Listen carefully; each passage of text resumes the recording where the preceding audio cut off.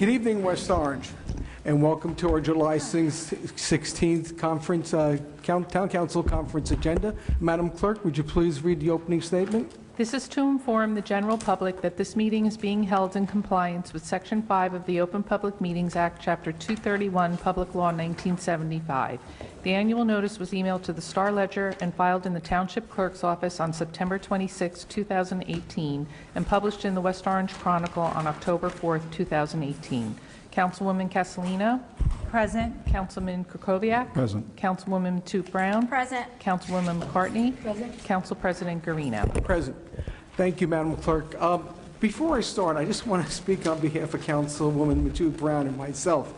People on the Parkway and the Turnpike, and this is coming from the chairman of the Pedestrian Safety Board, please do me a favor. When you're driving your BMWs and your Audis and your Land Rovers and your Acuras and your Lexus, do me a favor, you're not driving on the Autobahn. And if you were driving on the Autobahn, you'd get a ticket. But we've seen so many accidents coming here and going and everything else, so just from a personal thing, and I hope the Councilwoman excuses me for speaking on this, but please be careful. You're not on a highway that's made to go in and out, in and out, in and out. Because in the last week, I saw 8 major accidents, and many people were seriously injured because everybody thinks they're on the Autobahn, but you're not. Okay. Thank you very much for that little venting. Thank you. So, up first is a presentation by our town historian and our PIO officer, Joe Fagan, on cyber crimes and identity theft. Good evening, Mr. Fagan. Good evening. Good evening, Council President, members of the Town Council, and members of the public. Presentation is too strong of a word. I'm only going to be a few minutes. I understand we have a busy evening here tonight. But before I begin, I would like to just point out 2 things as town historian. July 16th, 2007, former West Orange Mayor Jimmy Sheeran passed away. And I have a picture of him up here. He served as West Orange Mayor from 1958 to 1968, and he was a decorated World War II veteran. I would respectfully ask the Council President, prior to the public meeting, if you can hold a moment of silence for our former Mayor James Sheeran. Yes, sir. Also on this day in 1974, 8 factories of Thomas Edison's complex were imploded, leaving they were built between 1909 and 1914, and of course the last one standing is Edison Lofts. At a prior council meeting, it was someone had mentioned about cybercrime, and we often have things in the work that the public may not be aware of, and addressing cybercrime, if that issue can ever be addressed, was one of the things that we had in the works. And I'd just like to point out that local police agencies around the country are constantly reporting both new and reoccurring fraudulent-based computer crimes involving identity theft occurring in their communities. I would say that upwards of 50%, probably even higher than that, of the police items that cross my desk are related to identity theft or cybercrime, and most are easily prevented with a minimal amount of raised awareness. As mobile phones and home computers become increasingly part of our daily routines, it becomes important not to overlook important safeguards. This is especially true in the surroundings of your home, where it's very familiar, and the convenience of online shopping may contribute to a false sense of security. I have a press release up here that will have additional tips, and I just want to point out a few quick things. The first line of defense in protecting yourself in any situation regarding cybercrime or identity theft is by utilizing common sense and keeping your guard up. Don't let your guard down. Remember, if it seems too good to be true, it probably is. And if something doesn't seem right, don't be afraid to question it or hang up. If it is legitimate or an important matter, they will call back. Beware of scammers who claim to be a friend or representative calling for a relative of yours who needs money or may be in jail. And just one tip I would like to point out, if you get a call from someone who says, hey, your nephew Johnny is in jail, and he asked me to call you, make up a fact and say, oh, did you go to PS 128 with Johnny? PS 128 being totally fictitious.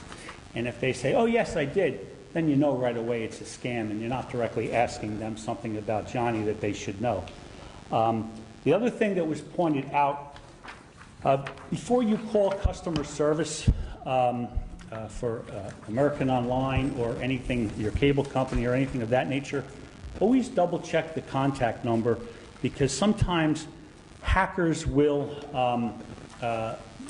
buy the number that is the reverse digits, and they're banking on you dialing the wrong number. And the first question they ask when you call that number is they're asking for the credit card associated with the account, and it seems perfectly normal. What they're doing is they're posing as a bona fide representative of the company when they're not.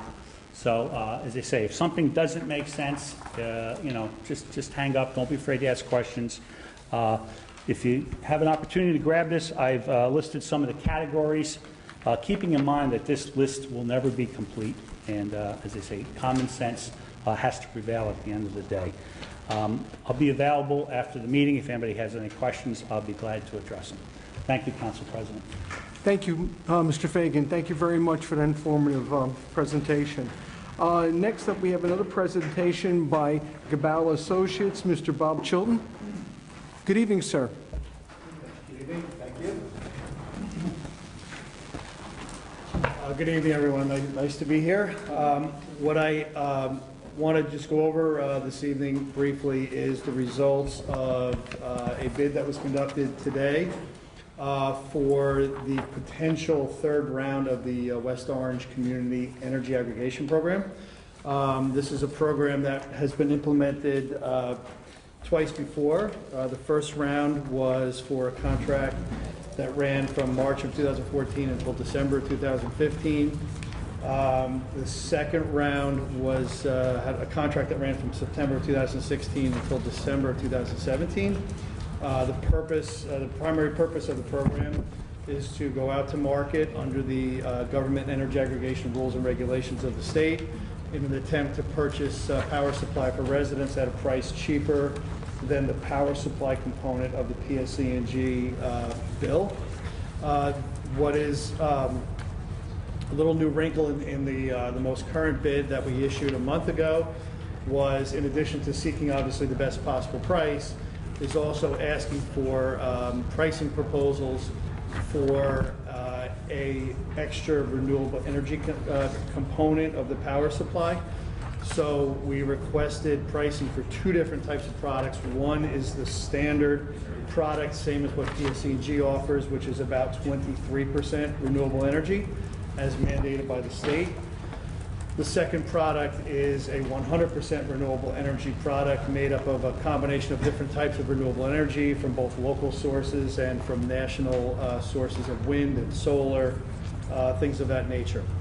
The bid process, again, as I mentioned, the bid was, RFP was issued about a month ago in mid-June.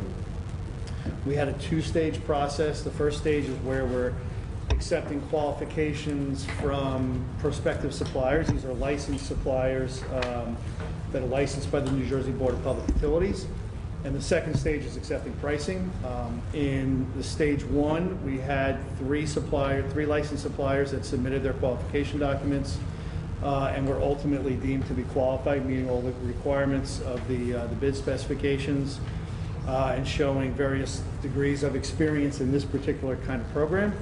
The three suppliers, I'm sorry, there were four. I misspoke. There were four qualified suppliers, three of whom bid today.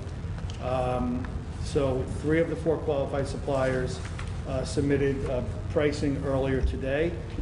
In the energy world, the energy market prices change very quickly, so the process that we go through is we accept prices early in the day, take these prices to the governing body in the evening for a decision. This is similar to the process we've gone through in prior rounds.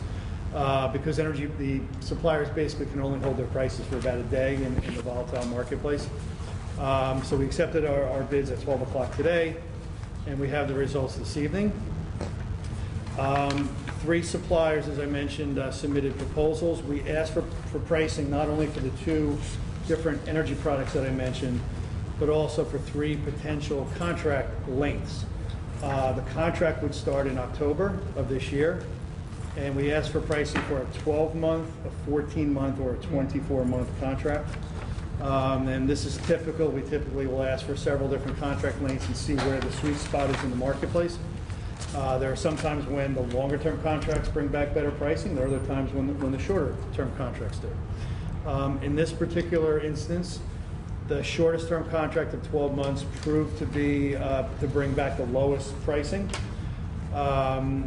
The Direct Energy, which has been a successful bidder in a number of similar types of programs in other municipalities in the state during the first half of 2019, was the low bidder for all 3 potential contract terms, and also for both the standard product and the product with 100% renewable energy.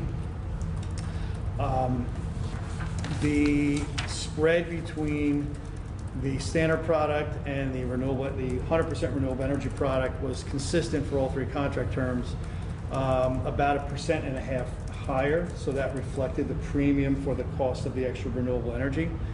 The low bid for the 12-month contract term, so it's the low price for the standard product, was about 11.4 cents, which is about 6.5% below the PSE&G tariff price. That would translate into about $60 in savings, or about $5 a month for the typical resident.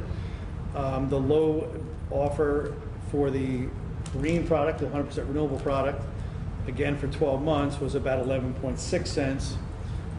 That's right around 5% savings versus the average PSE&G tariff.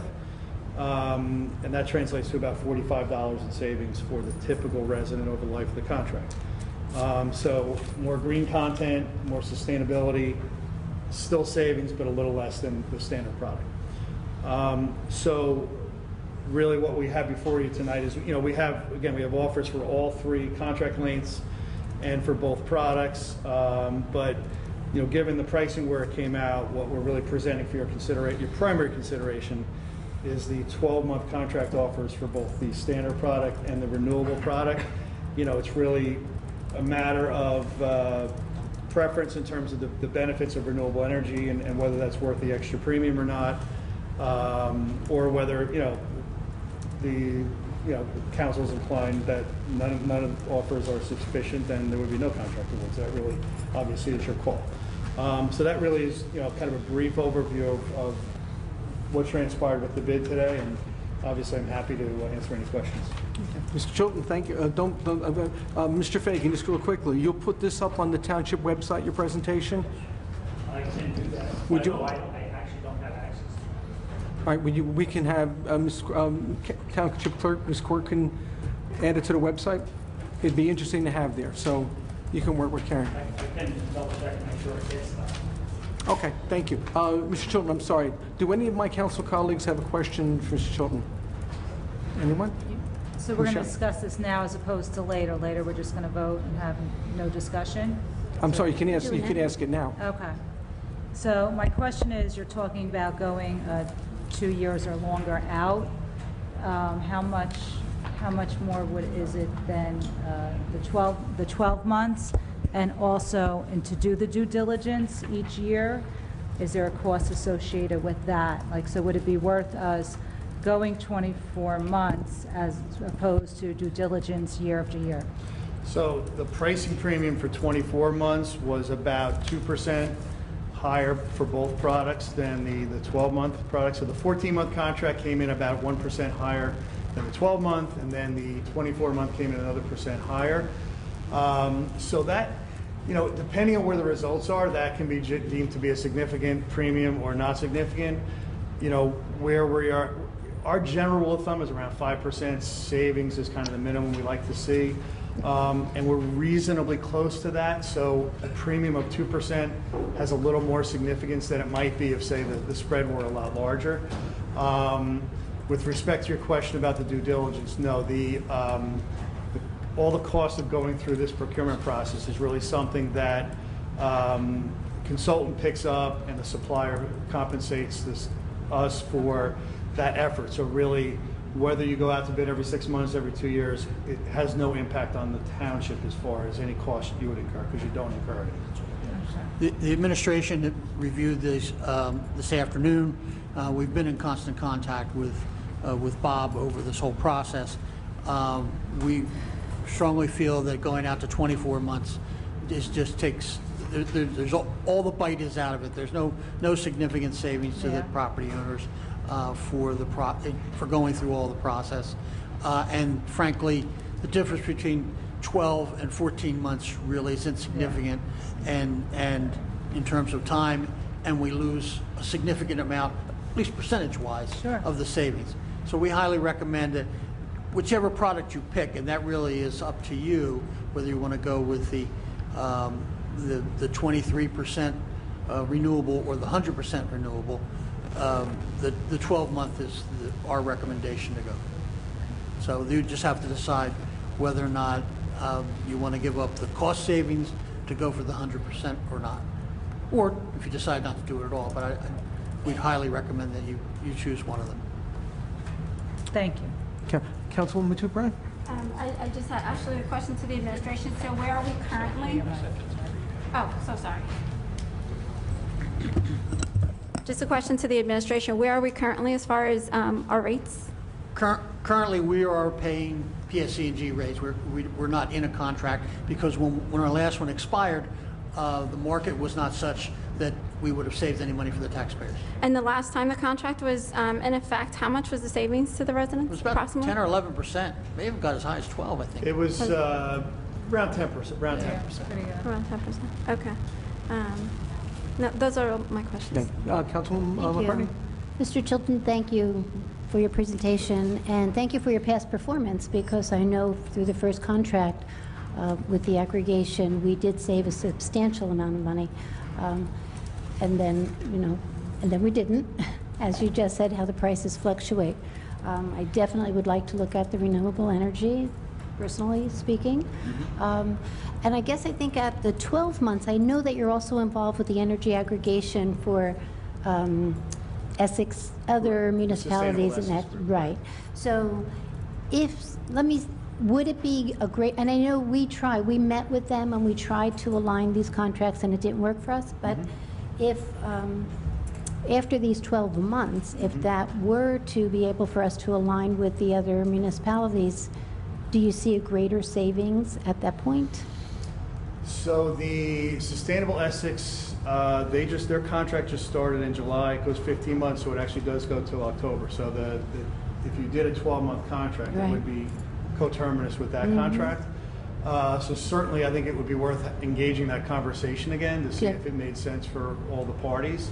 But certainly, a 12-month contract would line you up timing-wise for when they would be going out to bid as well. I guess the question is, the bigger the pool, is there a greater savings? Typically, yes. I mean, there's a lot of variables, one of which is how any individual municipalities, and I hate to get a little technical, but sort of the usage profile that gets presented to the suppliers. Each town has its own. So in general, yes. In all other things equal, bigger is certainly better. Obviously, when you have a bigger group, you have a little harder time reaching agreement on all the details about renewable content and things of that nature. But in general, all other things equal, bigger is a little better. But that's something we could look at for you, At that time. for the next time, is Good. how those other circumstances line up to whether it would make sense Great. for everyone. Yeah, good, thank you. Councilman Kukoviac? None for me, thank you. Mr. Chilton, thank you. Let me ask you a question. Do you have any other municipalities, townships like West Orange within your mix? And if you do, what have they gone? What direction have they gone in, and what have their results been? So really the full gamut. You're talking in terms of the renewable energy content, or? Yes, sir. So the full gamut. So I would say certainly this year, 2019, there's been a significant transition in the marketplace. Before this year, we had no municipal clients that did extra renewable energy content. We've done quite a large number of bids this year. I would say roughly half, Jesse, roughly half have done a renewable energy content, some haven't. And as far as the selection, we have I'll give you an example, Livingston, which has, they're split between two utility service territories. So based on their bid results, they awarded a contract for about a 41% content for their JCP&L part of their territory, because the savings were pretty slim, and 100% content for the PSE&G part of their territory. And again, as far as the tolerable level of savings, again, it varies a lot. A good example is Glen Rock up in Bergen County, where their load profile was, generally speaking, in my world, not that great. So the pricing was a little higher, the savings levels were thinner, but they had a very strong commitment to the 100% renewable product, so they awarded 100% renewable, even though the savings were pretty modest. That was the priority of that particular municipality at that time. So it definitely runs the gamut, but certainly the general trend that I'm seeing is more municipalities moving towards renewable energy content than even a year or 2 years ago.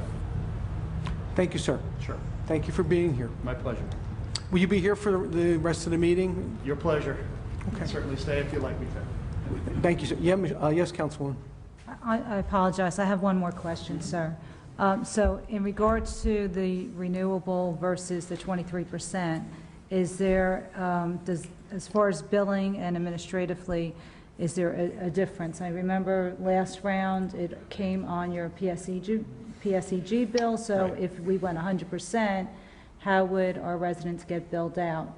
So absolutely no difference. The only difference is a slightly different price. In fact, the program rules at the BPU and the bid specifications are set up to require that billing be done under what's called consolidated billing, meaning the power supplier bills through PSE&G. The primary purpose of that is for the ease of the customer. So there's not any change administratively. The customer just still sees one bill, and there's not any additional administrative or headaches. It's intended to be as seamless as possible for the customer. So your choice between different products has no impact administratively or billing wise. It's simply a slightly different price. Okay, great. Thank you. Thank you, sir. Council President, we'd like, the decision does need to be made so that we know which resolution should be voted on in the agenda, as when which ones come out.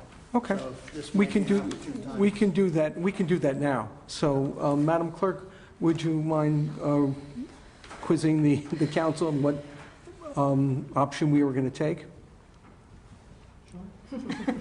Thank you. Yeah, good. Okay, so, well, there's one option of not awarding it at all. Okay. So, is anyone interested in that? No. No? No. Okay, so that's, all So, right. now we know. Yeah, Before we draw, maybe, before you go through this, right. is there anyone who's interested in doing a 14 or 24-month contract? Okay, so that brings us down to two resolutions to review. The 12-month. The 12-month contract, either 100% renewable or 23%. the 22% renewable. And that's the question. Right. Okay. Well, we do have that plaque in the hallway of our... Yes. Yes, ma'am. And we get sustainable Jersey points. Yes. So Okay, can so we- yeah, go ahead, can I Madam make a Clerk. motion? Make a motion, please. Make a Well, I motion? was Well, you going don't need to make what Oh. you're... to, you know, You already- What is the- I need to what's know the which preference? one you're interested in. Which one are you interested in? The 100%. Councilwoman? 100% renewable. Okay, I Councilwoman? also say 100% renewable. okay, Councilman? Same here. okay. Same here. Okay, perfect. Okay. All right, and we'll vote on it. We'll vote on it within the consent agenda. Thank you, Madam Clerk. Thank you, my council colleagues. Up next, update on redevelopment. Mr. Saris, please. Redevelopment's moving along. As of today, last I spoke to Mr. Diaz, there were 162 total lease units and 151 units where people have moved into. And the better news is that the Phase 2 redevelopment plan was submitted to the Planning Department. The application was reviewed by the review board today and was approved, and they are scheduled to go before the Planning Board on September 4th with the application for Phase 2. So they're moving along very, very, very well. Okay. Thank you, Mr. Saris. Any retail? I'm sorry, I did not even discuss that with him today, but again, like I said, I know he's in the process of getting a liquor license. As a matter of fact, I don't even know, he may have even gotten it, I'm not sure, for someone who wants to come in. Okay, so, Madam Clerk, do you know if the developer has acquired a liquor license? No? Okay. Councilman Kukoviac, any questions for Mr. Sayers on redevelopment? Yes, thank you. I thought at the last council meeting, I just asked you to let us know when they actually filed their plans with the planning board. Could you tell us what the date was that they did that? I have no idea when they filed it, but I know it was filed sometime about 2 weeks ago. I mean, it was right after the council meeting. I'm sorry, I don't have the date. And it was reviewed by, all the plans have to be reviewed by the board. They have a review board that reviews the plans, whether they get pushed to go to a meeting or not go to a meeting. They were reviewed today, review board approved them, and they're scheduled to go before the planning board on September 4th. September 4th? And does that mean that they're now available for review in the Yes. planning department? Yeah. Okay. Yeah. You didn't send us an email about that when they filed it? Okay. No, I just found out about them being submitted today, actually. Okay. So just for purposes, they were supposed to file it September 1st of last year, Okay. and they filed it, I guess, sometime in early July? Yeah, I would think it was early July. Okay, thanks. Okay, thank you. Any other questions from my colleagues on redevelopment? No. No?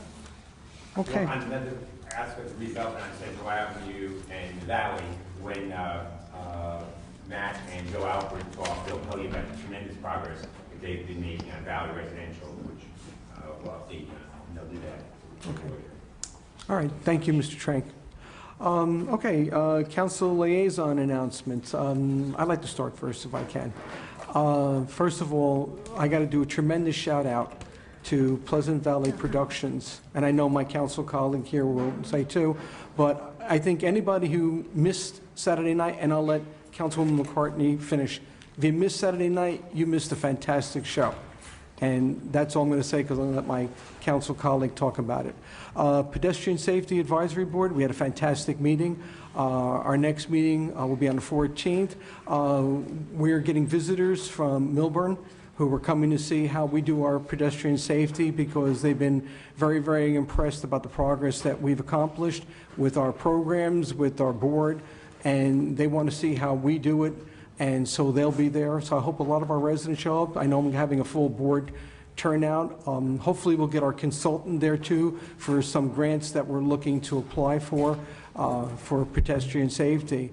Downtown's going phenomenal. Sorry that our first Thursday nights on Main was kind of rained out, but everything got moved to the Oak Barrel, and thank you to the management of Oak Barrel for allowing us to have our presentation there, but look forward on the town websites for future Thursdays on Main Street. There's some great opportunities. Also, a big shout out to Stacy Reese and her husband Rob. Again, a fantastic showing for our farmers market.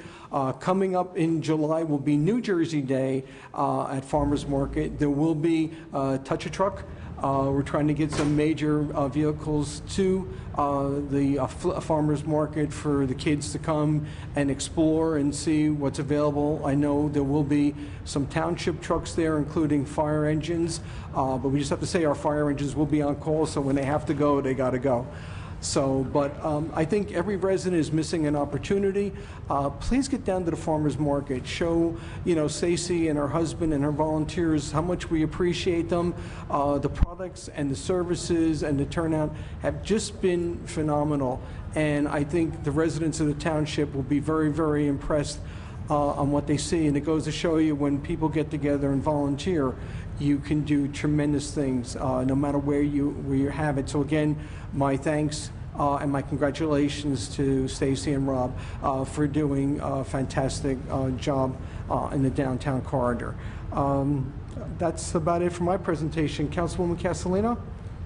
Sure. I was not there, but congratulations to Pleasant Valley Productions. Very exciting to see the crowd that came out the other night, and also to the Recreation Department.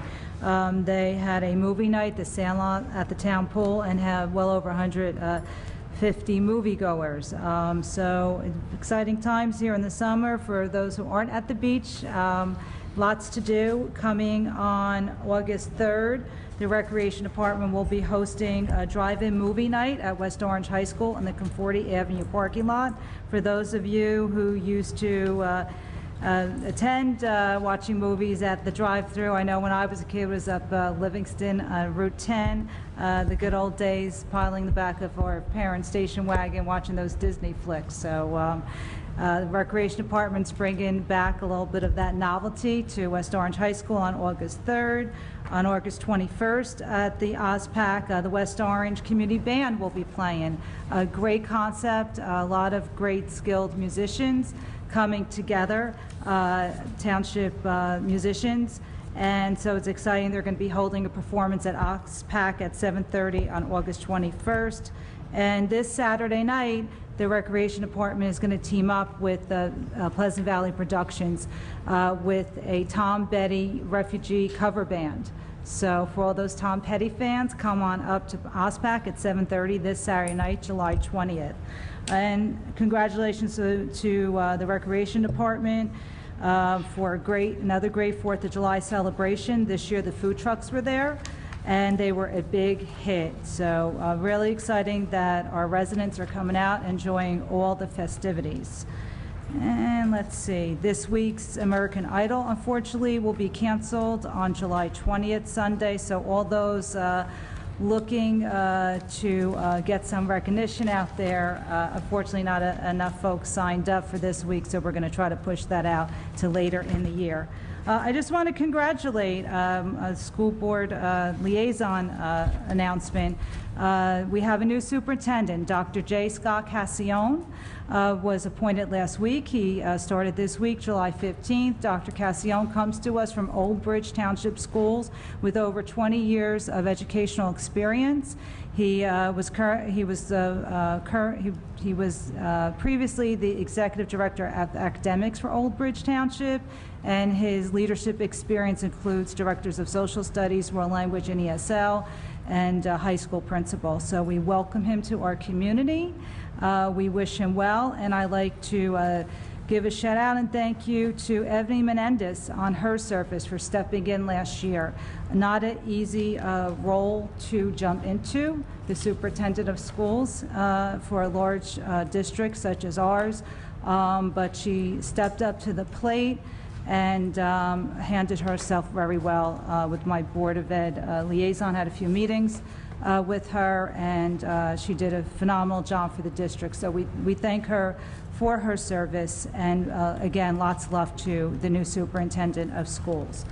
Last week we had our budget hearing workshop, which I guess we'll talk about when we have our budget presentation later. So I thank all who came out from the community and the Citizens Budget Advisory Committee for giving us their report, and I guess we'll discuss that later. So we appreciate their recommendations and the time they spent in contributing to continued dialogue in the budget process. I want to thank the West Orange Public Relations Commission for their efforts of being our township cheerleaders. They came out to downtown Thursday night and helped support the event. They've been attending various open ribbon cuttings for us and helping to promote all our new businesses here in the township. So we thank them for getting the word out. And last but not least, Mr. Sayers, I believe we did hire a seniors livability coordinator this past week. Is that official yet? It's not official. She's being in the process. Okay, so great. So hopefully we'll have announcement for that position soon. Yes. And that just works great, because what we're trying to do is we're looking to get AARP certified, AARP, and that will all fit and tie into our discussions with redevelopment tonight with affordable senior housing. So a lot of great, exciting initiatives on the township side. And that's my report for this evening, Council President. Thank you, Councilwoman. Councilwoman Matute Brown? I think my council colleague took it all. Thank you. No, that's okay. Thank you. Just a couple of announcements. The Municipal Alliance grant was approved, and I have to say thank you. I know she's not here, but Laura Van Dyke has been working on updating the list and reorganizing the committee, if you will, because it's been a long time since the committee has been active. But the grant, I just wanted to read to you the participants in the Alliance program or the Babies program for first and second graders, the PGGC, which is the Guiding Good Choices, the LED program, Let's Communicate program, Second Steps program, Empower, Project Graduation, Raising Drug-Free Kids, Smart Moves, Parent Training, and Red Ribbon Week. So all of those organizations benefit from the Municipal Alliance grant. We are reorganizing because we are also in the middle of a period cycle where there is a needs assessment to be conducted, and she is spearheading that as well. I know she's meeting with the mayor on Friday to go over the members of the committee, and I look forward to sitting down with her to discuss that. Congratulations also to Bill Kehoe. I know that we got an email stating the increased membership at the pool. I hear it's very popular. I have not been there, but I certainly will make some time to get out there. And just as a public service announcement, because this was something that was talked about this morning on Facebook, and I know that the mayor and the chief of police provided a speedy response, but just a thank you to all those community members who are concerned about their residents and want to make sure that we're all taking care of one another. And in light of the announcement this morning on Facebook, you know, not to cause mass hysteria, but to get our facts together first. And I'm sure that the mayor will continue to work with the police department and the community. And in that regard, I did ask the mayor if we could host a Know Your Rights event for the immigration and detention center raids that are supposed to be happening as announced by the White House, unfortunately. And the mayor has agreed to do that. He's going to provide us resources to be able to host that, working with Human Relations Commission and some other advocates who are advocates for the immigration reform. So I just wanted to say thank you to all those residents for your support as well. That's it for me. Thank you, Councilwoman. Councilwoman McCartney? Thank you. So, Council President, I really did feel proud on Saturday with OSPAC and the performance. I had a 25-piece orchestra on the stage performing Broadway Under the Stars. It was a beautiful evening, exactly what it was envisioned to do. And just also, simultaneously, the West Orange Arts Council at the West Orange Arts Center at 551 Valley Road had their own outstanding exhibit there. Very well attended. Again, beautiful evening outside. So it was a lovely evening. For more information about the Arts Council, please visit westorangearts.org. There's a whole list of exhibits and workshops going on this summer.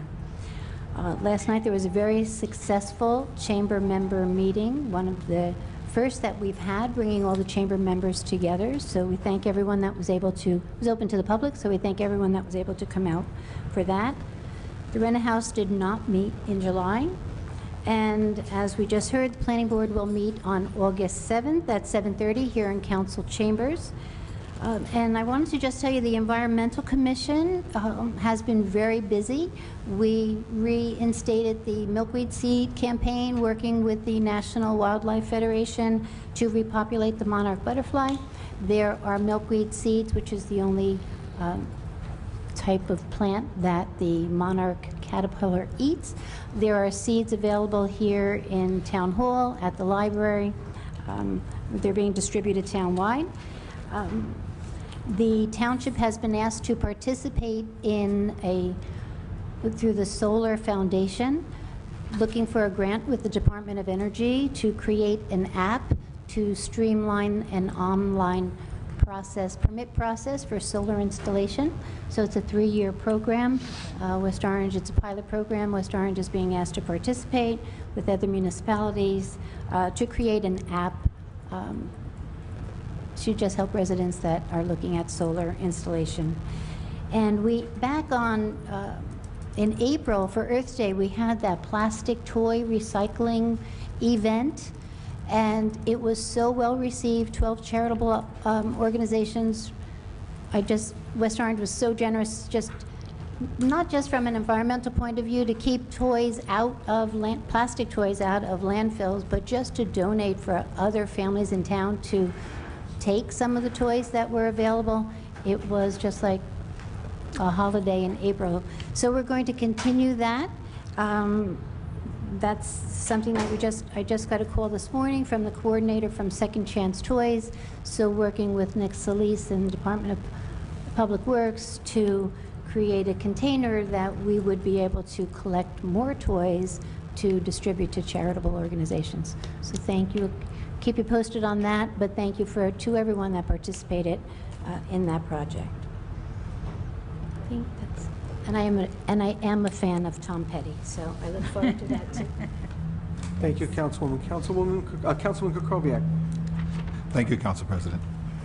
Very quickly, the Historic Preservation Commission, there's an item on the agenda tonight to hire a consultant to continue our historic preservation architectural survey of West Orange to find preservation opportunities.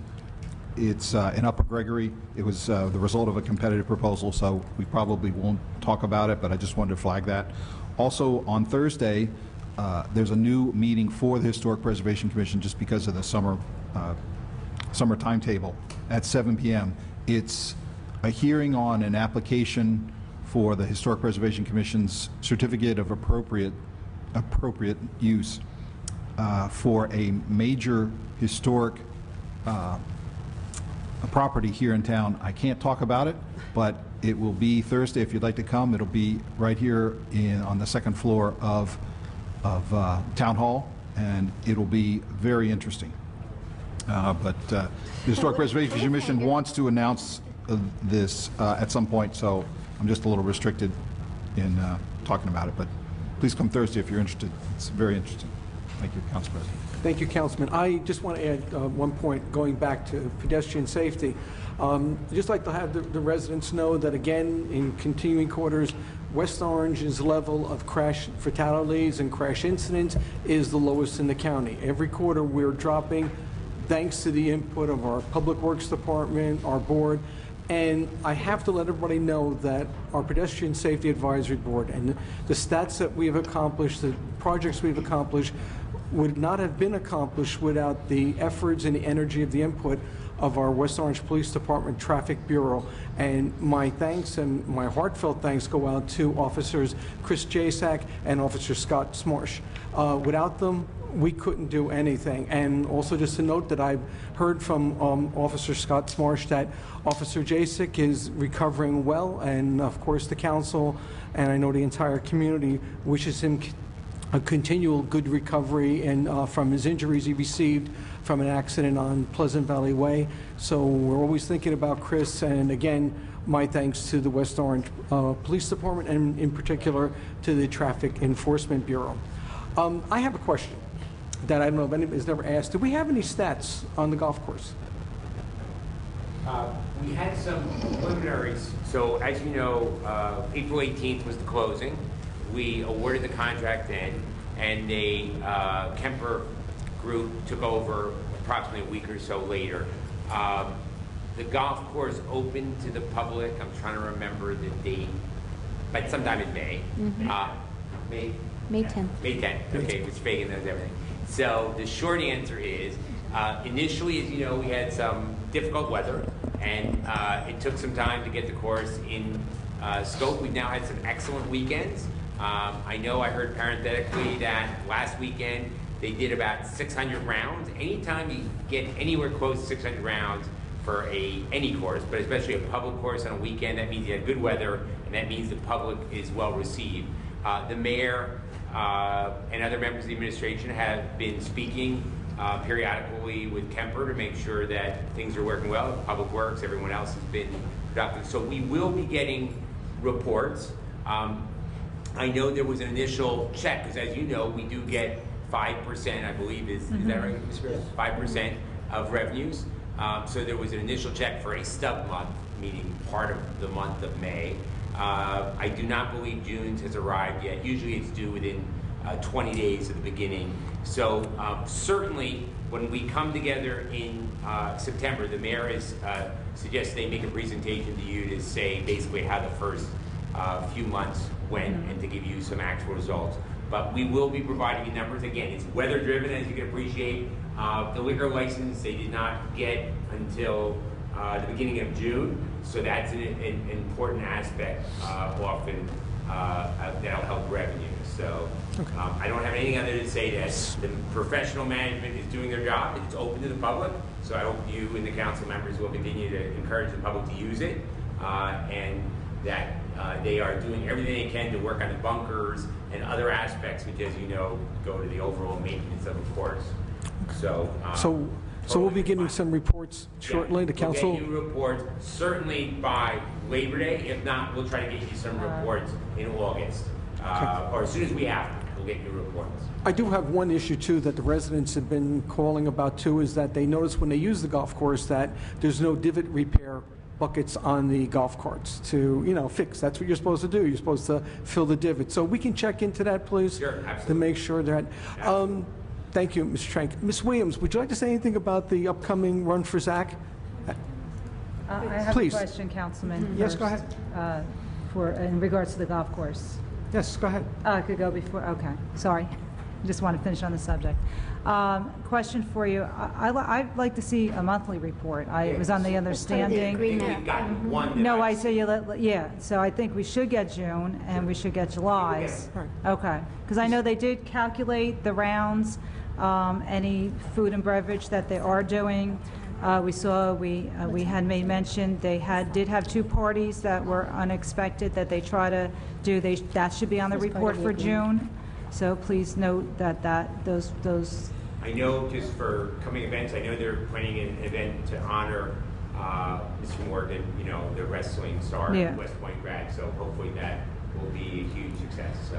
And one last request, we had talked, Councilman and I had spoken with the residents last week up in the neighborhood, and I had asked Mr. Sayers, I sent an email, if it's at all possible, if we could, for now, put some cameras in the parking lot. So I think it'd be good just to have some visibility. It is a little darker in the lot at night, so I think it'd be a good idea if we could get some security cameras. It is our property, so I know down the road that is the plan, but if we could see that sooner than later, I'd appreciate, if we could look into that. And again, the police department's been phenomenal in terms of helping them with security checks and making sure that, the alarms are always set and have it on, closely watched. Oh yeah, it's growing pains, so we'll get there.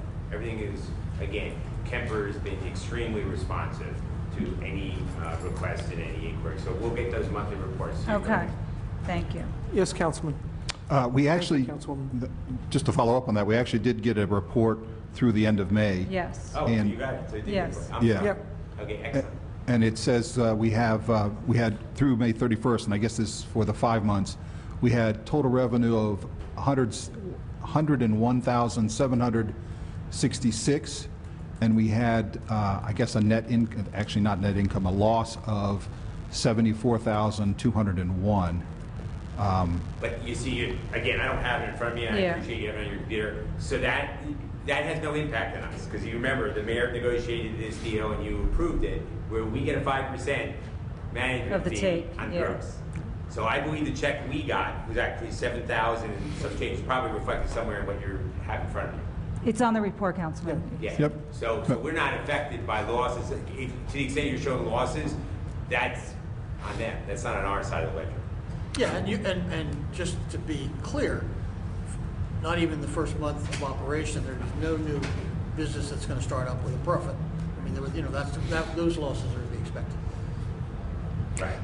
But they don't have any impact. The town doesn't have to backstop any of that. That's why we negotiated the way we did. Right, but if I understand the deal correctly, a portion of it is a split of the profits, of the operating profits. So far, we're not showing a profit where we would share the profit. We still get our 5%. Yeah. The township is, but they're not. No, I understand We that. get 5% plus, to the extent they meet all their expenses, we then split profits. But we never, like the loss you showed there, whatever you said, 24,000, you don't have to worry that anybody's coming to you to ask for a check. That's what the mayor was most concerned about. No, I don't think they will. But the way the structure is set up, we get the license fee, I think it's 5% of gross revenues. Then we have the profit sharing, 50/50 of any profits. And then we also have, I think we have to pay back, what is it, $68,000 Yeah, that's to involved, Kemper? that's involved in the profit sharing. There's some. That's an expense. Some portionality. That's an expense. Is an expense. But again, what we've made clear, number one, we don't have any ability, we don't backstop any of the losses. And number two, the whole goal is to get the public to come and use the course and come back. And all the anecdotal information we have is that the public is having an excellent experience and that the public is being served well. I think there were 15 rain days in that. Yeah, it was, I mean, again, that's a stub month, as you correctly point out. So you said 5-month revenue, but you know, Councilman, that's just the form. They've only been in there since, they've only been open since the beginning, in the middle of May. So you wouldn't have any revenues before. Wow, so that's amazing, because they reported revenues of almost 102,000, so. Yeah. Right, it's excellent. And they're, again, most importantly, all I can tell you is that you talk to people around town all the time, they're doing a good job of trying to get repeat business. That, apparently if you play there, before you get home, you get a coupon to come back for a discounted rate. Because they want, according to what they're teaching us, it's all about repeat business. It's only a limited number of people, who play golf, so they want you to come there every weekend. And I think they're achieving that. Now we just have Mother Nature has to cooperate. So this month's been great. And just to follow up, the restaurant is now open, right? I think people should know that, because I think initially Excellent point. initially we were saying that we weren't going to open the restaurant, but now it is open to the public. Well, we were always going to open it. It's just a question of, getting staffed up. Staffing, as we all know, is not an easy aspect. Even when you talk to the people at Chit Chat Diner, it took them a while to get open and get a full staff. So now they're open to the public. We're hoping that on weekends, what they said is they're hoping that maybe on Friday night and Saturday night to have barbecues on the patios. So that would encourage more families and people to come up who may not be golfers. But you're absolutely right. And there's been some Facebook chatter about the pool up there. Is the town spending any money on the pool? First of all, I don't know what Facebook is. I'm not on it. I'm sure nice things about me are said all the time, but I wouldn't be comment on Facebook ever. So all I can tell you is with regard to the pool, other than making sure we're not opening the pool. The mayor's been very clear on that because we don't want to do anything that affects the Ginny Dunkel pool, which is an amazing facility. All I am aware of is there's been some discussion just to do whatever minimal has to be done so we safeguard the integrity of it. But that's it. I think we're maybe getting some prices or quotes, but as far as I know, we haven't done anything. I think there's the issue always is, do you drain it or not? I think there's a good and a bad to draining in total. You drain it in the winter, as you know, Councilman, but in the summer, I think you're supposed to keep some water in. You got to keep the water in. But no, the pool's not being open. Certainly not this season, certainly not without the public knowing in the council. Okay. Thank you. Yes, Councilwoman. Just to follow up on Joe's, that he has that file, that was the end of May that we received that, so that's really just a 3-week snapshot of how it's standing. But again, Ms. Rose is right. We had some tough weather in June. Right. But July is great, and the end of June was okay. It's weather. It's great. No, that's outstanding though, for only big days. I know. And again, as Mr. Sayers mentioned, the problem is because we didn't have control of it, we didn't get any whatever you call them, tournaments, outings. Yes. We're lucky to pick up a few this year. But hopefully for next year, that's possible. So again, I would ask the public to consider it. No, what I would like, I'm sorry. Yes, no, I just What wanted I to would say- like, Mr. Trank, if possible, or Mr. Sayers and Mr. Gross, to see last year data from Rock Spring. Well, it's totally, again, first of all, we have no access to it. Well, you should have, if you had to do diligence, you could have looked at their records from last year. I mean, So the short answer is, Rock Spring, Montclair Golf Club was not willing to share with us any of their financial information. And plus, it's a completely different business model. No. But I'm just trying to say, in a proper analysis to see what they were doing and what we're doing. That's all I'm asking. Well, Okay. It's very but I'll different tell because you- it was private. It was No, private. we should do far more rounds. No, Because that, That was private, again, yeah. that was a private course where you were paying significant amounts. no, I understand. Just asking the business question. Yes, Councilman? Yeah, I just wanted to ask if you could send us the June We report. don't have it yet, because I looked for the check, but I'll follow up tomorrow, because we Okay. should have it momentarily. Do you know the date I forwarded that to you? Because I forwarded that immediately when I got it and flipped it was overnighted to Mr. Gross around, Mr. Gross sent it to the council on June 24th. okay, so Like something the else. 20, I think that's like, Yeah, I think the contract required to give it to us by the 20th, but I'll follow up tomorrow. I'm sure we'll be getting it. Thank you. You Thank know, you. late this week or whatnot. I will also tell you one other thing, following up on something you said, Council President. The Kemper, because again, we know they're a national company, one of the things they've offered to do and the mayor has accepted is they're willing to come to town for a day. And one of the ways, as we all know, nonprofits, PTAs, every charitable and civic group, you know, golf outings are, you know, frequent. So they are professionals at telling the people in the community or whatnot how you can run a successful golf outing and make money for your organization. So they're going to come either late August or September.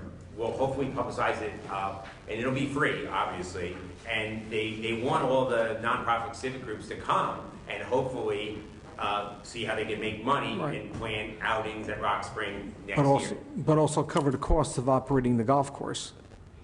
You know, if you're having an event there, you have to make sure you cover the course. Yeah, but they'll teach you how to run a successful golf outing, so you make money for the nonprofit, Yeah. and they make money for having you. Absolutely. for Make sure hosting we it. have money to maintain the golf course. That's my concern. Can't just open it up, you know, free and everything else and have, you know, which is good to do, but you have to make sure They're that... not giving it, They're not I'm saying sorry, free. maybe I Yeah, wasn't no, communicating. yeah. They don't give it to you It's for more free. like No, I know that. tutorial. I It just sounds wanna like make sure- a tutorial. It sounds like It's a tutorial. tutorial.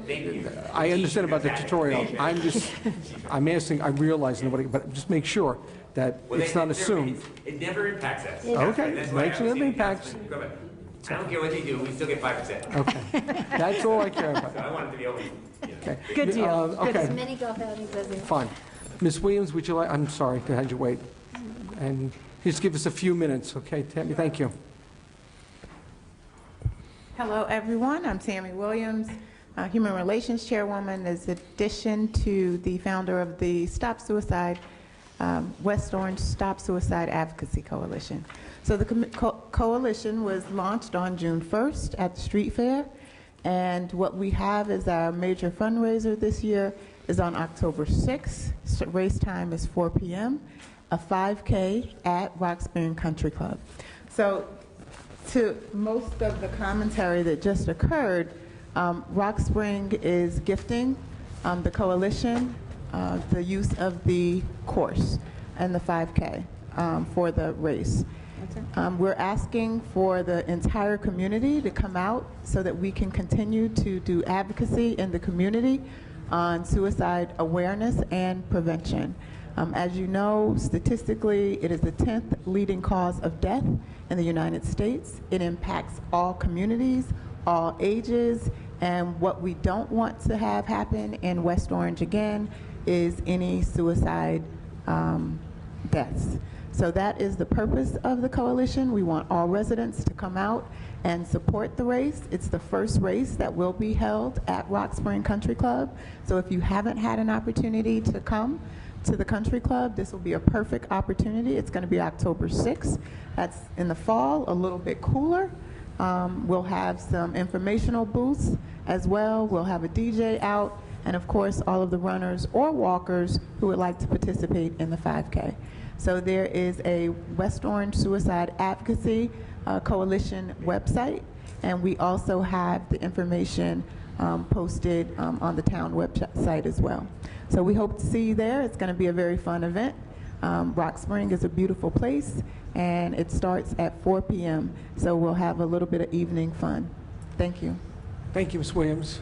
Okay, that concludes our council conference meeting. Madam Clerk? This is to inform the general public that this meeting is being held in compliance with Section 5 of the Open Public Meetings Act, Chapter 231, Public Law 1975. The annual notice was emailed to the Star Ledger and filed in the filed in the Township Clerk's office on September 26, 2018, and published in the West Orange Chronicle on October 4, 2018. Councilwoman Castellino. Present. Councilman Kukoviac. Present. Councilwoman Matute Brown. Present. Councilwoman McCartney. Present. Council President Garino. Present. Will everyone please rise for the Pledge of Allegiance?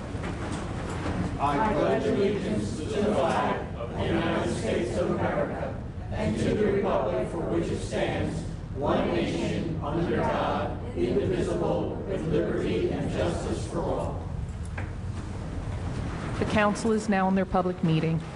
Thank you, Madam Clerk. Welcome, Township residents. Thank you to our guests this evening.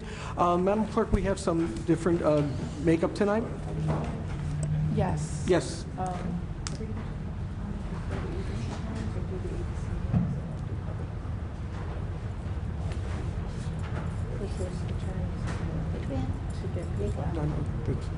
We're going to move some things around so we can push through with the other things. I just want to make sure she cleared it, so. That's no public comment. We're going to do ABC. We're going to do ABC and get it out of the way. That's what he's talking about. He's here, right here. Yeah. Before public comment? If you want. Okay. Madam Clerk? Yes. We're going to We're gonna go do out of ABC. order if the council colleagues Yes, are sir. okay with that. Yes, I will. We're going to do what, ABC? Yes. Okay. Yes. To the general public, okay, they can stay because it's the absolutely. ABC board. To the general public right now, to our friends at home and friends here, we're going at a little order tonight because we do have the budget, we do have the redevelopment, and we have other issues tonight. So right now, the Township Council is going to adjourn from the Township Council and reemerge as the West Orange Township ABC Board. Madam Clerk? Okay, is there a motion to do so? So moved. Second. And all in favor? Aye. Any opposed? Okay. The motion is carried. Thank you. There's a motion to re-enter the So Township. moved. Is there a second? Second. All in favor? Aye. Any opposed? Motion is carried. Thank you, Madam Clerk. Next, we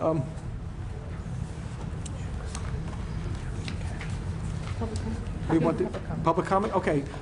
Before we go into public comment, according, of course, to Mr. Fagan, and thank you, Mr. Fagan, I think it's a great opportunity to remember Mayor James Sheeran. The man left a legacy not only on his township, but we must remember he was the first insurance commissioner for the state of New Jersey. People who I meet down in Trenton who worked there at the time have some wonderful memories of Mayor Sheeran. And I found out recently, too, that his daughter had, the last 6 months they were in West Orange, lived in our house in our son's bedroom. So it's like we have a piece of Mr. Sheeran. And but at this time, I'd like my council colleagues and the members of the in the council chambers right now to bow your heads and have a moment of silence for our former mayor, Mayor Sheeran.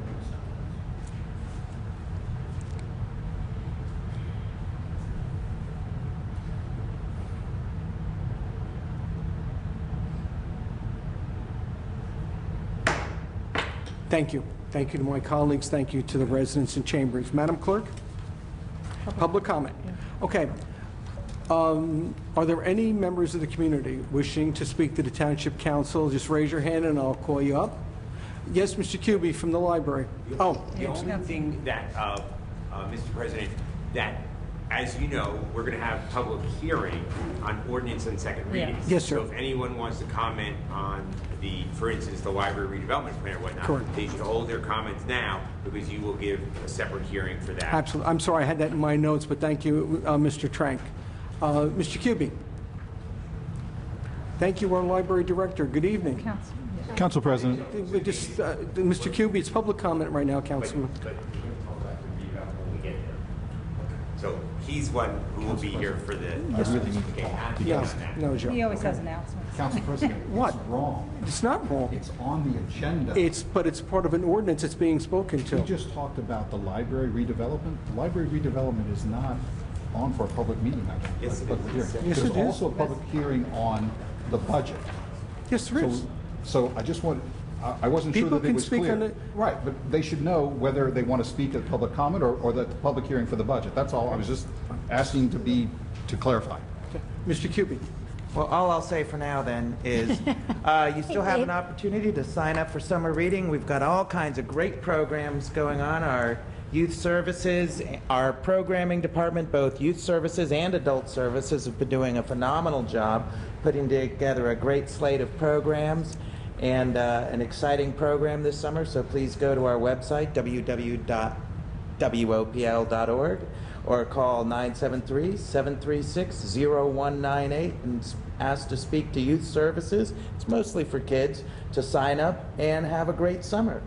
And I will talk to you later. Thank you. Thank you, Mr. Kuby. Thank you for being here. Yes, Mr. Grossman. Good evening, our public advocate.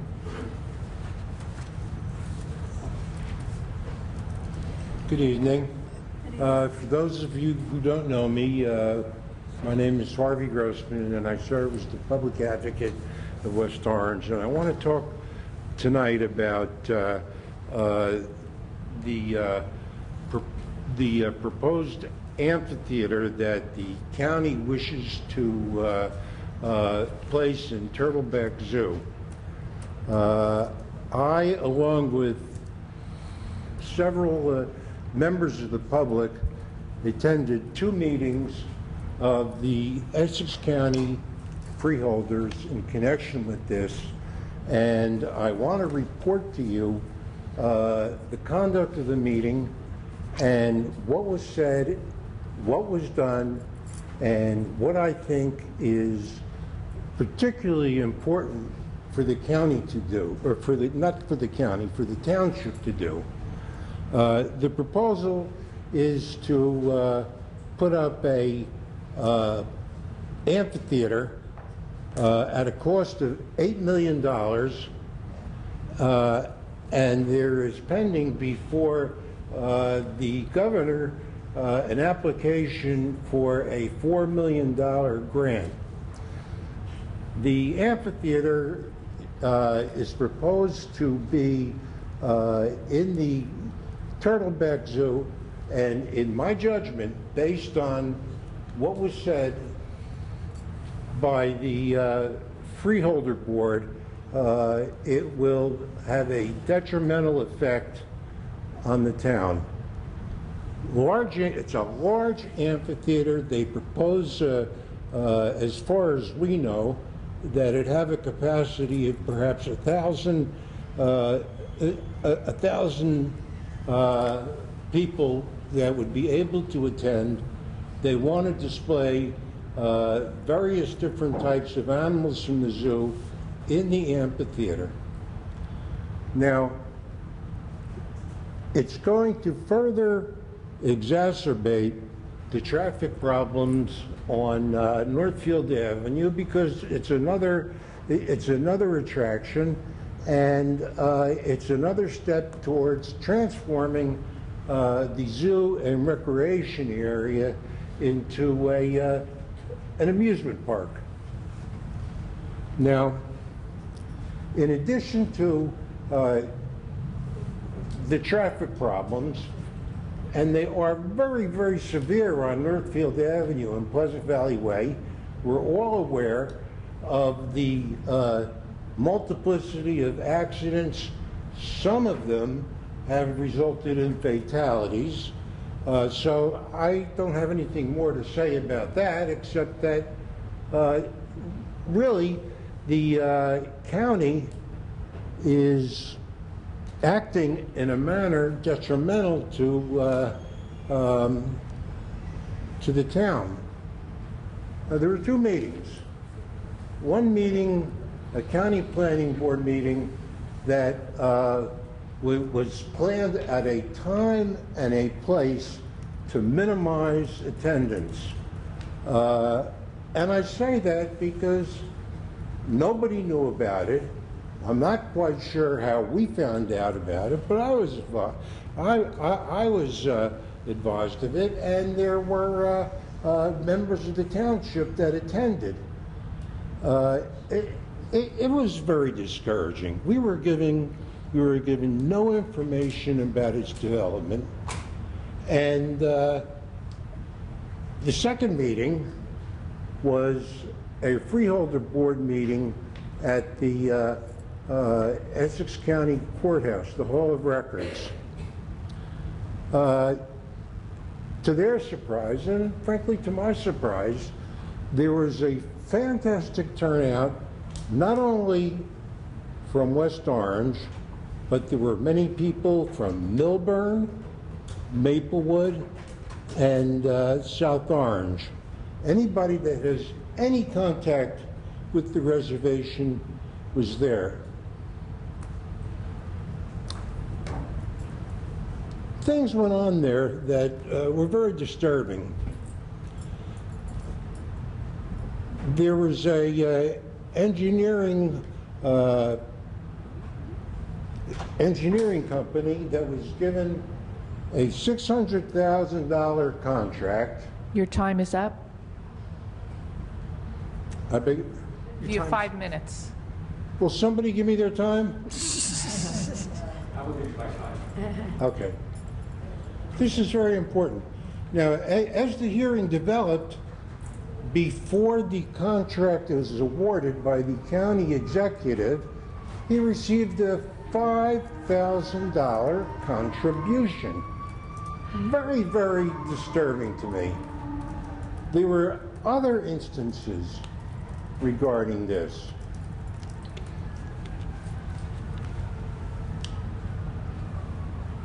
This amphitheater will not only serve for exhibitions, but also serve for concerts. It's going to have an adverse effect on the St. Cloud section of town. We're going to get more noise. We're going to get more disturbance. And I don't have to go on ad infinitum because we're all familiar with this and we all know. Now, the freeholders had nothing to say except to propose to approve the $600,000 contract. Everything about this application will have a detrimental effect on our town, and the freeholders simply do not care. The governor has not made up his mind as to whether he's going to award this $4 million grant, which will allow this project to go through. We have to stop it. Now, what really surprised me was that everybody from the other surrounding towns agreed. In Millburn, they have water problems in the South Mountain area because when you reduce the amount of trees and other green coverage, you release the water, and the topography is such that it goes in a downhill fashion to them. South Orange and Maplewood have the same problem. Nobody wants this application except the county executive, and every freeholder takes their orders from him, quite frankly. Now, we suffer the worst, and it's going to as I said, it's going to adversely affect us. So what I propose is that you debate this, but not for too long. Pass a resolution in opposition and send it to the governor. Now, the same movement is going on in Millburn, South Orange, and Maplewood, and quite frankly, I think we should have a suburban caucus to keep an eye on the freeholders, because they do not act in our interests. They've hurt us, they damaged us, and they don't care. And then when you start hearing about political contributions, openly and brazenly, and nobody's ashamed. Give the guy $5,000 and he gets a $600,000 contract. That is outrageous. And those are the things that are going on there. Now, as I said, I propose we contact the other surrounding counties because we have to protect the reservation and we have to protect ourselves. I'm not going to name them, but one particular freeholder misrepresented his qualifications. He represented himself as a licensed New Jersey teacher serving as a freeholder, and it turns out he wasn't. He's a library media specialist. He runs the, Your time is up. Okay. Your time is up, sir. So, these are the types of people that we're dealing with. It's not like a meeting of the West Orange Town Council. Mr. Grossman, we appreciate your passion, we do. But you have the power to contact the governor, and when he sees that all of the surrounding towns are opposed to what he's doing and what is going on, hopefully that will stop it.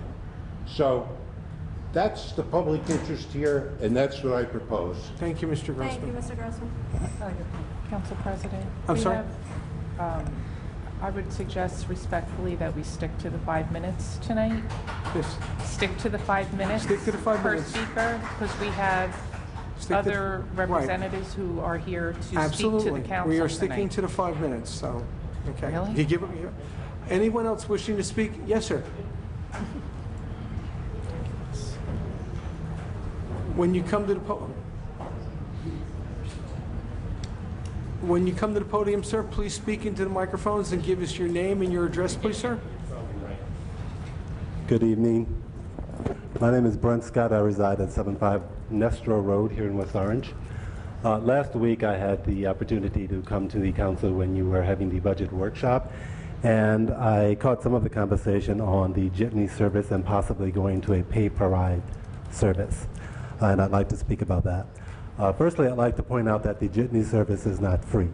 I've heard that from a council member before, and the service is not free. It's paid for by tax dollars of West Orange property taxpayers. It is a public good, it's a public service, and it is certainly not free. And I think using that type of parlance only pits one West Orange resident against another. I use it, you don't, you want it, you pay for it, that sort of thing. And I think we need to move away from that type of language.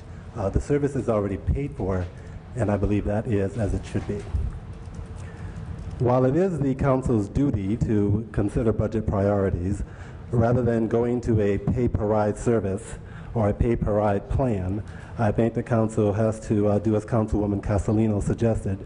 First, figure out who is using the service and how frequently, and if they're willing to pay for it on a pay-per-ride basis, but also to consider their other transportation costs, such as NJ Transit, such as PATH, such as Metro cards, and also consider what it would mean if people stopped using the jitney service. Public transportation is a public good in and of itself. It's good for our environment, it's good for our quality of life, it's good for our air quality, it's good for easing traffic congestion, it's good for protecting our roads from degradation of lots of cars being on the street all the time.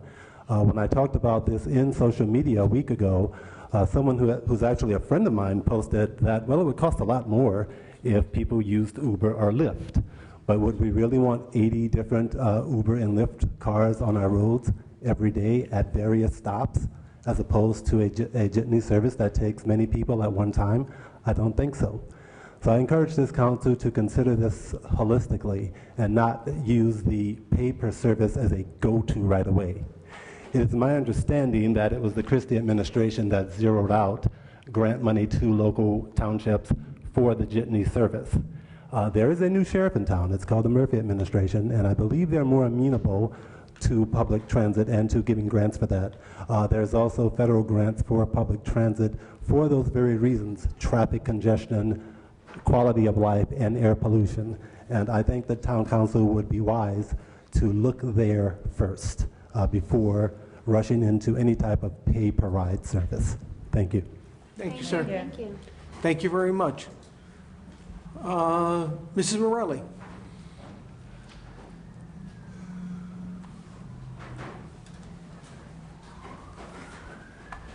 Good evening.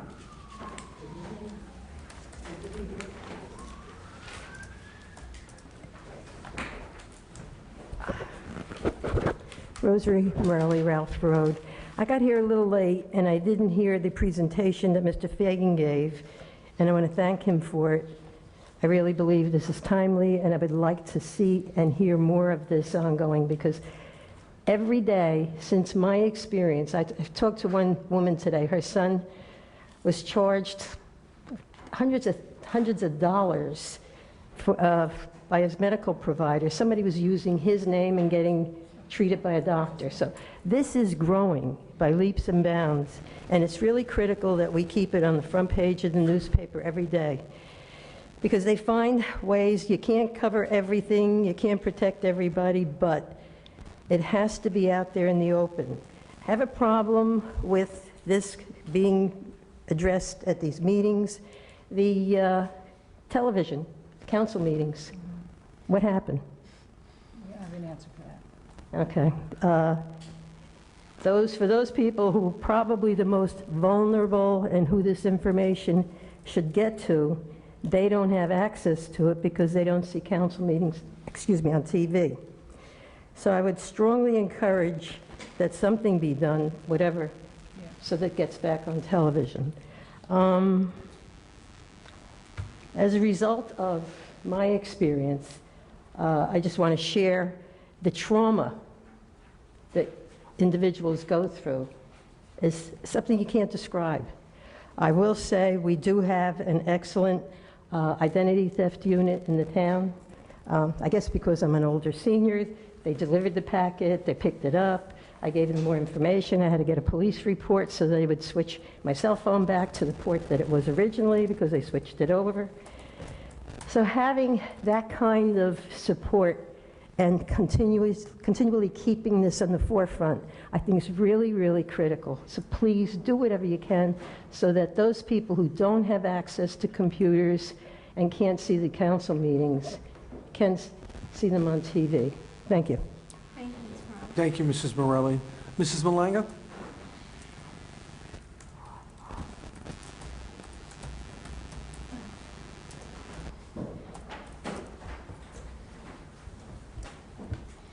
Sally Malanga, Ridge Road. Thank you for all the nice reports of all the great things that are happening in West Orange. I really enjoyed everyone's reports on all the things, and it reminds me that of all the good reasons why I live here. So thank you. You mentioned in the beginning the new contract for energy aggregate services. I want to advocate as a board member of Our Green West Orange for the 100% renewable version. And I think it would make a wonderful press release as well. In this time of climate change and it's getting hotter and hotter, we really want to move to getting away from fossil fuels. So thank you for that. I want to mention that I just briefly read through the library report. It's quite a puzzle that you've put together, all kinds of wonderful pieces to it, no cost to the town. I would just like to mention that I would like to see what the costs would be and what the revenue would be if there wasn't an area in need of redevelopment declared. So, in other words, if it's a zero cost to us, but how much could we earn if it wasn't an area in need of redevelopment? I really want to mention also that I'm supporting what Harvey brought up. It's really important. I went to the Essex County Open Space Advisory Board meeting. There was 13 of us that showed up at 5 p.m. last Monday. We were only alerted to this initiation of an $8 million animal amphitheater project because it was on News 12. So it was kind of pushed through the back door.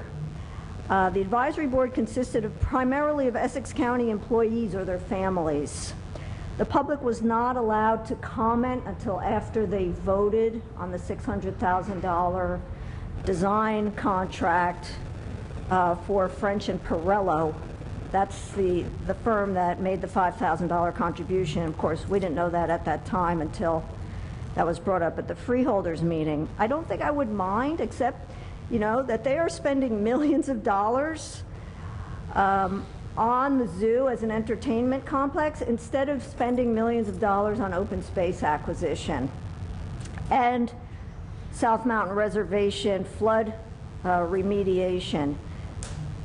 Just in 2019 alone, it's $24 million that they're going to suck out of the county taxpayer-funded open space fund.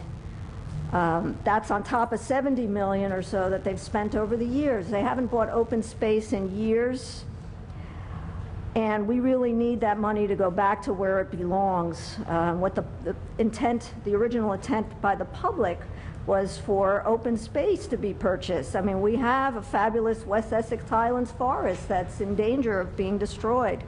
$24 million might get it for us. I also want to remind everybody of the traffic problem on April 23rd. There was a memo that went out due to heavy traffic on Northfield and Pleasant Valley Way. Many school buses are going to be delayed. The zoo, if we allow it, will eat West Orange. I think that it's fine the way it is. They don't need an amphitheater. They've got one. They've got a seal show. They cloak their needs in the theme of education. We're educating children, not in an amphitheater. A person stood up at the freeholders meeting and said small groups of children are educated better than a large group in an amphitheater. They've got a seal show. They've already got that.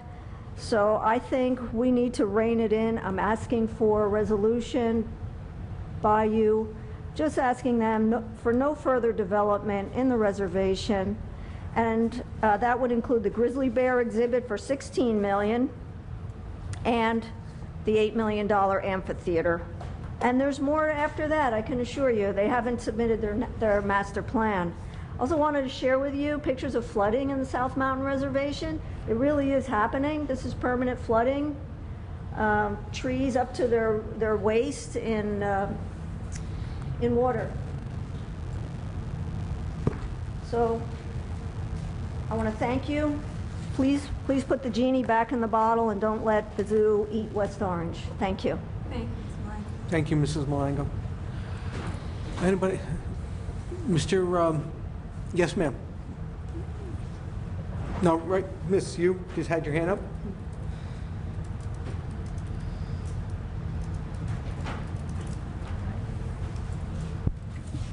Hi, good evening. Joyce Rudin, Woodland Avenue in West Orange. Just a couple of quick things that I want to mention in regard to Resolution 188-19, which you're voting on tonight, and 186-19. Was there ever a survey on whether moving the library serves this community's needs? And if there wasn't one, why wasn't there one before this huge application is coming before your council to be voted on? Number two, I noticed that in the proposal that the library is going to be located in the Essex, what's the name of the area? Executive Drive. Executive Drive area, and the library is going to be on the second floor, and the dog shelter is going to be on the first floor, and the library could possibly be eventually expanded to the first floor. How quiet is this going to be for a library to be located above a dog shelter? And third issue that I want to bring up is just support for both what Ms. Malanga spoke about and our town advocate, Harvey Grossman. Essex County freeholders are trying to expand the development in the zoo by building a large amphitheater that would accommodate 1,000 people. You know, when you do business in a particular town, it should be customary that the town officials are consulted. I don't believe that any of you were consulted before this enormous money grab went up. And residents should be consulted. In Livingston, when Rikers Hill was developed, which was another county project, there were town-wide meetings that were held to discuss whether or not Rikers Hill should be expanded and how it should be developed. West Orange should have been offered the same courtesy. We were not. We need to put our foot down. We need to slow this down, and we need to have a say in what goes on in development in our local zoo. The freeholders approved this ordinance actually in violation of their, approved this $600,000 expenditure actually in violation of their own ordinance. This was an incomplete application. They did not have attached to their application the amount of money that was given to the county executive by the developer. It was not attached to the application. Later on in the meeting, they said it actually was attached, but it was not on the public website, which everybody had access to. So on the day of the application, it was not on the website, and none of the freeholders knew how much was contributed by the applicant.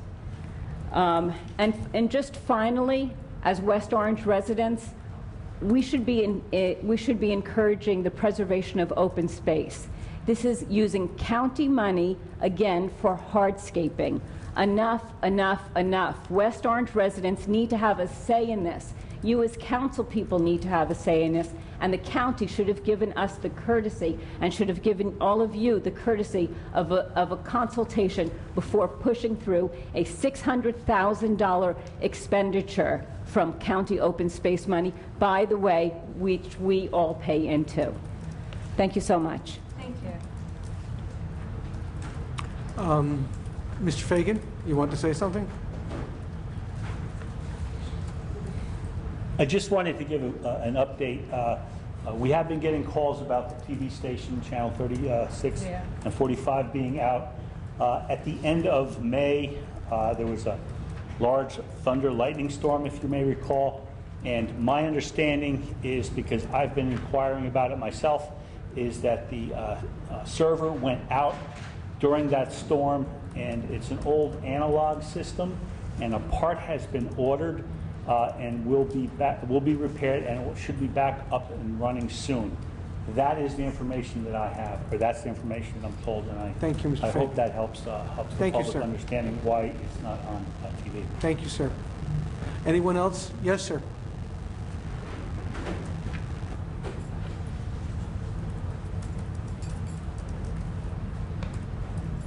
Good evening.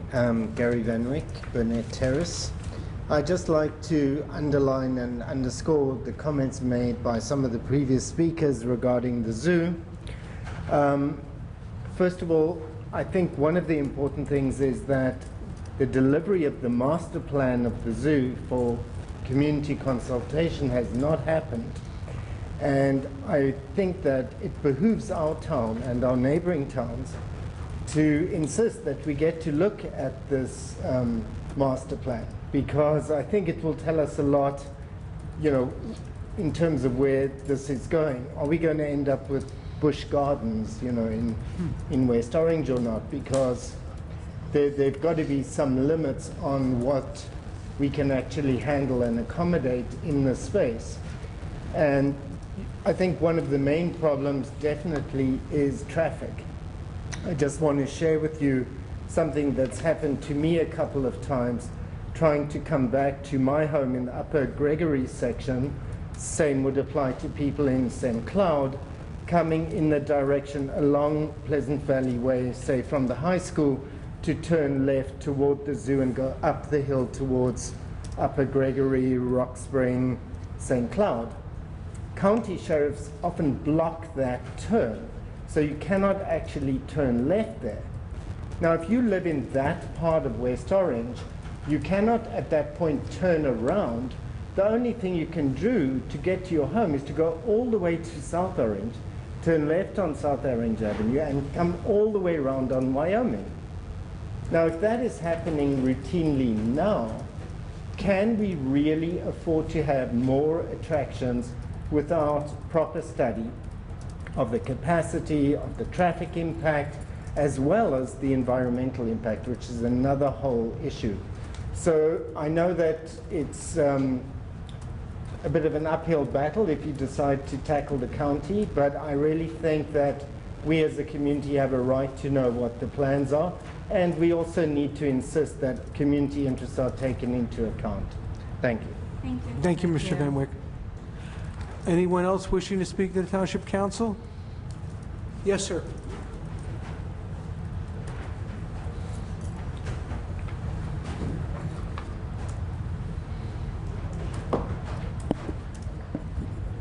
Good evening. Michael Cassidy, President, West Orange Superior Association, West Orange PBA, 1 Carey Street. Hate to remind myself how old I am, but as many people know, back in the 90s, there's a huge hiring of police officers throughout the nation. And as we enter 2020, many people are starting to be eligible for retirement. So over the next 3 years through 2022, 26 members of the West Orange Police Department are going to be eligible for retirement. The good news about that is right now there's an application out from July 1st through August 31st. So I'd encourage anybody that knows anybody that wants to be a police officer. It's a great time, great opportunity to get out there and take the test and have the opportunity to get it. Unfortunately, the township wants to move away from retired health benefits. It's a competition out there, but the good news is you can come on, and after 2 years you'll have the ability to transfer to another agency. So like I said, this is a great opportunity to take the test. 26 people eligible to retire, and this is going to be a great opportunity for those that want to get trained to be police officers. Thank you. Thank you, Officer Cassidy. Anyone else wishing? Yes, Mr. Dragon. See, it's nice when you know everybody's names. It's like, good evening.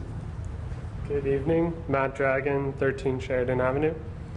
I know you can't tell me right now, but I'm assuming you're still considering charging for the jitney based on where you left things at the budget meeting.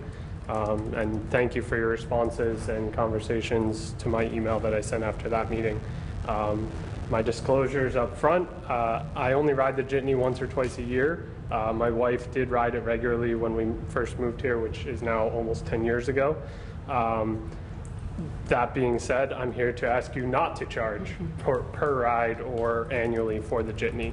Per Mr. Gross's analysis that he provided you, the jitney costs residents $25 per household per year right now without any charge to the ridership.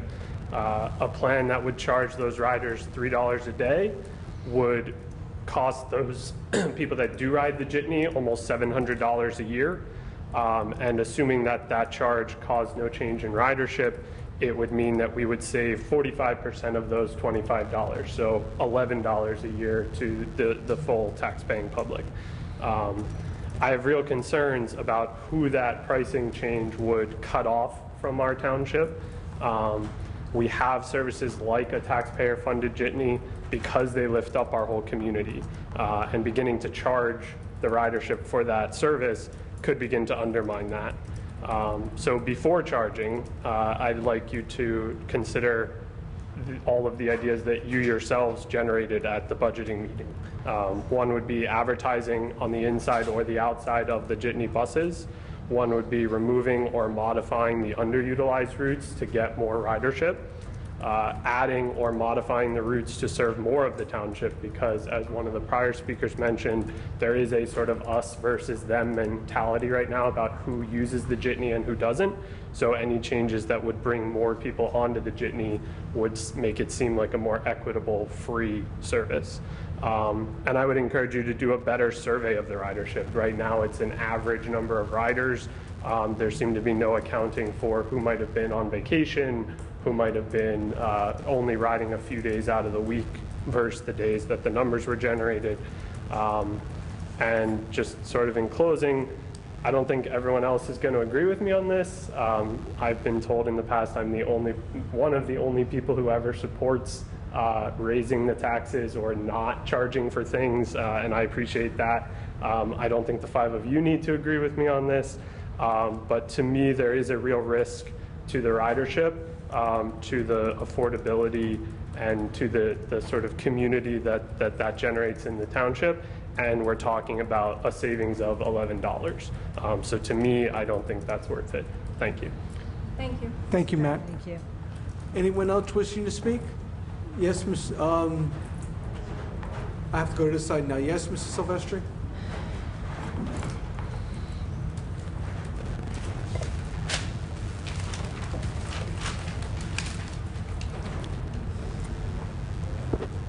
Good evening, Claire Silvestri, 20 Grandview Avenue. Before I make my comments, I wanted to just address about late Mayor Sheeran. My late father, was a campaign manager for Mayor Sheeran for one of his mayoral runs, and he was a wonderful man, and we were all blessed, West Orange, to have him. I wanted to talk about resolutions 18619 and 18819, which are about designating the redevelopers for Executive Drive and the Library Senior Citizen Project. First of all, moving the library from its current location downtown to 10 Rooney Circle is a proposal that has significant impact on a great number of residents. And I believe it should have merited the same treatment given to the Rock Spring Country Club purchase, including a town hall type of meeting to allow residents to fully digest the issues, ask questions, and provide their input on the proposals. The only substantive information we have been given came on through a multi-page post at 10 a.m. this morning on Mayor Parisi's Facebook page. I was hoping the post was the basis of a presentation tonight by either Mr. Trank or the library developer, Mr. Alpert, who I see sitting here in the audience. But beside that, I have read the document, and I have some questions and comments I'd like to share tonight.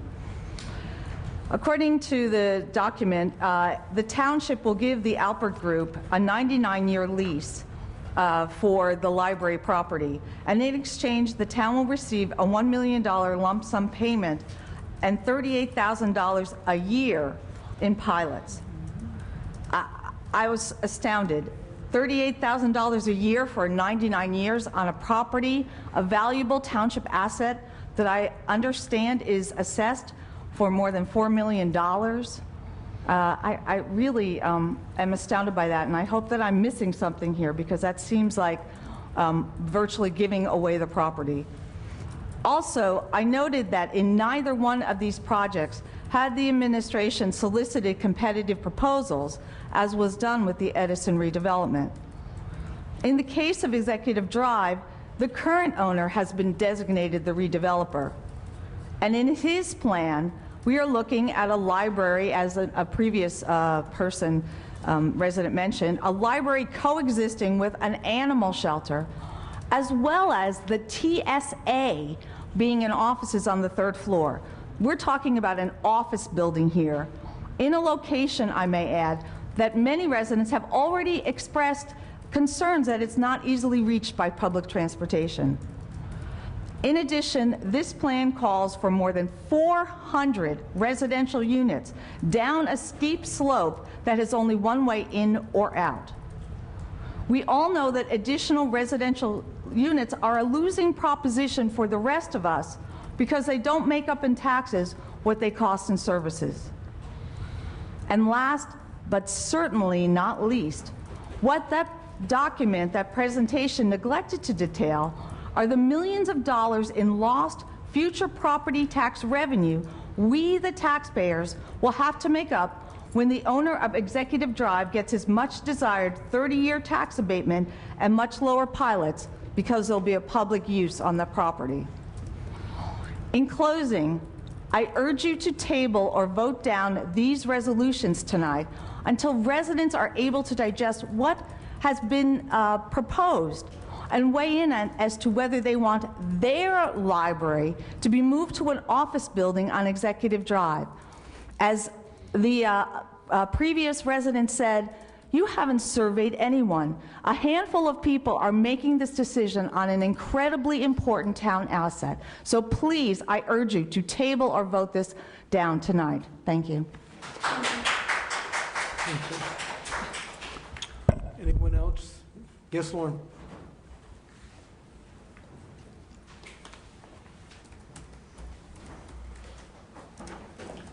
Lawrence Whit-Vilas, Prospect Avenue here in West Orange. Thanks, I'm a little chilly. I'm a little grubby also. I was just in my backyard building a new amphitheater for squirrels. I was thinking, don't worry, Mr. Krakowiak, I won't ask for any pilots. Seems like there's so many solutions. We could have put a library and the zoo, have it educational, take the amphitheater up at the Essex Green area. I was at the Essex County Advisory, the Open Space Advisory Board meeting. Mr. Puglisi was there, and they would not take any comments or input from the residents, not just West Orange residents, about the zoo amphitheater. Two resolutions they were voting on, and they voted afterwards. It reminded me a little bit about some of the voting that is here. Like they would say things like, we need the plan. We have to say yes because we need the plan in front of us before we can say no, and we need to see the plan. Almost like we need to see the overlay, all these things that they talk about, some of the same terminology I hear here. So, but overwhelmingly, there's a lot of concerns with the zoo expansion here in West Orange from the residents. And I've never seen Mike Brick, the chairman of the Environmental Commission, so angry afterwards. And he swore a lot. I hadn't heard him swear before. He was livid, and Mr. Grossman as well. And I felt that we were really united on this, the township and myself and many other residents, including some from Millburn, and now I'm finding out from other surrounding towns as well. As an organization being part of Our Green West Orange, we fully support any resolution you would put forward to help cease the expansion of the zoo. It's really impacting our community, and not just environmentally, but health and safety-wise as well. And should you choose to support any resolution like that, you would have our full backing, and I know there's many people that would come out and speak in favor and support you in that. So that's really what I wanted to speak to, and I want to support Mr. Grossman and the commission members that are also speaking in favor of the residents in the township and really limiting what's happening there at the zoo. It's not just a money thing, it's the space thing, it's the traffic thing. I commute on Northfield every day, and there's been times in the afternoon when I wanted to come home to let our puppy out, and I couldn't even do it. I couldn't get through. And I know the back ways. I know Old Indian, I know how to get around, and time-wise, it's a mess there. So thanks so much for your attention time. Thank you. Thank you, Lauren. Anyone else wishing to speak? Mr. Puglisi.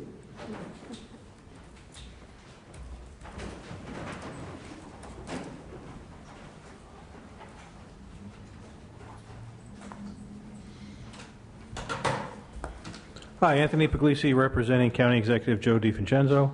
Obviously, I'm going to have a few remarks about the proposed amphitheater. First of all, I want to set the record straight. The correct name of the advisory board is the Essex County Recreation and Open Space Advisory Board. The uses of the funds are, of course, preservation of open space, park maintenance, and historic preservation, so it's not strictly open space preservation. Also like to say that in the last 17 years, the county executive and his administration have preserved over 400 acres in Essex County, which includes preserving Presby Memorial Iris Gardens, Hilltop Reservation, Riverfront Park, Veterans Memorial Park, and adding acreage to South Mountain Reservation. The reason for the amphitheater proposal is to strengthen our educational programming. As everyone's aware, we're accredited by 3 national agencies, the AZA, ZAA, and American Humane. They do stress conservation and education.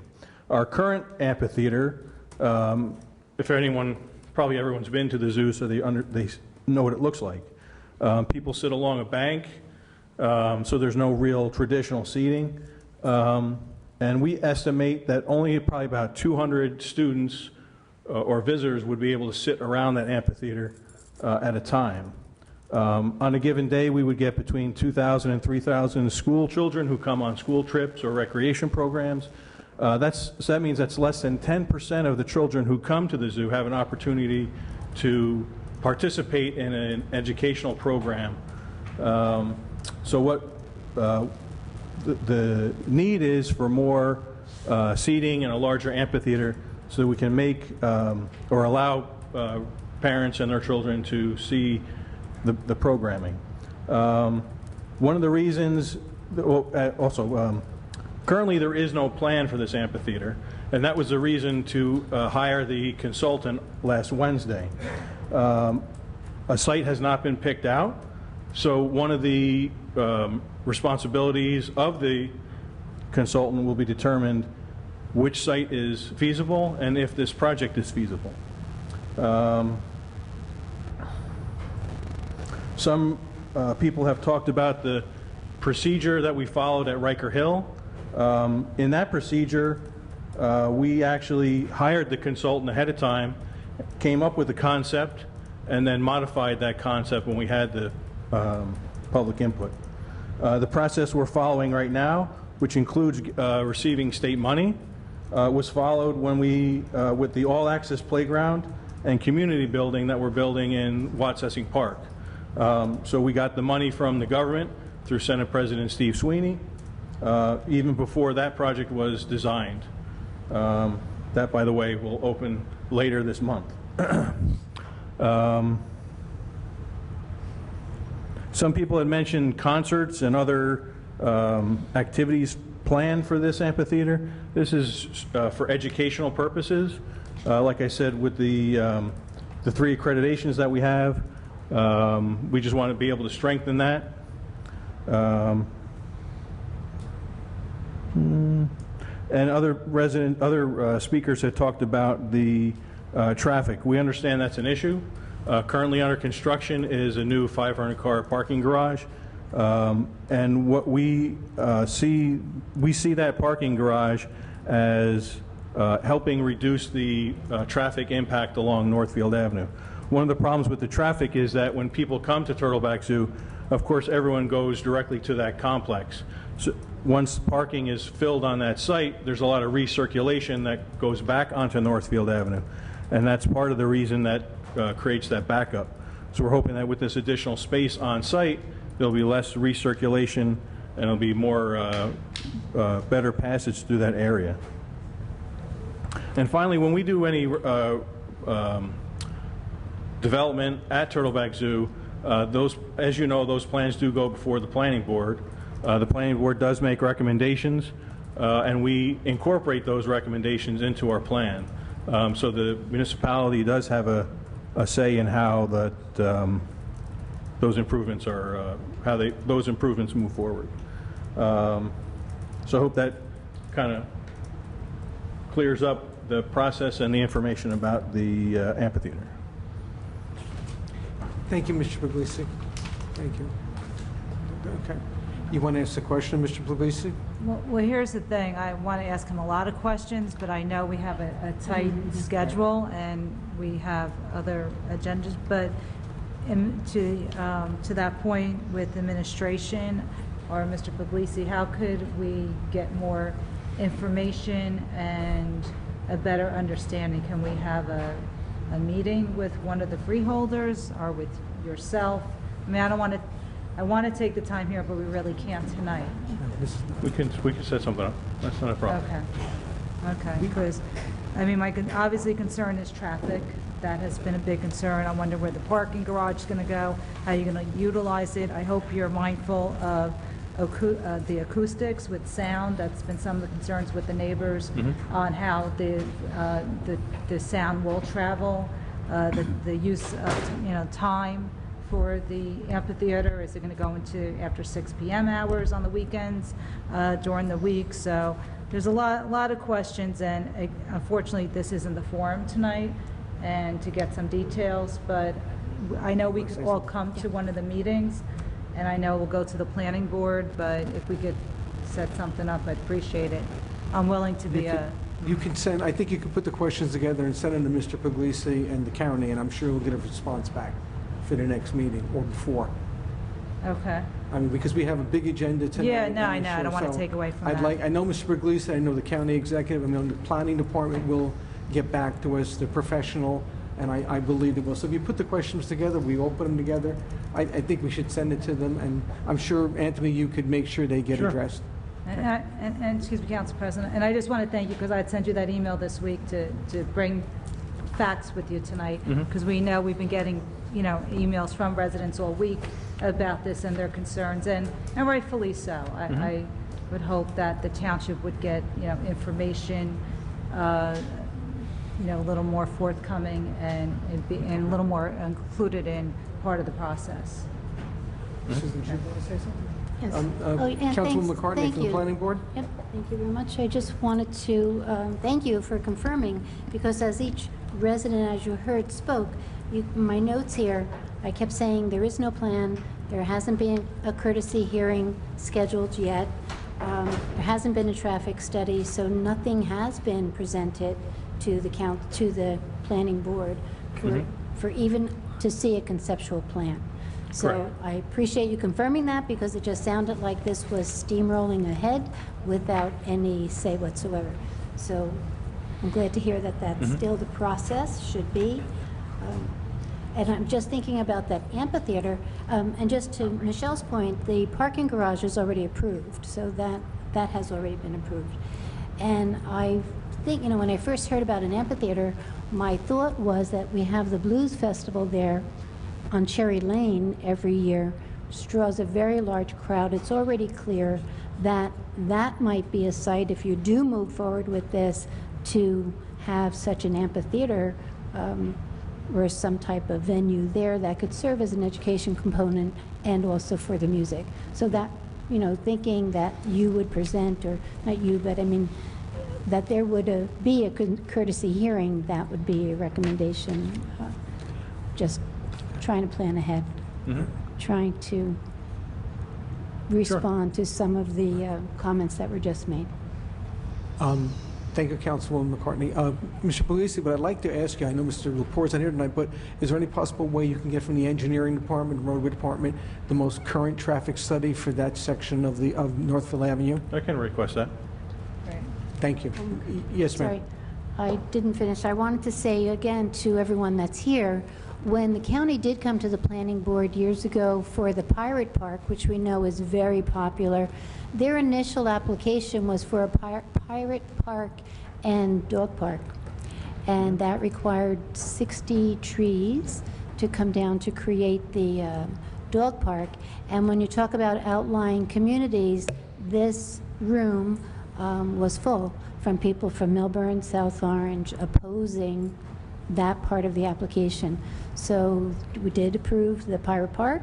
They did move ahead with that. There were a lot of conditions surrounding that application, and we did have a say as far as not going forward with the dog park and removing all the trees. So yes, there is time, because we still don't have a plan to review. Correct. Thank you, Mr. Puglisi. Yes, sir. There's nothing from Mr. Puglisi. I just wanted to remind everybody up here that with the air conditioning going on, sometimes it's hard to hear. So if we could just make an effort to get our faces, our mouths close to the microphone so people can hear in the back. Thank you. Thank you, Councilman. Thank you, Mr. Puglisi. Thank you. Anyone else wishing to be heard before the council? Seeing none, I close public comment and I open it to my council colleagues. Councilwoman Castellino. Let's see here. Mr. Scott, thank you for your comments in regards to the Jitney service, and also Matt. Appreciate you reaching out, and to a few of the other residents who have emailed us. A conversation that I'm looking to continue, not to make a decision right away. Last week, I did my own independent study, calling around to all the other towns that have the Jitneys in Essex County, and South Orange, which was brought up, and thank you, Ms. Williams, about the advertising. Also, they have advertisement on the Jitney. It's not a big revenue maker, and they still charge $300 for the year to their residents, and $450 per year to non-residents, and $2 per ridership. It seems $2 a day for a rider if you just want to jump on any of these Jitneys in the other towns is the going rate. Glen Ridge was also $300. Bloomfield was interesting. They sell books for the rides, so $25 for 50 rides. So it's interesting to see how other communities, some of them already using the community pass, which I had recommended. So again, it's a study I want to continue to look at. I'm favorable of it because I would like some kind of residence card to keep data, but keep it minimal for residents as far as in regards of a fee. And always talking with the grant writer, always looking for grants to supplement our revenue, or to create revenue for the township. And I know we have Mr. Albert coming up later in regards to one of our other, for our project for the redevelopment down here, right behind us tonight.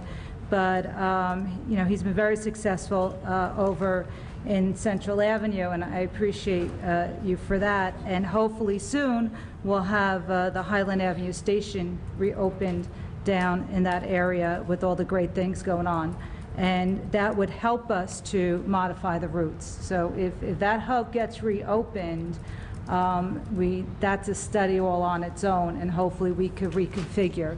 So excited for some things to come.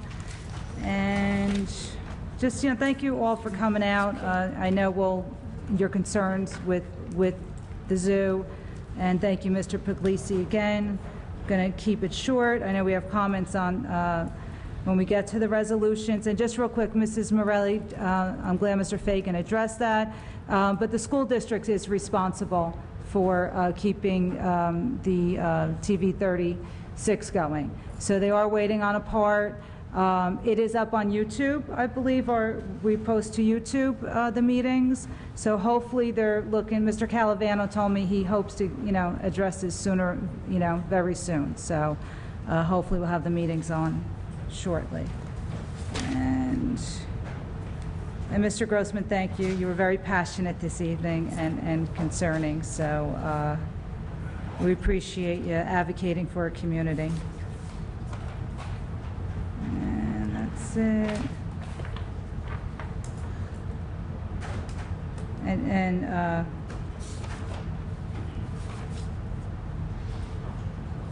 that's it. Everything else was the other comments. So thank you, everyone, for coming down. I look forward to the talk on redevelopment later in the evening. Council President. Thank you. Councilwoman Matute Brown. Yes. Thank you, Council President. I will kind of put everyone, just to keep it short, in subject matters, if you will. Mr. Scott and Brent and Matt Dragon, thank you for your advocacy. Yes, I've read your emails. We've had conversations. I completely understand your position. I appreciate you taking the time to break it down and assess value, and certainly something that will be the topic of our discussion as well. When we were in the workshop last, was it last week? I feel like we're here every week now. Well, a week ago. You know, as you can imagine, as your elected officials being faced with having to pass a budget that is that substantial is just, you know, we were trying to beat a dead horse at that point. And I certainly do appreciate the discussions with my council colleagues. I appreciate that they were willing to have a work session. It's the first that I've participated in, and we talked about many things because it was a work session, and that's the only time that we can talk as a group. Otherwise, we'd be violating the Sunshine Law. So I do appreciate your time being here and following up with us, and it certainly will be a matter of conversation that we include. So thank you for that.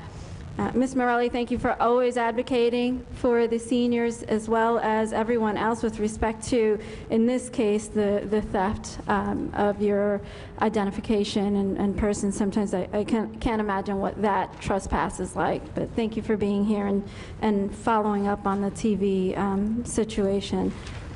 Let's see, before I get to the zoo, Michael Cassidy, thank you for always coming to advocate for your members, and I always take your advocacy for your members as advocacy for our residents because of the nature of your work in protecting and serving.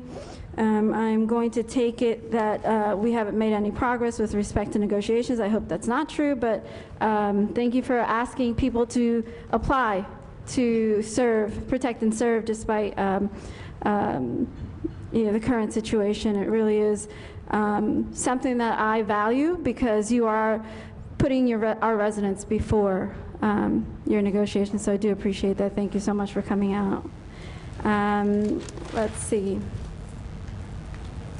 Okay, now everyone else, I'm going to talk about the zoo project at this point, because that's where we all touched upon. Redevelopment we'll talk about a little later as our discussions progress. Mr. Harvey Grossman, I live streamed the Freeholders meeting, and a couple of things I want to say. Thank you for your advocacy. Your passion is certainly something to be admired. There was a lot of information that was provided during that meeting through the testimony and as well from the freeholders who were asking questions. I will call out Brendan Gill, the president of the freeholders, did have some trepidation despite his vote. He did ask some really poignant questions, as well as the freeholder, I believe, from Irvington. I don't know her name. She did abstain from her vote. There are a lot of questions still left for even us to have answered. I do feel that the county is at least willing to have that dialogue, and I understand that there isn't, the consultant that was hired was to put forth a plan and then come before the planning board, as has been done before. I am, obviously, as a resident and taxpayer, really reluctant and hesitant with any more development at the zoo, but I want to withhold my judgment until I have all of the facts. I wasn't there at the meeting. I was just listening to partial comments that were made, but I do think that it is a discussion that we should have along with our other neighboring communities to see where they are with this, and once a plan is proposed, then absolutely come together again in a public hearing and have those discussions. So with respect to the redevelopment, we are going to have that discussion, so I'll save my comments for that. Thank you. Thank you, Councilwoman. Councilwoman McCartney. God bless you. God bless you. God bless you. This is true. God bless you. I agree with my counsel. Superstitions? I agree with my colleague that all the comments that were made about the zoo and the development there, we did it once, we can do it again. As I said, there was standing room only here when in previous applications. God bless you, that's true. So the previous applications when people came out and it was from outlying areas. So that nothing is scheduled for the planning board yet for the courtesy hearing. I was invited to attend the freeholder meeting. I thought that would be a conflict of interest, which is why I did not go. But there, as Anthony said, we do not have a plan. We have not even seen the master plan. We don't even have a conceptual plan, or have not heard anything about a traffic study, which you know is a very serious concern here for the residents for all residents, but particularly the residents in that St. Cloud area. So I will invite everyone to the planning board meeting, post it, and let everyone know the time and the date. To Matt, Dragon, and Brent, thank you for your comments about the jitney. And to Matt's point, we really are in discussion mode after that workshop, because what we are saying that even if we did consider a charge, it would not affect this year's budget, would not be in place in time for that. And after some of the amounts that we read or that were provided to us, we were not even talking about charging residents that the minimum amount, which was in that analysis of $268 a year. We were talking about maybe $100, maybe $150, if that. And I think that would amount to pennies. I feel I'm in discussion mode because our township and our housing stock competes with the outlying communities that have those train stations. So we're doing the best we can to get our residents there by providing these. And to Brent's point, all your perspective on all of the reasons to use public transportation, are all the reasons why I voted for these jitney services in the first place, and just to help our residents get to those train stations and make our real estate more appealing. So we're still in discussion mode. I appreciate all the comments that were made on the zoo. Also, I don't appreciate the disparaging comments, though, that were made about the freeholders. I think those comments can, we want to focus on the plan or what comes before us. And to Lieutenant Cassidy, thank you for recruiting, again, police officers. I could do without the sarcasm and just, again, continue with to negotiate. Thank you. Thank you, Councilwoman. Councilman Kukoviac, I apologize. Thank you, Council President. A lot of really good, thoughtful, insightful comments tonight. I want to thank everybody for doing that. And I'm just going to save further comment till later on in the meeting when these issues arise individually. Just save us some time. Thank you. Thank you. First and foremost, Matt, you're not alone, okay? Because what I've been doing is I go to the shuttles in the morning and I talk to the residents. And they appreciate that we do not charge them. And that was one of the concerning factors of people moving to West Orange. And I don't believe in nickel and diming our residents when it comes to fees.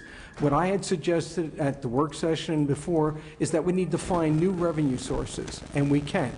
We can with a parking authority, and Mr. Gross can back me up on this one, but South Orange has a parking authority, and correct me if I'm wrong, Mr. Gross, but South Orange makes almost $1 million a year in their parking authority, which offsets their other expenses.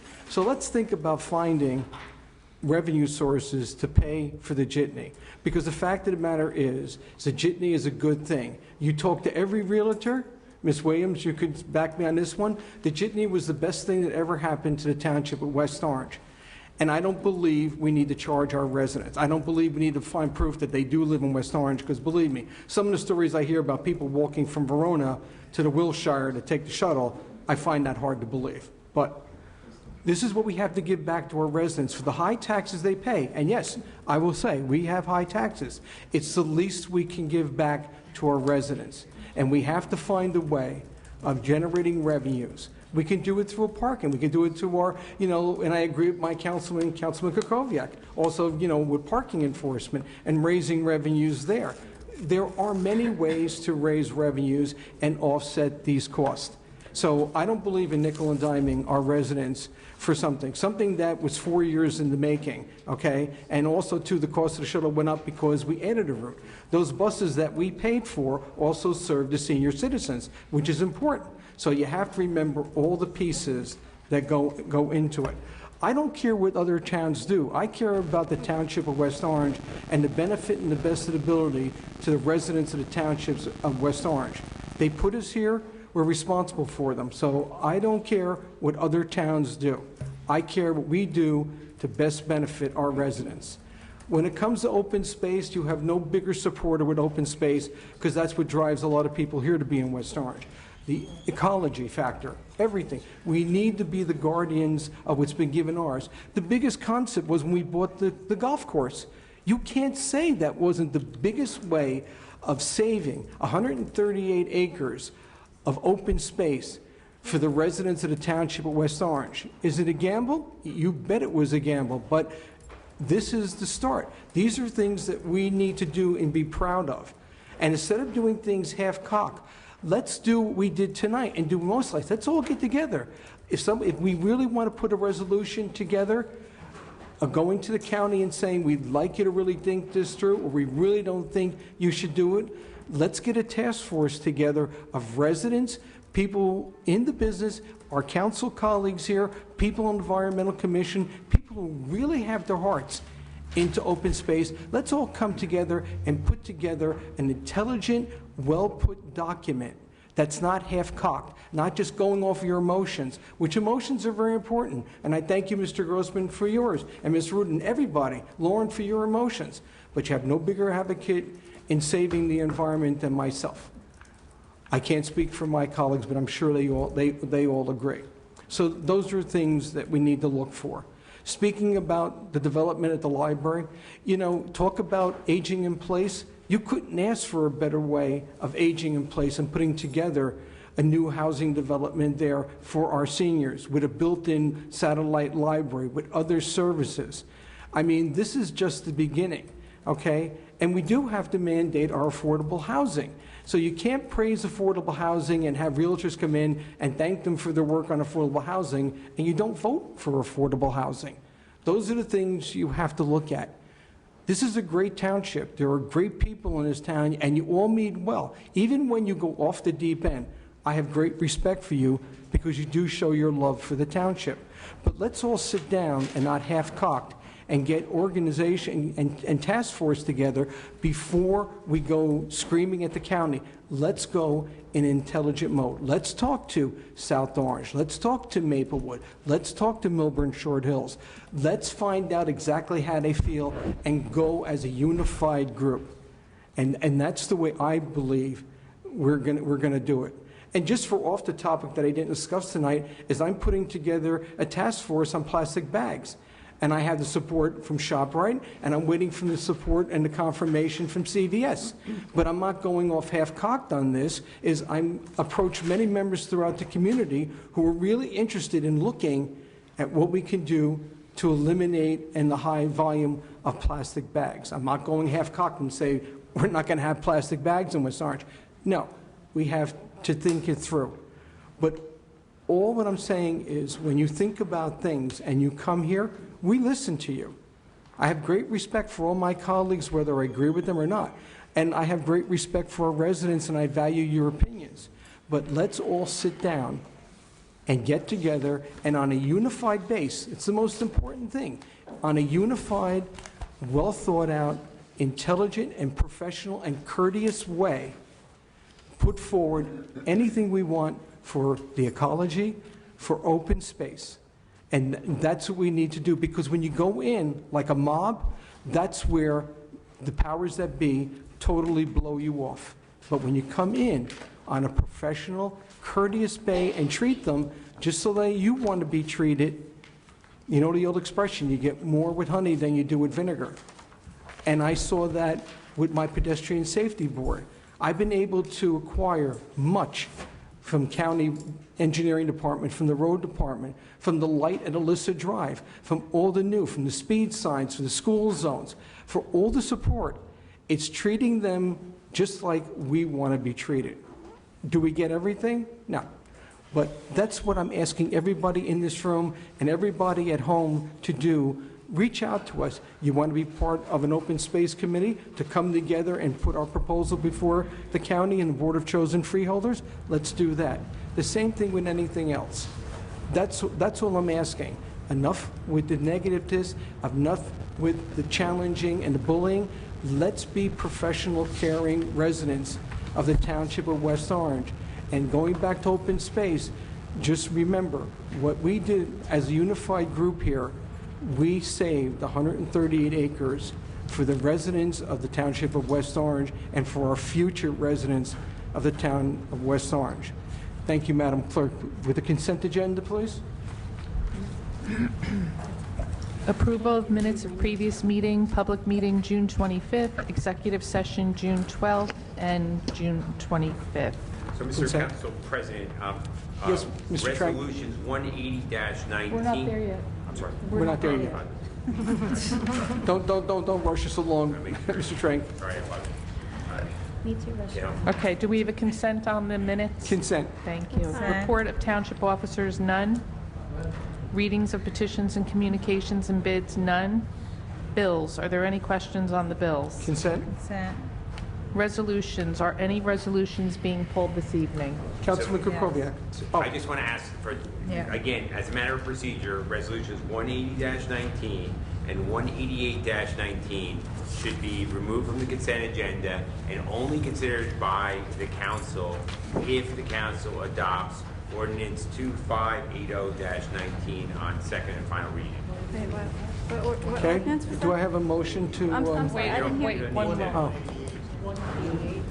We're deferring. You're pulling those two resolutions now, not to be considered until we talk about the ordinance for the, okay.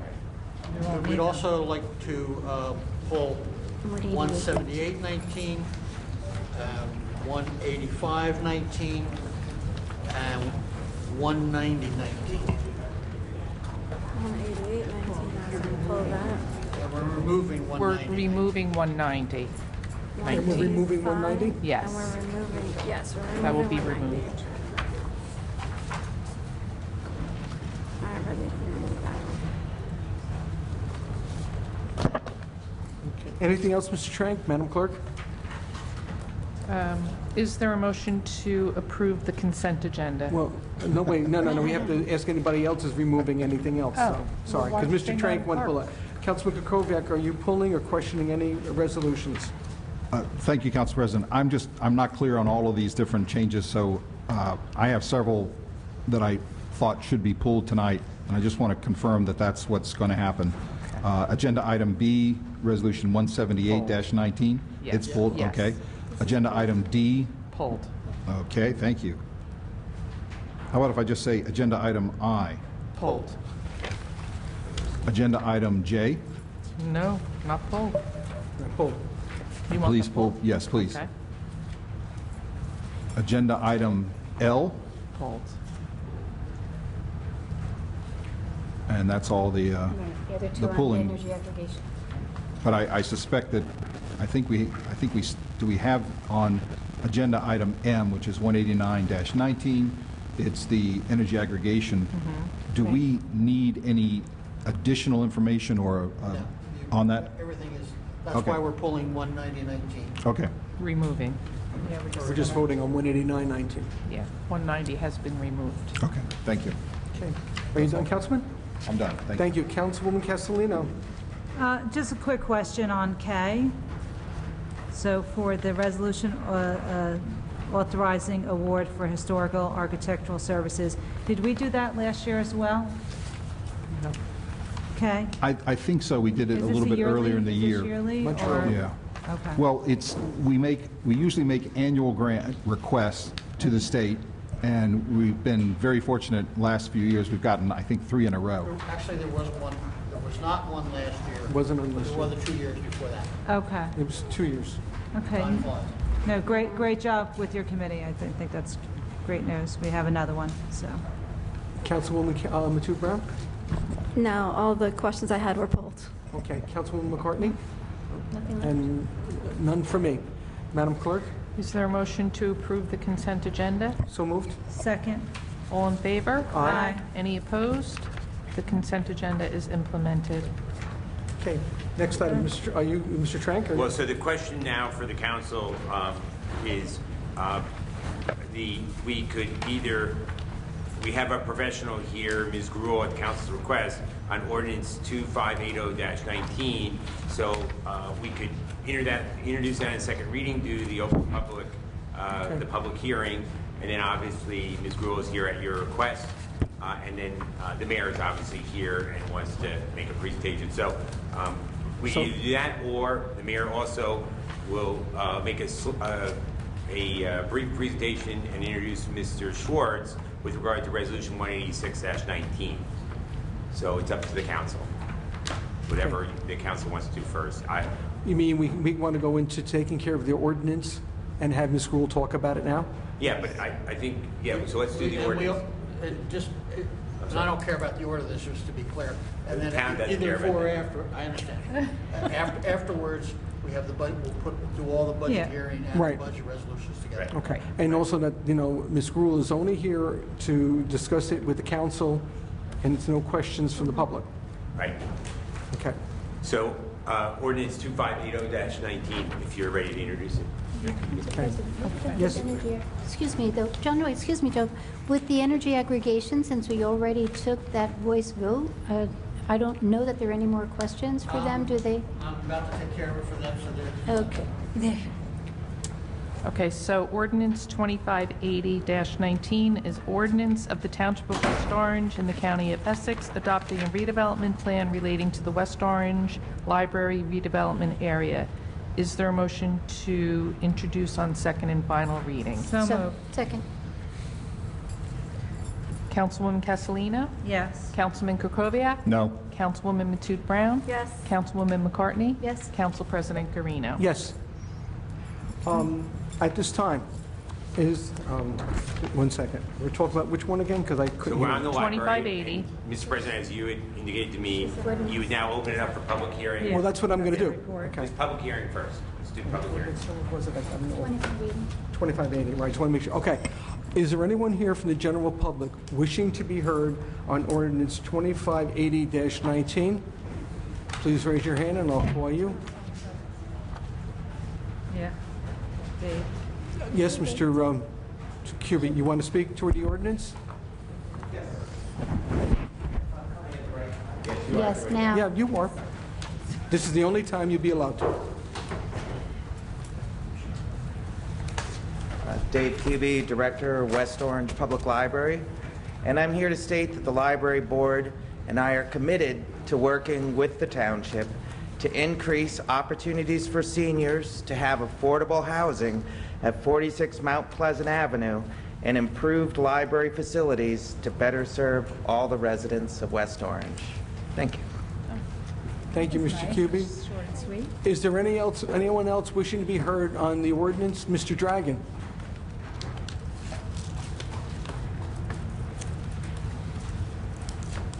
Hello again, Matt. Matt Dragon, still at 13 Sheridan Avenue. So I just was wondering, can the public have a better and complete explanation of why the best plan out of all the plans is to swap out the library to Executive Drive and replace that building with senior housing? What changes or comes off the table from funding or planning or whatever resources we have if we fix, expand, or rebuild the existing library where it is and build the senior housing at Executive Drive instead? Why, if we have a developer and plans in place, do we need to designate the library property an area in need of redevelopment? And I guess personally, I don't think that we could get all that out tonight, and it wouldn't, it would be to the people in this room, not to the general township. So I would ask you to table the resolution until that sort of more complete explanation can happen. Or if you're not willing to table it, then I would ask to try to get that explanation out, at least for those of us that are here tonight. That's it. Thank you. Thank you, Mr. Dragon. Yes, ma'am. Hello, Dana. Another one of our dedicated library trustees. Good evening. Good evening. My name is Dana Nugent, 24 Manchester Road here in West Orange. I am the treasurer of the Board of Trustees of the West Orange Free Public Library. We as a board take seriously our commitment to make sure that the library provides services to our community in a manner and facilities that are appropriate. We are committed to ensuring that the library can continue forward in the digital age and be a relevant and valuable resource to our community. We are working with the administration to ensure that any redevelopment or move of the library benefits and improves the services that we provide. We are involved in any process regarding the move or development and are considering all aspects from convenience and accessibility in any future move or potential plan of redevelopment. We want to thank the administration, the developers, the architects, and our board for the time and consideration that this matter requires and will continue to require as we move forward. Thank you. Thank you, Dan. Thank you for your time. Anyone else wishing to hear? Yes, Marge?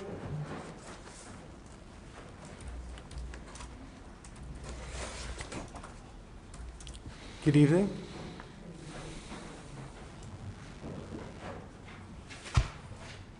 Marge Mangan, 30 Davie Drive, West Orange. I am the Secretary of the Library Board of Trustees.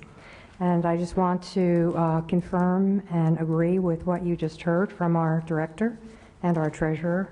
And we have been working very hard with architects, with planners, with the administration of this town to try to present and get a plan that would give the best environment for our library services.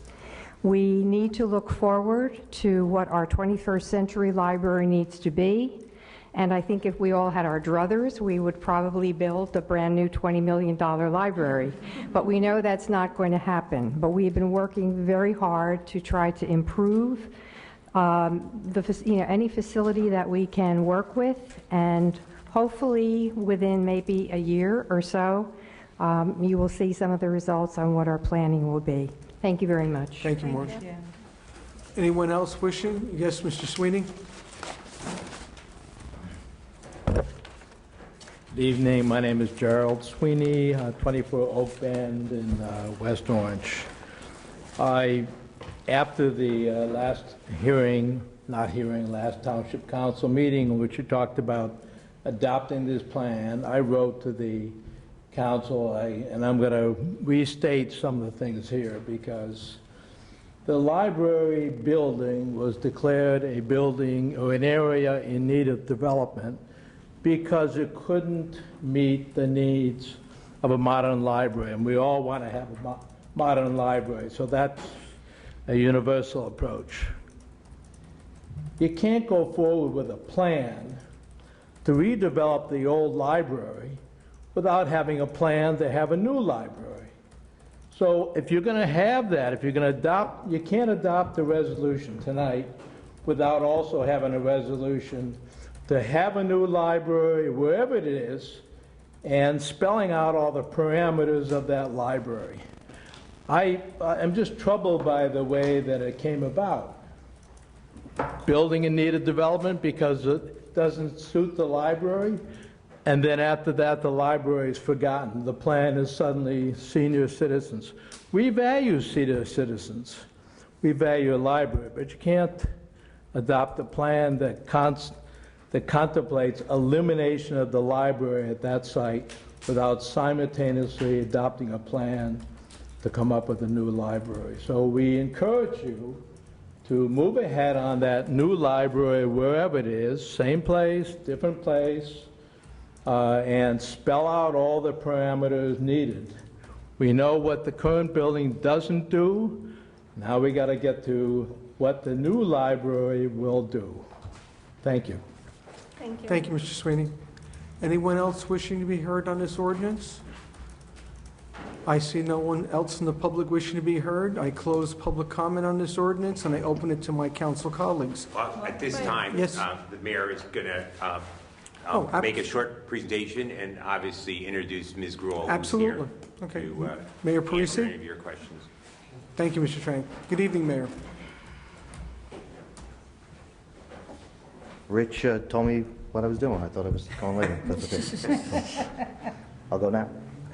Thank you, Council President, for entertaining this tonight. We understand and clearly see it's a big agenda tonight, but some of these items are big items and they deserve a lot of attention. We appreciate a lot of the feedback we've got from council members, obviously from the public, So I'd like to talk about this whole process tonight in stages. Obviously, right now we're talking about the library. Obviously, we want to get to Executive Drive a little later.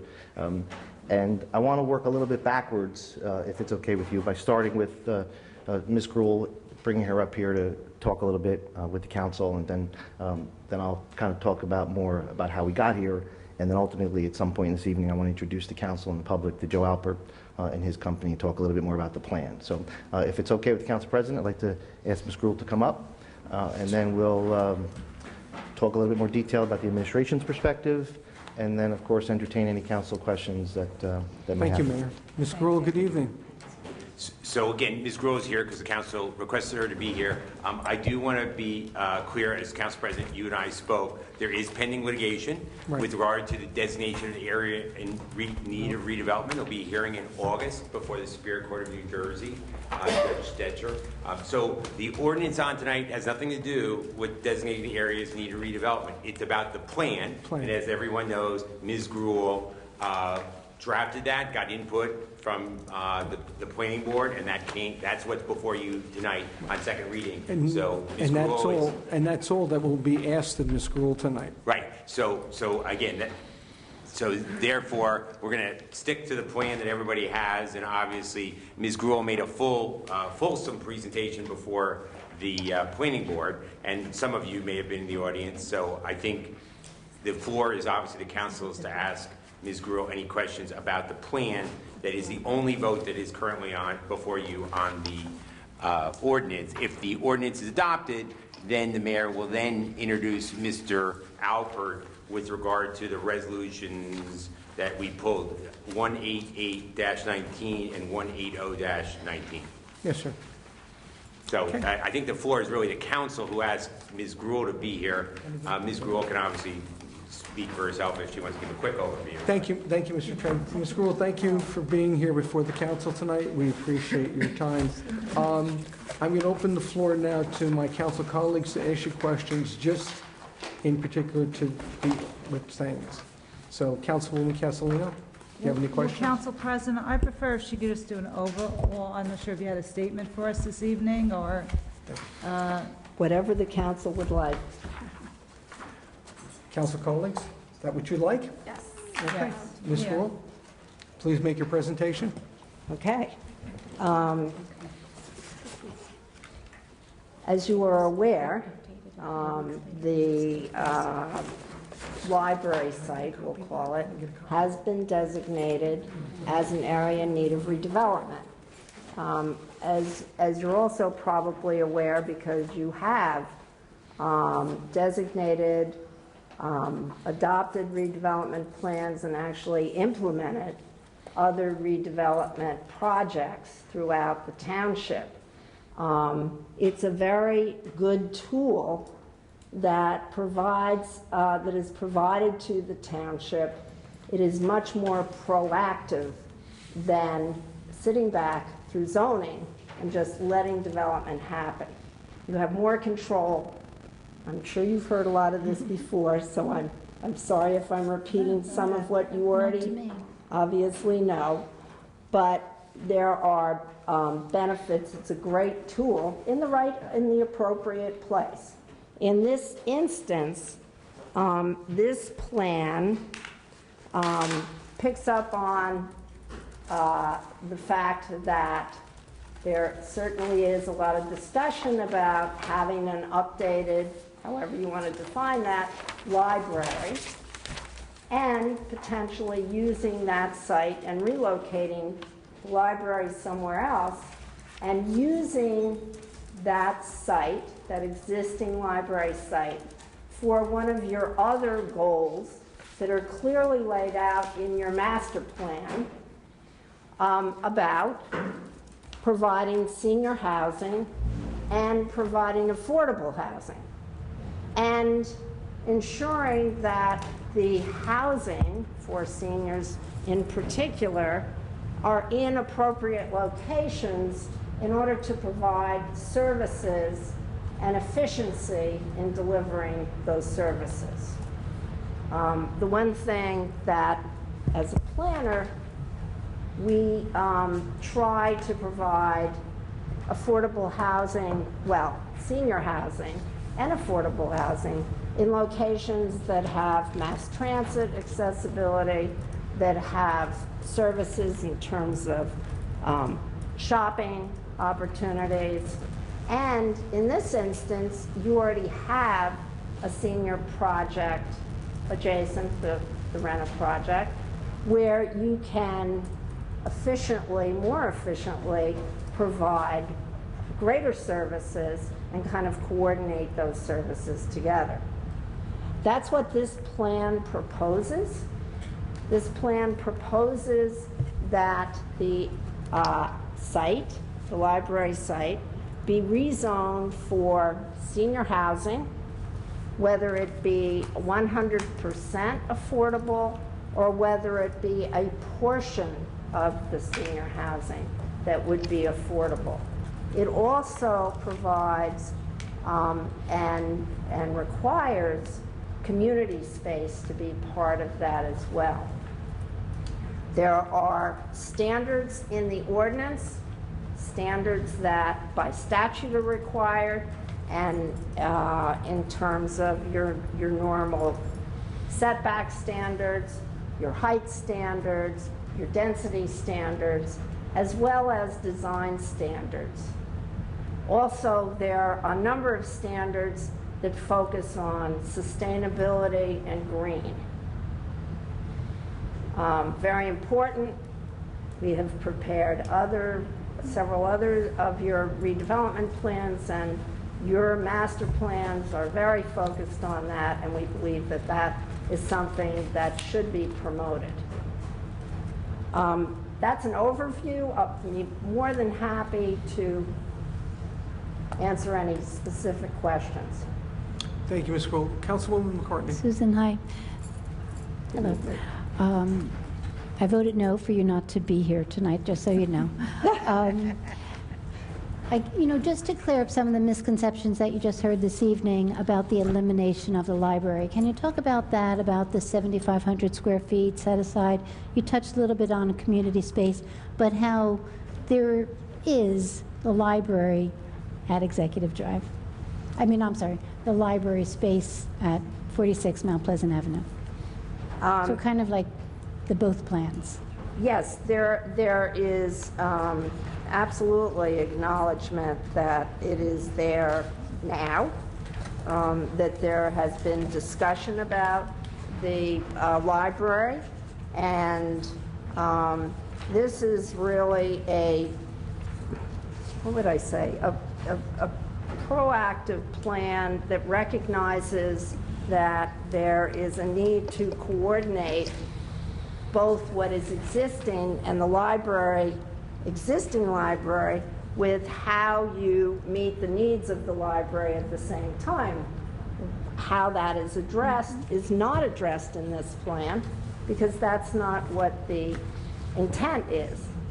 But it clearly acknowledges that that is something that needs to be addressed and coordinated and move forward at the same time. That this happens as well. You need your library. And maybe there's a satellite. See, we haven't, in this plan, there is, as I said, community space. It could be a satellite of the library, wherever the library is, so that there would still be library presence as such in whatever would be a proposed new development, affordable senior. So that's a piece to that as well. Thank you. Anything else, Councilwoman? Okay. Councilman Kukoviac? Yes, thank you. Thanks for being here, Ms. Gruhl. I really appreciate it. Sure. Just wanted to urge you to, if you can get close to the microphone, especially when the air conditioning is on so that everybody can hear. Sure, be happy to. Would be really good. Thank you. I don't want to blow out anybody's ears at the same time. Okay. I understand. Thank you. So just raise your hand if I'm not speaking. Okay. I guess it would be the audience. Thank you. Thank you. Just to start, a couple of not really housekeeping issues, but sort of what the council's responsibility as the governing body relative to the local redevelopment and housing law. primarily about our responsibilities in terms of either accepting the plan or making changes in it. Is there anything that restricts us under the law? Well, that really should probably be a legal question, but if you'd like me to answer it from a planning perspective, and what I've seen from experience is this is your document, it's an ordinance, it's exactly like what you do with any other ordinance, like a zoning ordinance. This is a variation on zoning. It's an overlay, and I concur. No, obviously. it's not an overlay, it supersedes. It supersedes, but the point is, this is part of the process that happened at the planning board. The Yes. planning board made recommendations, and your plan before us tonight is that work of the planning board. But yes, I think Councilman Kugroviac, you are correct. If you want to edit or make changes to the redevelopment plan, you have that ability. Okay. Just in your experience, and I know you've done a lot of these plans, can you estimate how many times you come before a governing body and there's any changes made to the proposed plan?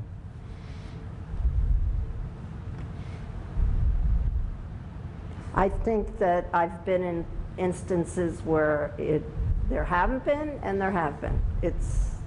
It all depends. Okay, thank you. I wanted to just start on page 8 of your plan, as I believe it was modified slightly by the planning board, but it's your plan. It's your plan. On page 8, it starts out with redevelopment context, and the first sentence is, the West Orange Free Public Library is an aging facility that is structurally and functionally obsolescent. And that's obviously pretty clear, but I wanted to just take the next step and ask, what does that mean in terms of whether the building could be upgraded or whether it needs to go to the extent that we're talking about here, where there's a large additional construction being contemplated? And I don't want to step over your plan, but I just wanted to ask, in that comment, does that mean that the facility couldn't be upgraded or improved? That's a leap into something else that frankly is beyond what we were asked to do and our scope.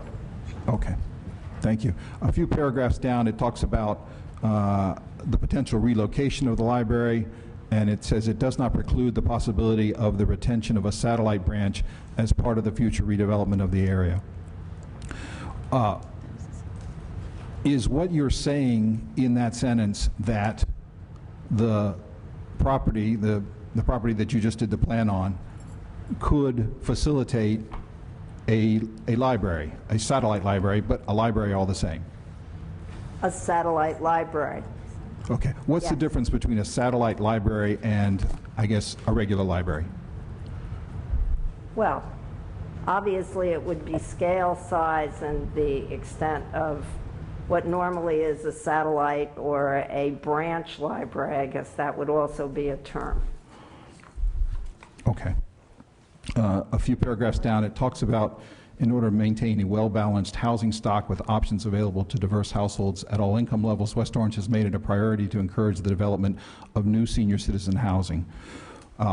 My memory is that we have not done any public senior citizen housing we haven't started it in decades. So I'm just wondering what the factual background is for you to say that. The factual background is your own master plan, where there's a goal in your own master plan, both starting from 2004 and 2010, that specifically identifies need of housing for senior citizens, as well as affordable housing for senior citizens. Okay. On page, thank you, on page 10, there's a reference in the map, with a map, that talks about that part of the redevelopment area is on the municipal plaza right-of-way. And it talks about how the Township Council may evaluate the possibility of vacating the municipal plaza right-of-way. What does that actually mean practically? Does that mean we would not be using that portion of the right-of-way, or does it, what does it mean? It wouldn't be considered as a right-of-way, and that is obviously within your jurisdiction to determine whether you want to vacate a right-of-way, which happens, which I'm sure you've addressed as a council in other instances. Not unusual. Okay. Well, what does that mean? Does that mean we wouldn't use it, or that we would?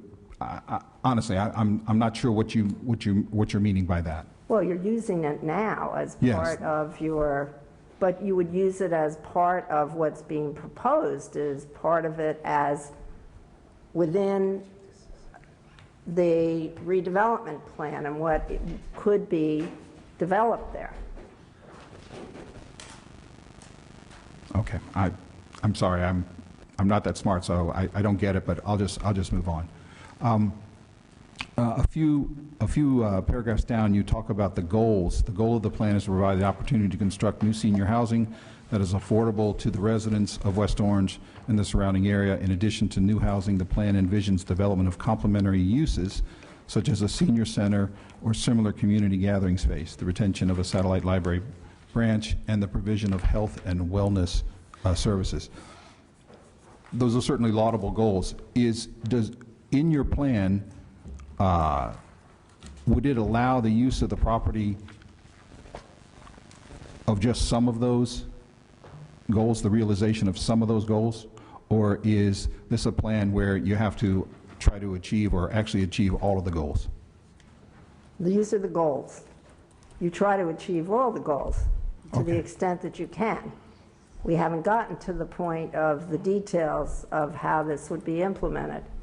But the intent is to have services, as I stated earlier, have services that would be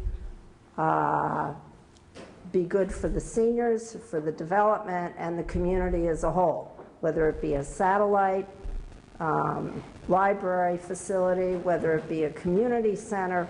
All of those are public goals and public facilities that would be used by the residents. Okay, thank you. I don't see anything in the plan that would suggest limitations to the size of the senior housing facility. Would there be any limitations to that from your plan that I'm just missing? In other words, we obviously have a proposal here now that we're considering. That's not part, I think, of what you did. But if, for example, if the council wanted to approve a senior facility similar to what's next door in the Rena House, is there anything in your plan that would restrict that? Yes.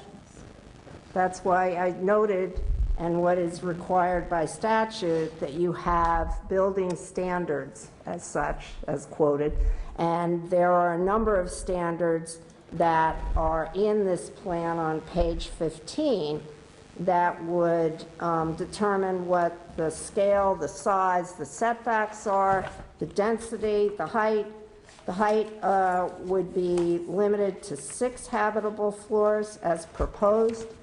The Rena facility is 9 stories. It has certain setbacks from different streets. And it also, as it continues along, it has coverage standards. And it has affordable housing standards in here. It has parking standards in here. And then it goes into, well, let me just go, I'll kind of give a little bit more. It's got a residential unit mix. It's got maximum residential floor area based upon studio 1 bedroom, 2 bedrooms. It also talks about the minimum any redevelopment project shall provide, not may, shall provide a publicly accessible community space. The space shall contain a minimum of 7,000 square feet and may be used for a community center, senior center, meeting rooms, satellite library branch, or other similar function that benefits township residents. That's a very important provision. It's a shall, it's not a may. Okay? So I just want to, again, clarify that. And then there are a number of standards and that you would have in your ordinance. They're specifically laid out here that are what's called design standards.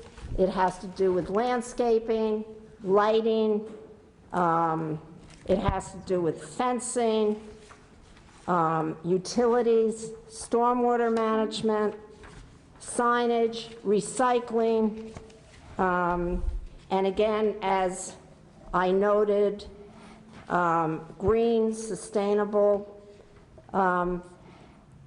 standards, streetscape standards, and suggests also that there be some improvements and work with New Jersey Transit to improve the accessibility from the bus stop that's there to the facility, so that seniors are able to use that and get around.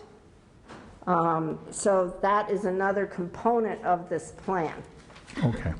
So getting back to what I asked earlier when you first came up and we started discussing this, let's just say that a governing body wanted to change some of these standards that you're talking about that would allow either limit the size to a smaller than, you pointed out, 6 floors, livable space, or to make it larger than that.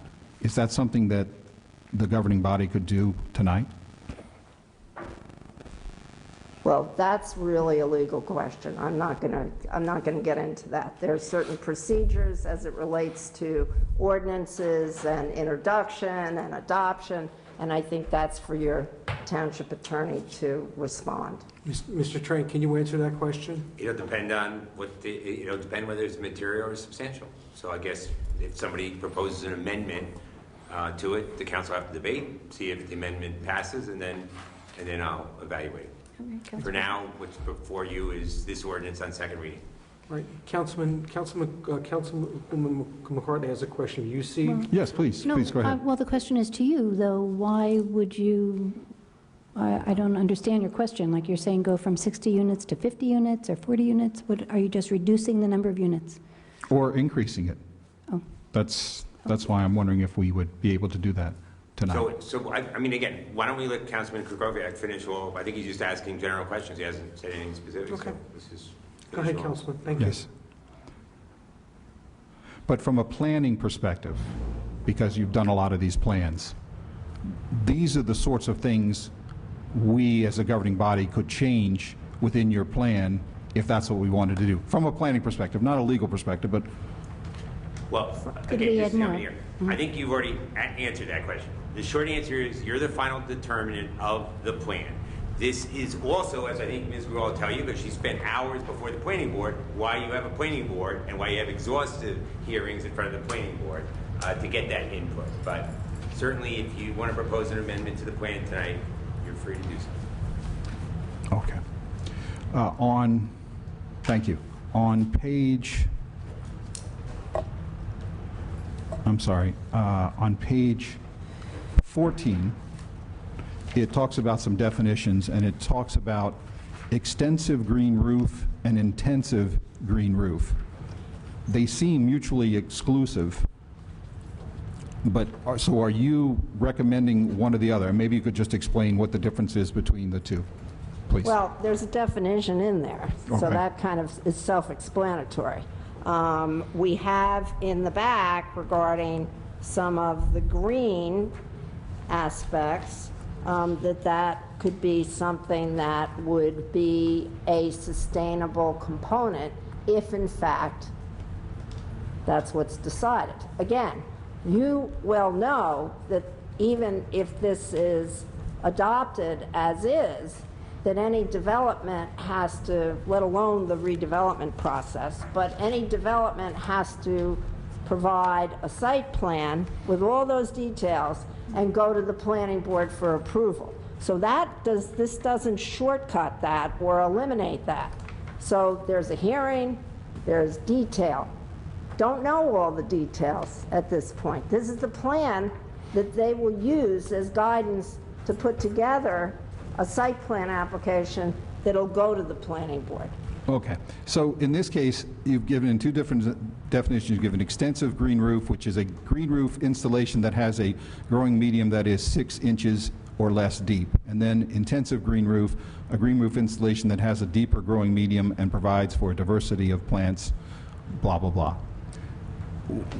Because you've got this in the plan, does this mean that whatever project that comes underneath this plan has to have one or the other? No.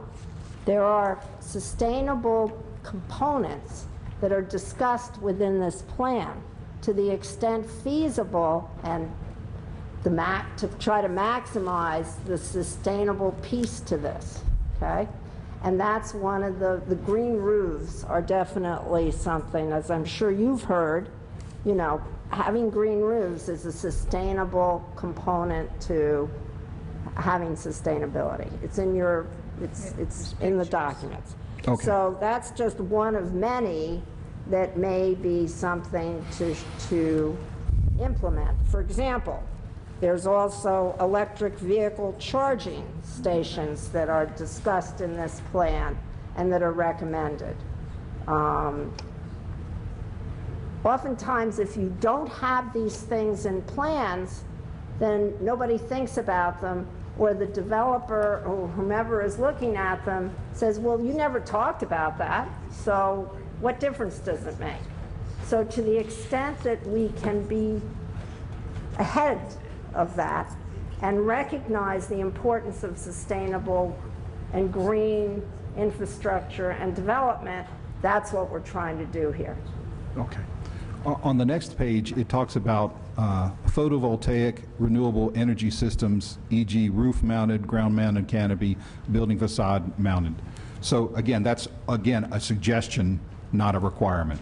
That's correct. Okay. So if somebody came with a project that didn't do any of these things, didn't do, just for the purposes of the roof, doesn't have the voltaic renewable energy system on the roof, or either one of these green roofs, how would the planning board handle that request? Could they say legally, you've got to give us a green roof, or you've got to give us a photovoltaic? I can't determine the answer to that. That's the planning board determination as to what they have a plan. They have a plan that has this in. This is going to be what they're going to use to evaluate the proposal. Right, so it's up to the, I'm sorry, go ahead. So that's what, so they will use that. And that will be what they will use. Okay, so it's the planning board that can say yes or no to any of these. Can the planning board say? For a site plan approval. Right. Excuse me, I'm sorry. Councilman McCartney No, you has can finish, but I can answer that too, because. Can't hear it, so. Okay, so I was going to say that as a planning board liaison, I can answer that question because we have by ordinance a sustainable checklist that has been integrated with our master plan, and there are recommendations. Planning board can't condition these elements to an application, but we can make recommendations. The fact that they're spelled out in this is that strong recommendation that this is what we're expecting to be developed at this plan. Okay. At the bottom of page 16, it talks, you had referenced the community center. The space shall contain a minimum of 7,000 square feet in the area. And it talks about accessible community space. Does that mean if you have a library, then that would meet the requirement for 7,000 square feet if you had a library that, or a satellite library that took up 7,000 square feet? That's what this says. Right, right. That's what this says. I'm just trying to get a feel for when it says community space and then it talks about a senior center and meeting rooms. If the library satellite library takes up all of that space, does it still comply with a community space, the requirement of the community space, even though it doesn't do these other things like a senior center or meeting rooms or? That's what that says. Okay. Just wasn't clear in the wording. Thank you. I think that's a very clear language. The shall is important. The 7,000 square feet minimum, its minimum, is important, and it has to be used for and benefit a similar function that benefits township residents. And one of those would be a satellite library, obviously, or a community center. Or something else entirely. Or a combination. Or other similar function that would benefit township residents. That's the key overarching purpose. Thanks. I just got to go to my other notes here.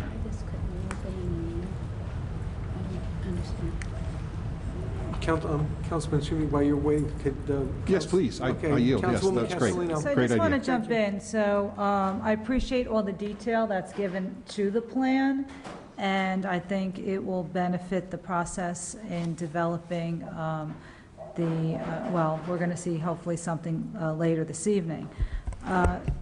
In regards to the number of units, from listening to other plans prior to this one, I want to make an assumption the number came to be because of parking, maybe? Or aren't there supposed to be so many spots per unit, and in senior housing you could have less spots? Yes. And so to add more units would mean we need to have the space for additional parking. Am I correct with this, or is that part of the determination?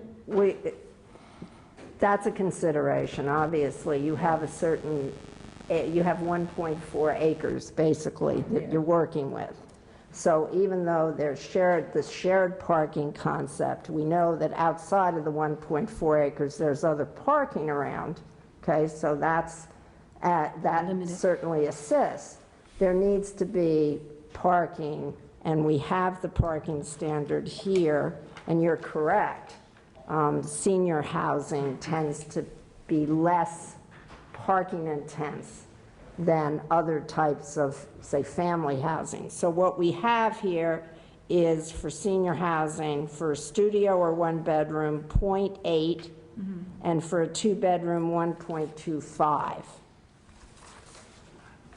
Can we go back to Councilman Kukovic? Only because we're only at page 16, he's got 14 more pages. No, I was just trying to, well, to his point in regards to do we want to make more or less units, I just wanted to, I'm sure that their number of 65 came from a determination. He's asking esoterically what is the flexibility, so why don't we continue on page. Councilman Kukovic, are you ready for another question? Yes, I actually, mercifully, I don't have any more questions of Ms. Gruhl. Thank you very much for your time and your answers. Any other of my colleagues have questions for Ms. Gruhl? Again, I just appreciate the detail down to the native plants. So do we. With websites to look to. We talked about the rooftop green space, and there's pictures in here. So this was, I appreciate all the detail, and I'm fine with the plan as is moving forward tonight. Thank you. Anybody else? No. Ms. Gruhl? Oh, Councilwoman Mitchell-Brown? Mitchell-Brown? I know it's a long night, right? I'm sorry. That's okay. I'm just messing with you. I did want to just also say thank you. Some of the things that Councilman Kukovic asked, I actually had highlighted because I'm very new to all of this, so I needed a deeper understanding. But I also see that the Safe Street Plan is also included in this, which is obviously very important. And I really do like the concept of all the sustainable energy, suggestions that are in there, right? And the points to Councilwoman McCartney's point. But most of those questions, Councilman Kukovic, I did have as well, so thank you. Thank you, Councilwoman. Thank you. Thank you. I just want to say, Ms. Gould, you can, I mean, the green roof concept is a great concept. I mean, I did one at the Jacob Javits Center. Well, that's a huge green roof, but would it be possible for a green roof at this facility? Oh, yeah, it's in it. No, say, Ms. Gould, here.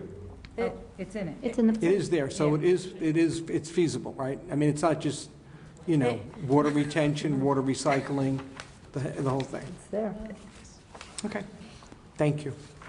Nobody else have any questions, Ms. Gould? Thank you very much. The township thanks you for your time. Thank you. And I would just note that the planning board spent quite a bit of time going over this. They had comments. We revised it according to their comments. It was well thought out, and we appreciate that as well. So thank you. Thank you, ma'am. Thank you. Madam Clerk? Is there a motion to adopt 2580-19? No, I'm not ready to move to adopt. I'd like to have some discussion and actually suggest some amendments here. I just, if I can, Council President. It would be appropriate to move to adopt, and then you could propose your amendments if you are inclined to. That's what we'll do. So I just, if I can, wanted to clarify. I'm sorry? We're going to move to adopt, then you can make amendments to it if you'd like to. Yeah, not an amendment, just an observation, just a point of clarification. No, that No. was for the resolution. That's for the other thing. Go ahead, Councilwoman. Well, just that I heard Councilman Kukoviac say 6 stories or 5 stories.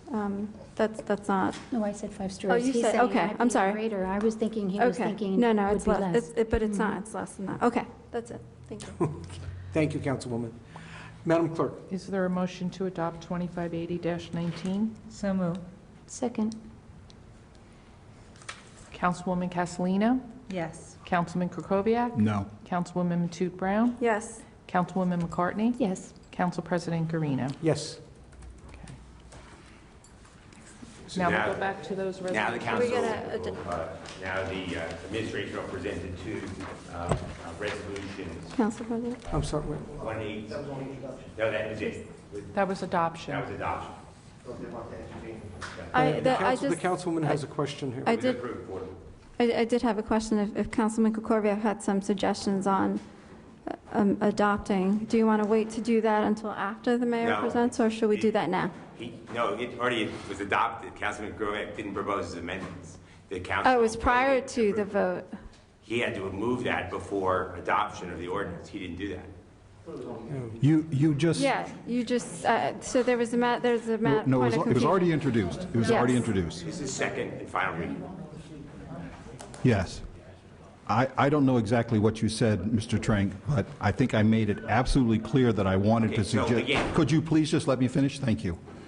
I think I made it absolutely clear that I did want to make some amendments. We talked to you when it came up that the municipal clerk suggested that we move to adopt, and I said, no, I want to make some amendments. Okay, so again, I'm not going to procedurally, if you want to propose an amendment to the ordinance, do so now. If you get a second, then the council can debate it. If there's no Okay. second, it's not debated. Okay. So, you propose. Madam Clerk? No. No, it's now. Right, now it's amendments, right. Introduced and approved on, and now if any member of the council wants to, we're not Make going to amendments. procedural, we'll reopen it and let's see what the amendment is. Okay. Does anyone wish to make amendments to the document? Yes, please. Okay, what are they? May I? You're on. Okay.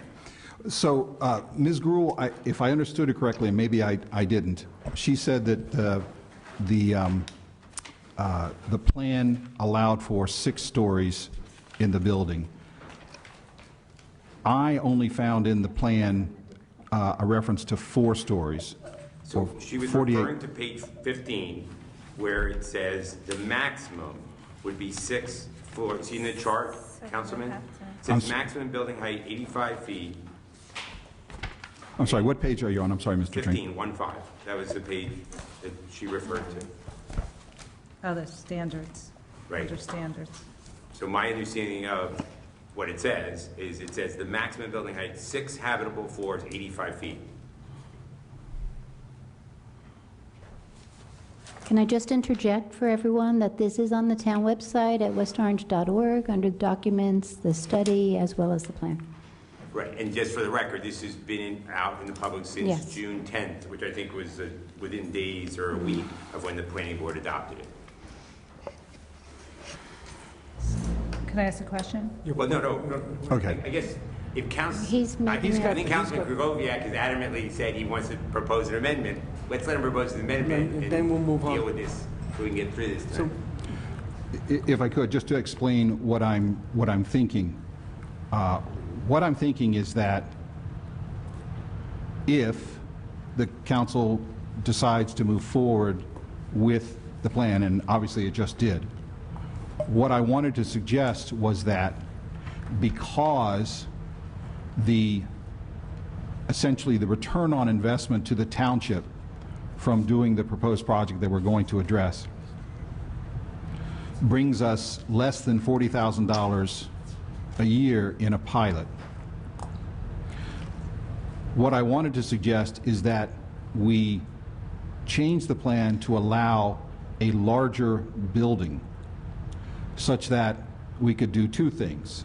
We could provide more units for senior housing, and we could also generate more revenue to the township for the use of this valuable township asset. So I'm sorry, I was looking, when I looked through the plan, I looked for stories, and I found the one reference to 4 stories, and I didn't look for floors, and I missed this in going over it. So I don't know how many more floors we might consider if we wanted to do more units. And I was just referencing the rent-a-house because it's right next door, it's much taller, and it provides, more units within the building. So what I wanted to suggest, and if anybody wants to follow me up, I don't even know how many floors or stories that we should suggest, but it certainly seems to me that we could allow for more stories and more floors, more units, more service to seniors, and more revenue. I know wouldn't be a whole lot more revenue, but it certainly would be more revenue than we're getting now. And so again, I don't know how many floors a property like this would support, but as you know, the units that we're talking about now are in a building that takes up a relatively small part. I won't say it takes up a small part, but a relatively small part of the entire property. So I just wanted to throw that out if there was any interest in increasing this, because I think we could do better for senior citizens and for revenue. So as a matter of this process, why don't we get all the amendments, because something tells me there's more than one that Councilman Kukoviac wants to recommend, and then we can decide the process, because maybe it might be a decision, maybe Councilwoman McCartney for the planning board has some input, or maybe at that point you want to get some input from Ms. Gruhl. But let's do them all at once so that we don't... But the Councilwoman Matute Brown has a question. Yes, ma'am. I would have to disagree with you, Councilman Kukoviac. With respect to generating revenue and looking at the height of this particular building as it's proposed, while the rent-a-house behind it is much taller, right, considerably, probably by like 4 floors, what I'm looking at, it doesn't have residential housing right across the street on Mount Pleasant. This one would. And going up higher, I think would just be too obtrusive to the residents right across the street from it. I wouldn't be supportive of adding any floors to it. I understand the value of, and I don't even know, let me backtrack. I don't know what the value of increasing one floor, how many units on that floor. I know that there is a restriction on what we generate because it is a senior citizen building. I just wouldn't be able to support an additional floor on there. Sorry. Are you done, Councilwoman? Yes. Councilwoman McCartney. Okay, thank you. 2 things. One, Joe, I have to say you took me totally by surprise. Not what I expected you to say. And what I'm thinking, though, but this would have to be something that the planner or even the developer would have to substantiate, is that there could be a range, maybe amending it from 60 to 70 or whatever number, just putting a range in there to see if that's workable. But it still goes back to the issue about parking, and we're only on 1.4 acres of space. To Councilwoman Matute Brown's point, the property across the street is going to be redeveloped as a Zufall Health Center, so that's moving into that location. So again, it will still be a larger building across the street on Mount Pleasant.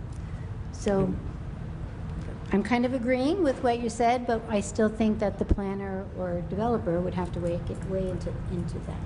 Can I try for a minute? Sure, you run the meeting. Thanks. Also, too, with adding additional floors, and again, you have to understand, will the current building, hold any additional floor weight? Well, that's why I said we have to weigh That's what you're bringing up, too. So that's things that have to be taken into consideration, because if the foundation has to be reinforced and redone, to your point, it's going to cost the developer more to build the property. So those are the things you have to look at, too. So can the building hold an additional floor? And if it can, what's it going to cost? So that's the other thing. So to your point, Councilman. Okay. I was just going to respond that actually there is residential adjacent to the Rena house to the east.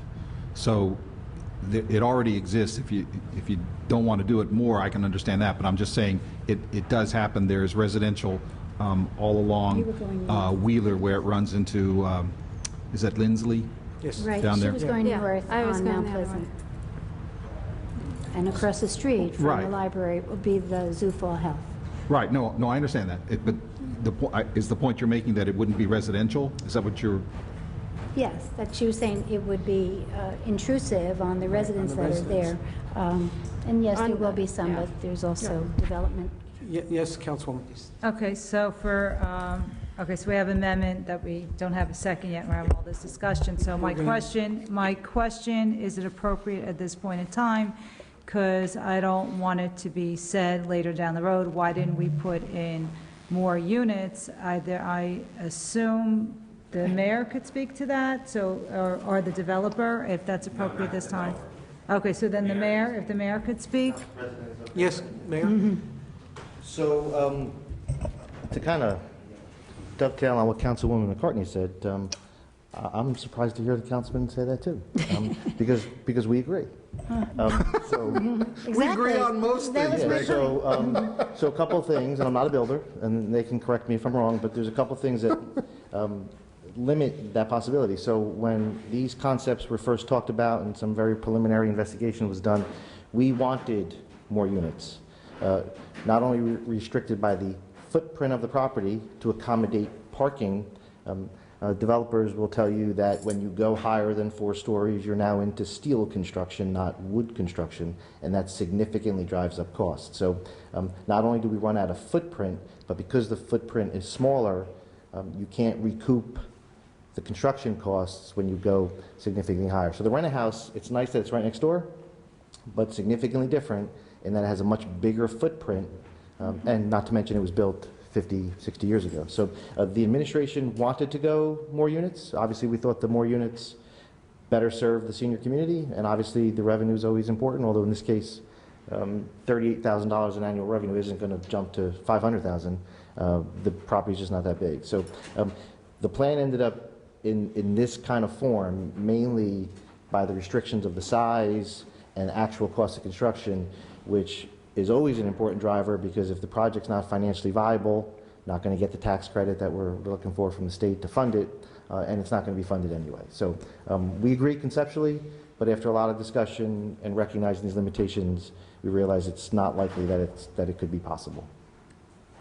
So, Council President, at this point, unless there is a second to the proposed amendment, we should go to the next amendment. Okay, so we have one amendment. Is that your first one? No, I wanted to do a couple more just that are related to that. It's Mr. Trank said you could do this one, then we'll vote on it, and then we'll move on to the next one. If you don't get a second, there's nothing to vote on. We'll just go to the next one. Okay. And before we go to a vote, I just want to point out, when this was first talked about, my perception was that it was being talked about that the senior housing would be built on top of the existing building. That's obviously not what's going on here. But now what we're talking about is, or eventually going to talk about, is a proposal that doesn't build on top. And so we've actually got one portion of the building that could be added to, because there's only essentially 2 floors. If you include the parking underneath, it's 3 floors. We could certainly get, 1 or 2 floors more above that, I think, even if you knock down that part of the building to put up more. I don't know. I'm not a developer. I'm just, that's why I'm throwing this out, because maybe down the road we want to, or shortly down the road, we want to look at maybe getting more units and building higher over the portion of the building that's being proposed to be left and is not as high as what's being proposed. Okay. Thank you, Councilman. There is a proposal. Okay. If it doesn't have Well- a second, there's nothing to vote on. No. Well, I guess so what I'm suggesting, which I said before, was that just changing the range, not to pick a number, but to change the range, because we don't know if, as you're saying, the building's proposed to be on the side, if the library extension is structurally sound to hold other units. So even if we don't go higher on the building that's proposed, if anything could be added to the extension where, the return drop that extension over there, I don't know if that's structurally sound. Okay. What I would indicate, Council President, is a plan can be amended in the future. Mm-hmm. This is the plan. And Right. Again, the administration position is, this plan has been the product of a tremendous amount of thought, a tremendous amount of input from various constituents, and the planning board process. So the difficulty was starting to tinker with it, unless, again, if philosophically people have strong views, obviously they can do that. But the administration would recommend adoption of this plan. If then you're going to consider whether or not the proposed redeveloper is the developer, and again, that will go through the process. If as a result of that process, there is amendments that come into play, then they'll come back here. They'll go to the planning board first, then they'll come back here. But I'm hesitant, to start to do, unless there are minor or there are mistakes here, to make major changes, because I do not want anyone to say, well, you substantially changed the plan. I don't think we are, or thinking of it, and therefore we got to go back and restart the plan process. So that would be the administration's position, that the plan, unless there is a mistake or an omission or whatnot, is considered for tonight. Yes, sir. Yeah, and the only other restriction that I can see that I wanted to suggest an amendment is the one that limits to 50 units per acre. As someone pointed out, it's not that big of a plot, and so if we could move that number up some, it would cover us in the future. Those would be the 2 amendments, if there's any interest in. There's probably nowhere in town where we have that kind of density, and I can tell you, and Councilman Kukoviac and Councilwoman McCartney have been incredibly working diligently on helping us on affordable housing.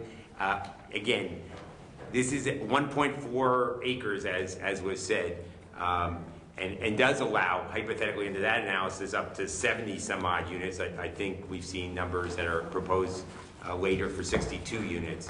So again, certainly the township, the administration believes this is the appropriate number for this plan and should not be tinkered with or changed tonight. Okay. But again, subject to your decision. Yes, sir. Yes, sir. Okay, so what do we do now? If there is a second, I don't know if the councilman wants to make a specific recommendation or amendment. If he wants to make a specific recommendation to change 50 units per acre to 1,000 units per acre, then if he gets a second, then we'll have Trump Towers, whatever. So, I mean, again, I think he has to make a specific amendment. Here, I'll do that. I move that we amend the plan as adopted to make 2 changes to the standards.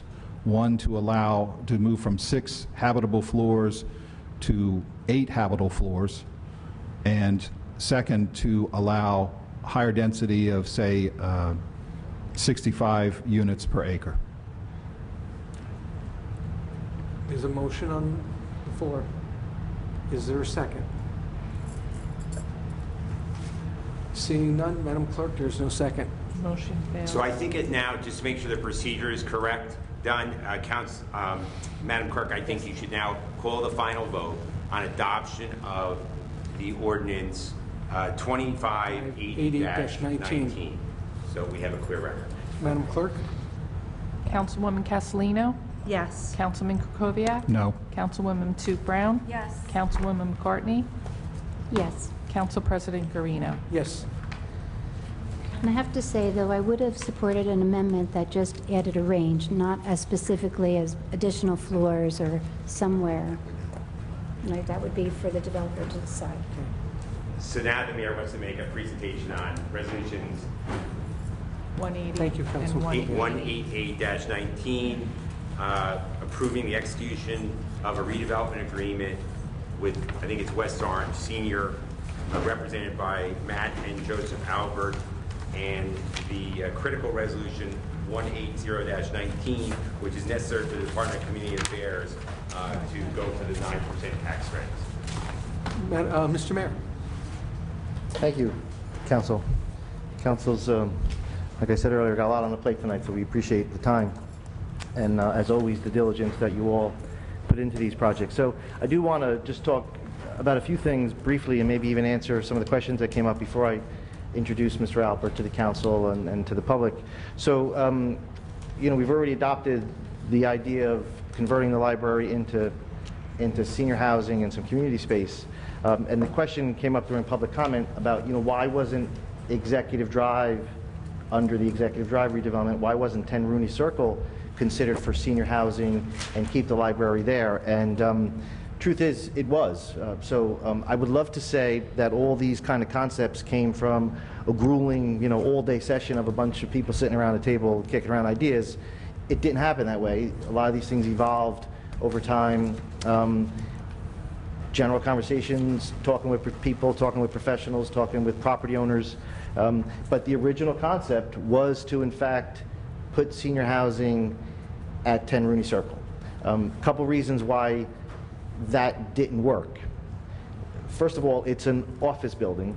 We think can make a wonderful library. Converting an office building to senior housing is a lot more of a challenge, and it never would have looked like senior housing. Besides, and maybe this is the most important, we felt that in this municipal complex, town hall, police station, the rent-a-house right next door, the nurses' clinic, which is right in the basement of the rent-a-house, we thought that this was the better location for senior housing. And again, senior housing wasn't picked from the sky. In fact, Shirley Bishop, our affordable housing expert, will tell you we're really not even going to get the COA credit we'd love to get on these units. We looked at this as not trying to meet COA, trying to meet a very practical need in the community. None of us here, none of us out there thinks it's too far-fetched to know that there's a need in this town, a very practical need for affordable senior housing. So that's where that evolved. And after looking at the idea of bringing it to Executive Drive, we felt it made more sense to have it another part of the municipal complex. Obviously, as the councilman alluded to, and I think he's right, I wish the footprint was bigger. We would have loved to have 100 units. And quite honestly, I'd never speak for the planning or the zoning boards or for this council. I would have been okay with making it the tallest building in town. I thought down here in the municipal complex would be where a taller building would be appropriate. We simply were limited by the size of the lot, and ultimately the smaller the size of the lot just makes the cost of construction even more exponentially a challenge to make the projects viable. So I appreciate the council's support in moving it to this next step. We understand these are big changes to accept, ask the community to accept, but I think the longer I'm doing this, the more I feel that humans at our core just resist change. I know this is a big change, and there's been talk about we're abandoning the downtown. I would say publicly, I've said publicly 100 times, no one's a bigger advocate than downtown than me. I've spent my entire life here. I'm not pulling the library from the downtown to hurt the downtown. If you look at the numbers, which we only got recently thanks to Dave, our executive director, a lot of the community is going to other libraries for the library needs. Now, some of that is obviously proximity. If you live 2 blocks in from the border of Livingston, maybe that's closer. Moving a library is not going to change that. But that says to me that despite a lot of the concerns residents have about 10 Rooney Circle as not being accessible, when you look at the fact that almost 25% of library users in West Orange are going to other towns, that tells me that they're finding our library right here on a main county road not accessible. So does bringing it up to Executive Drive change that? I don't know it does, but putting it in the geographic center of town, I think has to improve it. I think giving a bigger footprint will improve that because it will enable them to run more programs. Obviously, there's always the funding issue. That's an ongoing issue that dates back 100 years and will carry the community into another 100 years. So there's always going to be a funding issue. But what we should remind ourselves and the public is the idea of a new library is not new. The Main Street redevelopment project in its early stages included a new library.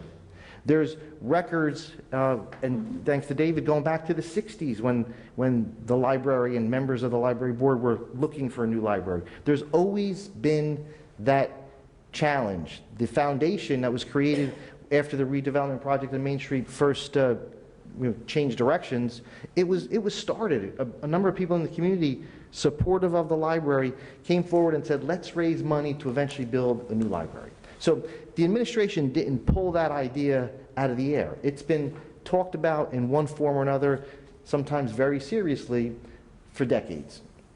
And as we've looked more and more about whether or not it makes sense, granted, some of these things are not always planned out.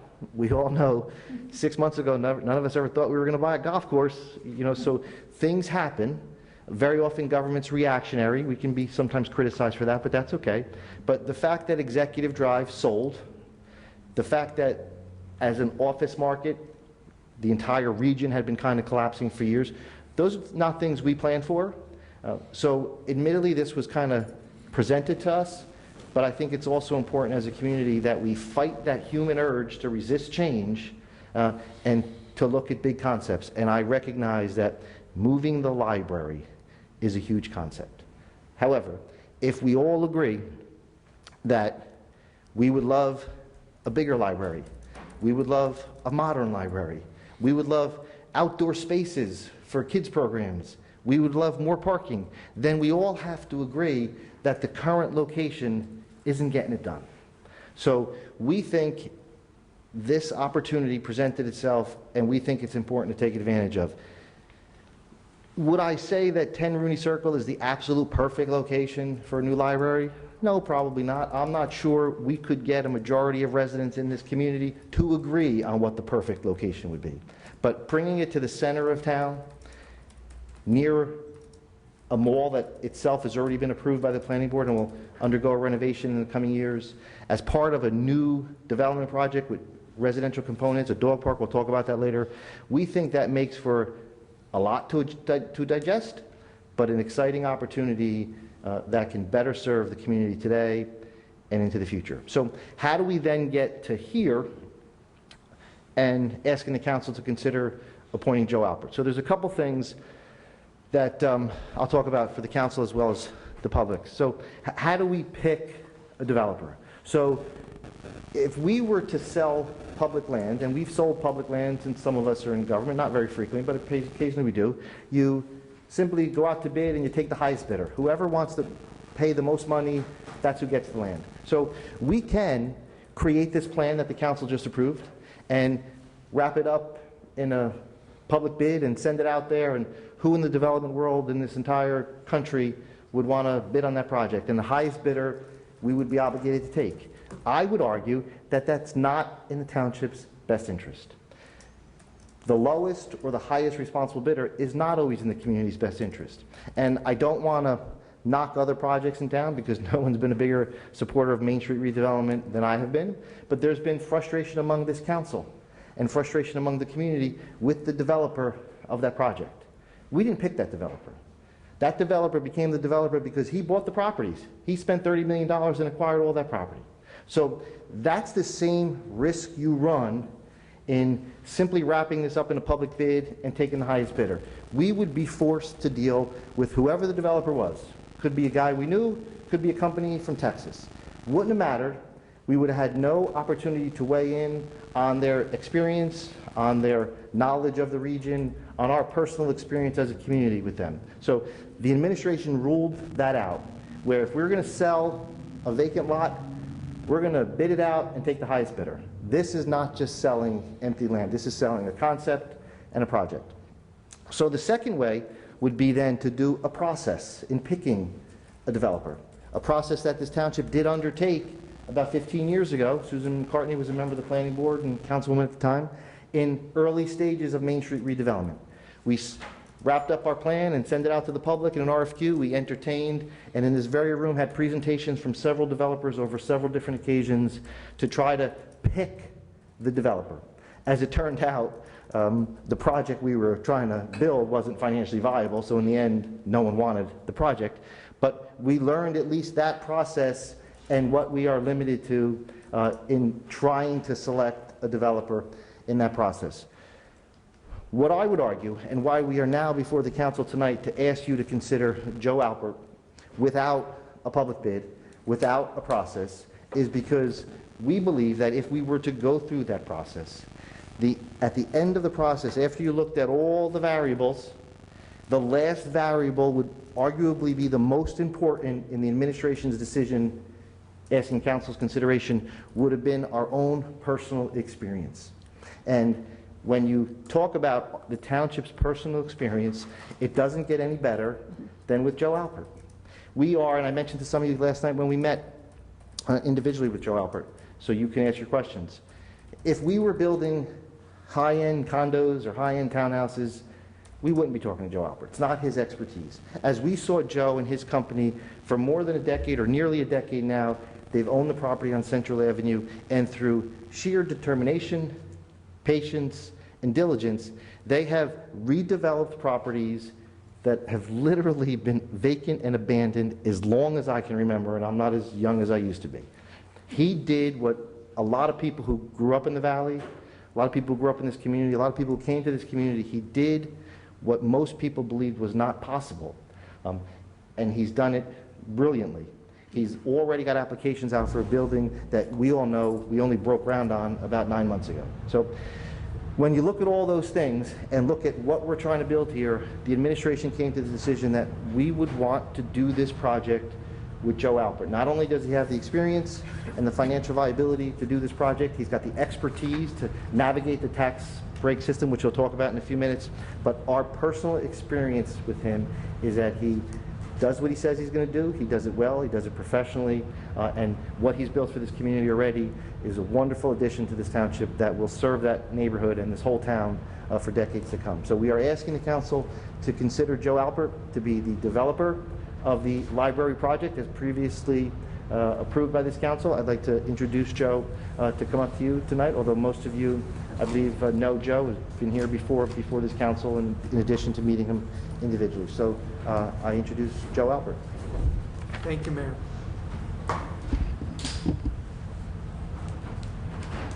First, I want to thank everyone for letting us present. As the mayor said, Joe Alpert from the Alpert Group. Our current project that's going on in the valley, which we spoke about a lot tonight with things like transportation. We did our first building in Orange, fully occupied, 128 units.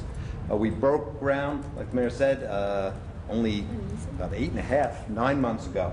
We're 75% done, and we expect to start renting up in November 1st, well ahead of schedule. I really, sometimes people say, would love you to come by and see the existing building and the building in progress. These projects, although they include affordable housing, are an asset to the community. They have hardwood floors, they're beautiful from the outside, they look like market rate housing. The rendering actually doesn't even do it justice. Like I said, there's applications on file at City Hall already. We brought them here the very first day. So we do feel that what's going on in the Valley is very applicable. We built a structured parking lot in Orange. We're working with Orange to open up that station to be adopted by Orange. We work with, it's been a great collaboration between two mayors and the county to try to reopen the train station, get a Midtown Direct. I have structured parking there. And again, you talk about jitneys and shuttles. The best way to do it is if people could just utilize that station directly for Midtown Direct. Jumping to the current project, it is a true public-private partnership. This is your property. We're not even proposing to buy it from you. It would be a ground lease for 99 years. It's still the municipal property. No governing body wants to have a time frame that is a dire time frame. But the only way in the whole country to build quality affordable housing is called the low-income housing tax credit. Unfortunately, the state only holds around once a year in September. So we have to get a lot of things done if the body wanted this to proceed. Why we're here tonight is, tonight would grant us site control. We would need that now because we have to apply for a mortgage from the New Jersey Housing and Mortgage Finance Agency. That's due this month. So that's why we're here tonight, and it's critical. By September 12th, we're going to submit our full application for that financing source. To give you a scope of how important it is and why it can't be done without it, this will be a $13 million project, all in, with about 70 to 75% being raised through the sale of the low-income housing tax credits. If you don't win in September, nothing happens at the site through this program. That is why the timing is so critical, and we realize it's a lot of information to come up to speed very quickly. But there's a lot of great things about the project. One is the redevelopment plan that seemed to get that got adopted tonight. This plan would be fully compliant with the plan. And Councilman, I will say I heard it more than once. Why can't there be more units? The administration was talking about it. There were certain constraints. I don't know how much you want to hear tonight, but one of them is constructability. Anything over 4-story would not be wood construction, steel, as the mayor mentioned. And again, in what I do for a living, cost constraints are almost the entire factor. We're competing against the rest of the state of New Jersey. Other municipalities have an even more dire need, believe it or not, because they need COA credits for senior affordable housing. They will do anything within their capacity to try to get their co-obligation fulfilled by seniors and not for family. So we need to be competitive, so we couldn't go any higher. I would say the design that we're starting to look at, we'll keep it here for a minute, I think I'd call it on my computer concept plan like 8. We went through every machination of tearing everything down, building everything new. Building on top of what I'll consider the new portion, the newer part of the library, and not on the older part. Building on the whole thing. The only mechanism that really made sense is what we came up with. We looked at everything, more units, less units, higher, on top of one building with the other. The really unique part about this is the uses of the entire facility. The new structure will be almost predominantly, there'll be hallways, but it's all a residential building, 61 one-bedroom units and 4 two-bedrooms are what we're proposing. The new section of the library is approximately 10,000 square feet. You've recently did improvements to that part of the property, and structurally, it's a sound building to keep. Our plan is it's approximately 10,000 square feet, that I think 7,500 or 75% of the building will be for use of public use in your sole discretion as the township in perpetuity, for as long as the lease. So if it's a 99-year lease, that space is the town space for 99 years. The ideas I thought were very exciting. Community center, satellite library. But again, that's all the municipal's choice. But those uses will work great with the senior housing. The remaining space, say, well, why don't we have the whole building? There are certain things that my company has to use for the other 2,500 square feet. We're going to have a management office. And all these things are paid for through the sale of these tax credits. So we do have to have management functions. More exciting is we're going to be having a medical space for the seniors to do regulatory, blood checks, heart rate checks. We're going to have an exercise room. We're going to run social service programs out of it. We are obligated, or we are going to commit, it's called a Senior Independent Living Coordinator. We're going to be putting a person in there to help the seniors acclimate themselves, to the apartment building, to the municipality, 20 hours a week. The other thing that's in our plan that, again, is very exciting is we want to make sure a lot of the seniors, like we mentioned before, when you have to meet certain maximum income guidelines. A lot of times these seniors don't have cars because the car is a car insurance, parking. So that's why the parking requirements for senior housing, especially senior affordable housing, are much lower. We already have in our plan at least once a week doing a shuttle from this building, and we had thought, exclusive of the whole library discussion, of at least going to Essex Green for the shopping and everything else. Well, the other synergy there is if the library does wind up in Essex Green, that could be part of the shuttle service. We also talked about the satellite library staying. There's been discussions on how many people walk into the library.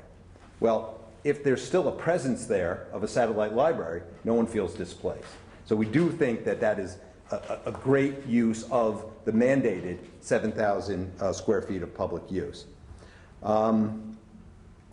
We talked about you don't have a COA senior credit. Well, you don't for this round. But remember, in 2025, you have to recertify the COA, and these credits will work for the town. We've worked with your COA planner, Shirley Bishop. We've purposely met all the COA requirements. You have to have 13% of the units at very low income. Wasn't great for our project, but it allowed the town to say, okay, if in 2025 some court master says you have a senior requirement, this meets your COA requirements. So that was very important to the town. It was made clear you do it. Mm-hmm. The other thing is, Councilman, we have to have, as per the plan, we will be Energy Star certified. And that encompasses all, again, it's very similar to plan. You have a potpourri of options you could use between reused wood, recycled wood, to other methods of what you can meet. That's how usually these Energy Star things, where it's feasible to put the roof on one building. In other buildings, you might choose to meet your Energy Star requirements in a different way. The other thing that we heard was, I am going into this fully aware that there has to be no downtime for the main library. So it's been made very clear, we will not start any type of renovation work or construction on the existing site till the new library is fully in place and up and running. So we think that we've had such great feedback, from the administration and working out the plan that we've, thought of everything. But that being said, we are open to any suggestions to make this. In my mind, I've seen very few sites that lend themselves to a true senior, between the transportation, everything going on, being in your municipal complex. It seems like we can add to the fabric of West Orange with a real safety net for some seniors who need, who have, are of limited income, who need a brand new, beautiful apartment to live in. And we do think this will be complementary to the beautiful township that you have. So I think I touched on all my notes, but I could take you, should I take through very quickly? I know if that's what you would like. Absolutely. Great. So the existing site is at the bottom. This is the existing site. It's the new portion, they call it, was built in 1979. There was the existing, we'll call it older ones, that was built in 1950s. And this is just the surface lot. Well, this is the walk-in area near Gaston Street. What we would do is take down everything that's circled in red, and if you know the back of the building, one level's lower down where there's a couple of employee parking spots. Well, it made out to be that we didn't have to dig into the earth. We put residential on the first level. And that's why some people are going to say, is it a 4-story building or a 5-story building? One of those things, depends who you ask. So that's one level. But then up above it, there'll be 4 full stories of residential wood construction. And the other constraint was, we looked at 8 stories, because we're in a house 8 stories. you do run into some parking issues. I mean, seniors might have a half-to-1 spot, but if you go many more, you're really going to run into a parking problem. So what we did is we took your existing lot that used to have 32 spaces and increased it to 41, and moved it a little closer to Mount Pleasant, but it is the parking area, and you'll have 65 units above. So it's one side is 4-story, one side is 5-story. The units, so you come up later, there's the new structure right next to the older structure. This is looking at it from Town Hall. So this building will stay. Like I said, it just had renovations. The building's in very good shape, and the new structures on the building that, to be honest with you, should be demolished. Going a little further, you can look, the 1 bedroom's average gross square footage is about 685 square feet. 2 bedrooms are about 974 square feet. And that's what we hopefully look to be designated at least, and then work with, obviously, your planning board and everyone else to present a project that's acceptable to the township. So the only other point that the administration wants to be totally transparent and have Mr. Albert explain is that under this type of a project, there is a pilot, payment in lieu of taxes. So I'd like Mr. Albert to explain the statutory amount, and then I know Mr. Gross did some analysis as to other similar projects in town. Yeah, so there are different types of pilots throughout the state. We are mandated under my financing to get a mortgage from the New Jersey Housing and Mortgage Finance Agency. They have their own statute. It's a statewide statute that every municipality, if they choose to, could propose and approve if, the governing body. So it would be a pilot at 6.28% of revenue. So that's every penny we take in by a certified audit, we give the town 6.28. It has built-in, obviously, increases, because if I increase rents, you increase the pilot. And it does have to be coterminous with the mortgage, and it is a 30-year mortgage. But the deed restriction will be even longer because of the COA requirement. So if I'm deed restricted for 45 years, you're really only granting me a pilot for 30 years. Now, in all likelihood, if I'm keeping it affordable for years 31 through 45, we'd come to renew the pilot, because the rents are significantly less than the market. But that is, and it's a boilerplate state statute pilot, and we will have to come before you before September 12th if we have any chance of winning our financing. And so we asked, the administration asked Mr. Gross to analyze, because I know recently, you will recall, the Daughters of Israel, the Federation building, exactly what Mr. Albert said. They had finished their 30 years. This is the building obviously next to the JCC in Northfield, and they came back and asked you, because they were going to refurbish and renovate the building, and you recently extended it for another 30 years. So Mr. Gross can tell you how this 6.28%, and that's at 38,000, 37,000 you've heard about, how that equates to other similar projects in the town. Yeah, we have 4 other projects in town: Rent a House, one on Woodland Avenue, the Daughters of Israel, and Eagle Rock Senior Citizen project. They're all under different statutes than we're talking about tonight, but the per unit pilot ranges from $350 per unit per year to $648.27 a year. So that's what's existing, and the reason for that is that they're not all the same. They're different animals, if you will. So some of them have large numbers of Section 8 housing, and that changes the equation, because usually there's some percentage of revenues, but not all revenues are necessarily counted, depending on what the type of statutes that were used to implement it, and what the buildings, what they're actually running. This project, we're looking right at little north of $600 per unit. So it's not the highest, but it is just about the highest, and certainly substantially higher than 350 or 480, or in the case of Daughters of Israel, 447 per unit. So this is as these types of projects goes. This is a very, very favorable pilot for us, especially given you get the public policy objective. That's the reason you have these, is because you can't do these at market prices, because somebody, there's a public interest in it. There's not a private interest. A couple other final tidbits, and then obviously we'll address it. As you all saw, the proposed RDA redevelopment agreement is very, very strict, as Mr. Albert indicated, that the library doesn't go dark. So again, one member of the public tonight made it like we're going to close the library. This does not allow him to begin construction on this site until we are successful in terms of relocating the library, whether that is at 10 Rooney or not. And if that all collapses, again, as Mr. Alpert, and one of the reasons that I hope this community and the council respects all this time, if for some reason we don't achieve a new library, this will never happen. So again, I think that we all respect that is an analysis. Number two, this provision provides that he will advance $1 million towards the new library.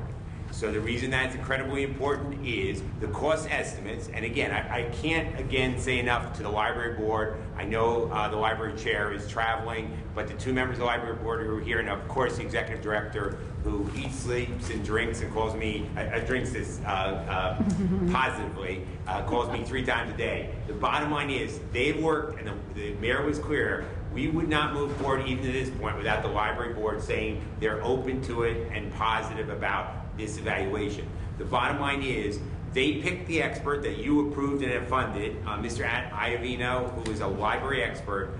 He is estimating, again, not final numbers, but approximately $2.5 million to outfit 10 Rooney, if that's where it goes.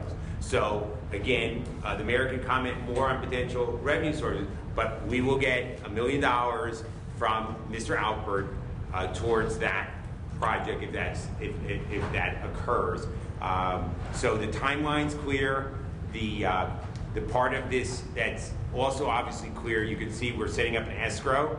Mr. Alpert's going to be responsible for the fees and expenses for moving forward this process. And the last thing I want to point out is there was something apparently, again, I'm not a social media person, suggesting that the assessed value of this site was over $4 million. And I want to address that directly because that's a misstatement. This part, this 1.4 acres is the same lot and block as the police building. So when someone says the line item in our tax roll says over $4 million assessed value for this, that's combining the police building. Doesn't combine this building. I want to be clear on that. But so, and that number, and the mayor and I called the tax assessor and says, okay, where'd that number come from? And that was done as part of the reval in 2011. And the bottom line is there are no comparables to a library. You can't go out and find another library in West Orange to trade. It doesn't trade on the open market libraries. It has no revenues that are analyzed like a hotel or another building. So again, the fact of the matter is the line item for this block and lot, which is combined with the police building, does equate to over $4 million. That is not true value, okay? We do not have a current appraisal, but we will tell you that when you analyze this and you look at it, especially once it becomes deed restricted for senior housing, that will have a depressed, I don't mean this negatively, but a lower rent roll. Mr. Albert can obviously talk to it from his experience. And the concept that between getting $1 million cash, and let's not lose sight, if we had to go out of the township and rent 7,500 square feet for 99 years, that has, think about that, at $20 a square foot, we did the analysis, and then you present value it, that would be well over $1 million. So the way we look at the consideration we're getting here, besides the important public purpose, as Mr. Gross, and obviously the sole purpose of the mayor moving this forward for senior housing, it is clear that the consideration the town's getting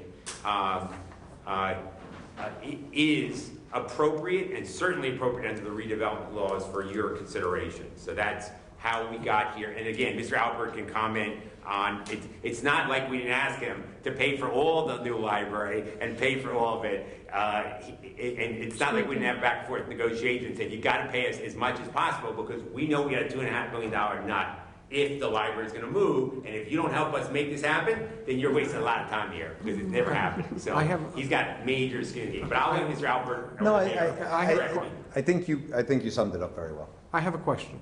This is a hypothetical question. Okay, so this goes forward tonight. You go apply for the mortgage, you put in everything else, right? You get the mortgage, right?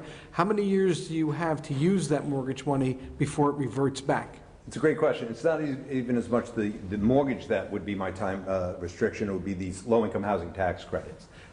We will be getting probably a allocation of 2021 tax credits, and you have 24 months from that date to place in service. So it'll be December 31st of 2023 on the outside. Now again, hopefully everything comes together much quicker, and it could be any time before that. I'll never slow down, but if we have a large window to find an appropriate spot, do the improvements, and then begin the process of relocation. So you have at least over 2 years. So you have over 2 years to use it. And it was actually one of the main things that the library committee had asked, and we went through the whole thing, and it gives them plenty of time also to go out for, there are federal programs that help retrofit libraries. So this gives them a huge window for their federal grants also. I think what you're referring to in the mayoral comment I'm sorry. is there was a bond ordinance passed by the state of New Jersey. Yes. I think Mr. Q. It's almost out of money, so. No, it's not. No. They're just starting. This is new, yeah. Still here. You can comment almost out of money. The Secretary and Treasurer are waiting. But Mayor, we've spent a lot of time with Mr. Cubey. He's been educating us. We're not necessarily counting on that grant funding, but a referendum was passed by the state. They've allocated $125 million. They have not expended a dollar yet because the state is still working out the conditions of the grant, the parameters in which who would be eligible. So we're not counting on that, but we believe that this project would certainly qualify. It's a matching grant. So we're hoping to be able to recoup some of that money if in fact we get to that stage, once the state releases the conditions of the grant. And understand, Mr. Mayor, I'm not being critical. I'm just asking these questions hypothetically. You got 2 years. That means the minute you got to start 2 years, it gives the township 2 years to get into a new building. I just want to be clear. As I heard, no, it's more than that. 2021. Yeah, so 2021. You have 4. We're in now July of 19. Right. We have 4 years, correct? Yeah, I thought he said. Yes. So we have 4 years. As you know, we are dealing with litigation. I got confused. He said 24 months, so. He meant 24 months. 24 months from 12/31 of 2021. So the outside date is 12/31/2023. It's an IRS code when you have to utilize the money. So 4 years. We're in the this December. Right. We're in And my other question was that, and understanding all the information I'm getting from the state about that grant money, a lot of townships have already applied for that money. How come the West Orange, how come? No. It hasn't opened yet. It's not, Council President, just we were talking about this earlier today, just to confirm. There could be a program that's helping other libraries, but that's not this one. So this referendum that was approved. The regs are out for comment. Yeah, nothing's official yet. So a lot of towns are planning. Come to Mike. You're going to speak.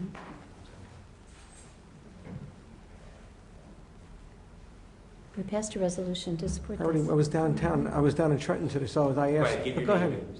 Marge Mingan, Secretary of the Library Board. The regs just came out about 10 days ago. It was passed by the state of New Jersey, their residents, in November of 2017. And it went through a tremendous number of passages of all the different agencies that had to approve of it.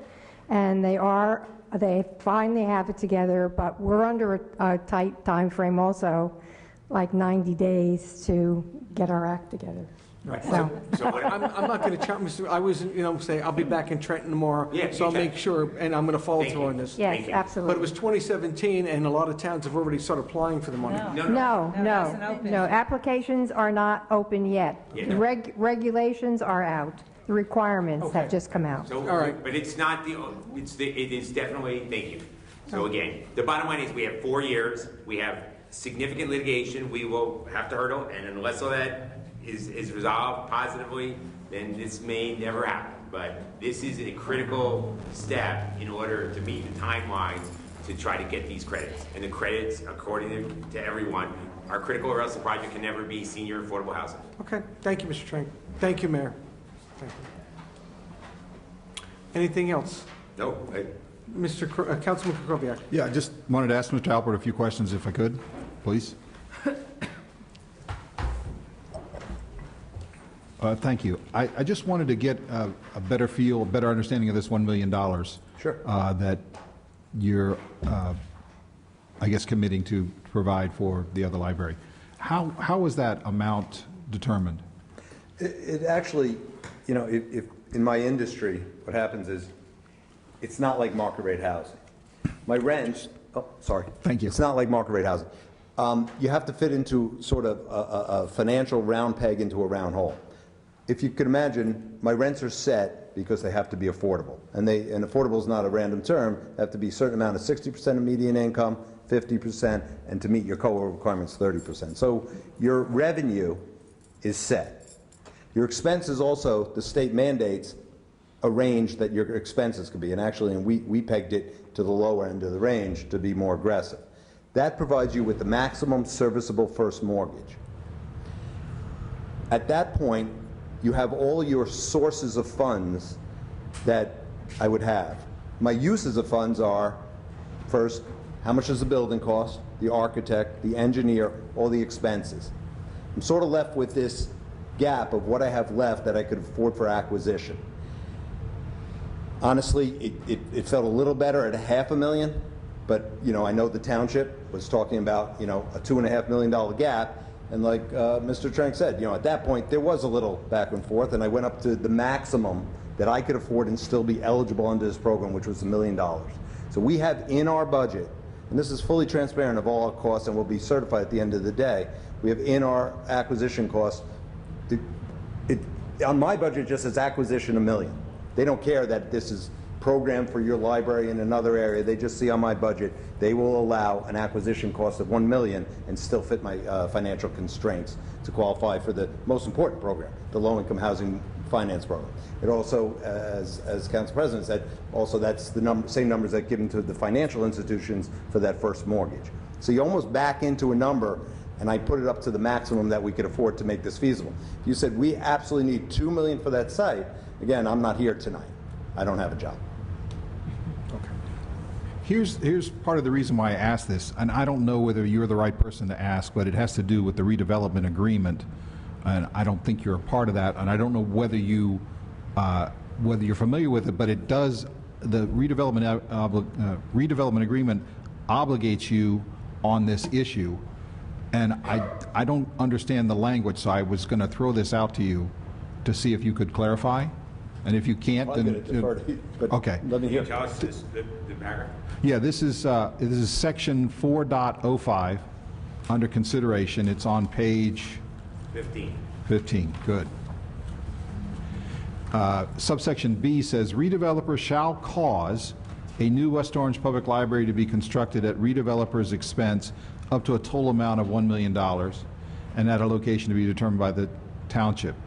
In the event the costs of development of a new West Orange Public Library exceeds $1 million, the township shall be responsible for payment to redeveloper for the development costs in excess of $1 million. Yeah, that concept was floated by me in that, you know, if it's 10 Rooney and it's your building, and I would give you $1 million. If it's somewhere else and the development was a larger project, I'm still only at risk for $1 million, but I might be, because I'm in the industry and a private entity, might be more cost effective for me to build a $3 million building. I only still put in $1 million. The rest has to be funded by the municipality. I think that was the intent of. Well, and clearly, Councilman, you read subsection B, but as you know, A, and then it says or. So that's why it's A or B. You read B. A is the contribution of $1 million. So it is exactly as Mr. Albert said. As you know, it's exact. Again, he said it as artfully as anyone. It may be more effective and more efficient, whether it's at 10 Rooney or another location, if another one becomes available, to say you got the biggest incentive. He's building buildings bigger than this in less than a year, and we do have a few. So the administration wants to leave out open the flexibility, which will all come back to you to say. You build it and you turn it over to us turnkey, and therefore his financial contribution at that point, if you were to approve that, would be $1 million, and then you'd have to decide, and we'd have to have the funding for the balance. Okay, so you get to decide which way you want to do it? No. This is the administration, this is the township. Okay, at the township's You office, decide okay. that. I'm only at your discretion. So one is, the first option is you just write a check. If you want to do that, you can. No, he doesn't get the choice. Right, right. He would. Right, I understand. Yes. They can either put to me to write a check or put to me, build the building and contribute $1 million. Okay. Those are the two options that could be put on me. Only by Okay. the governing body, not by me. So when it says build a building, are you talking about something separate than what is being proposed at 10 Rooney Circle? It's giving us the flexibility. Okay, so it's totally separate from 10 Rooney Circle? Yes, We B is don't separate know. from It 10 may Rooney. be 10 Rooney. If we get site control of 10 Rooney, we don't have it yet, okay? One of the aspects of that will come after this tonight, but we're still not there yet on that either. So it's giving us maximum flexibility. So Okay. I think you and I are saying that. I mean, it could be 10 Rooney. It could be a site another site. Right now, 10 Rooney is the one that's been identified, but we have hurdles, as you know, to cross to get 10 Rooney. No, I know I know Mr. Albert plays only in affordable housing. So I was curious as to... Our company's built, have you done libraries? I was just curious. Oh, never done a library. Okay.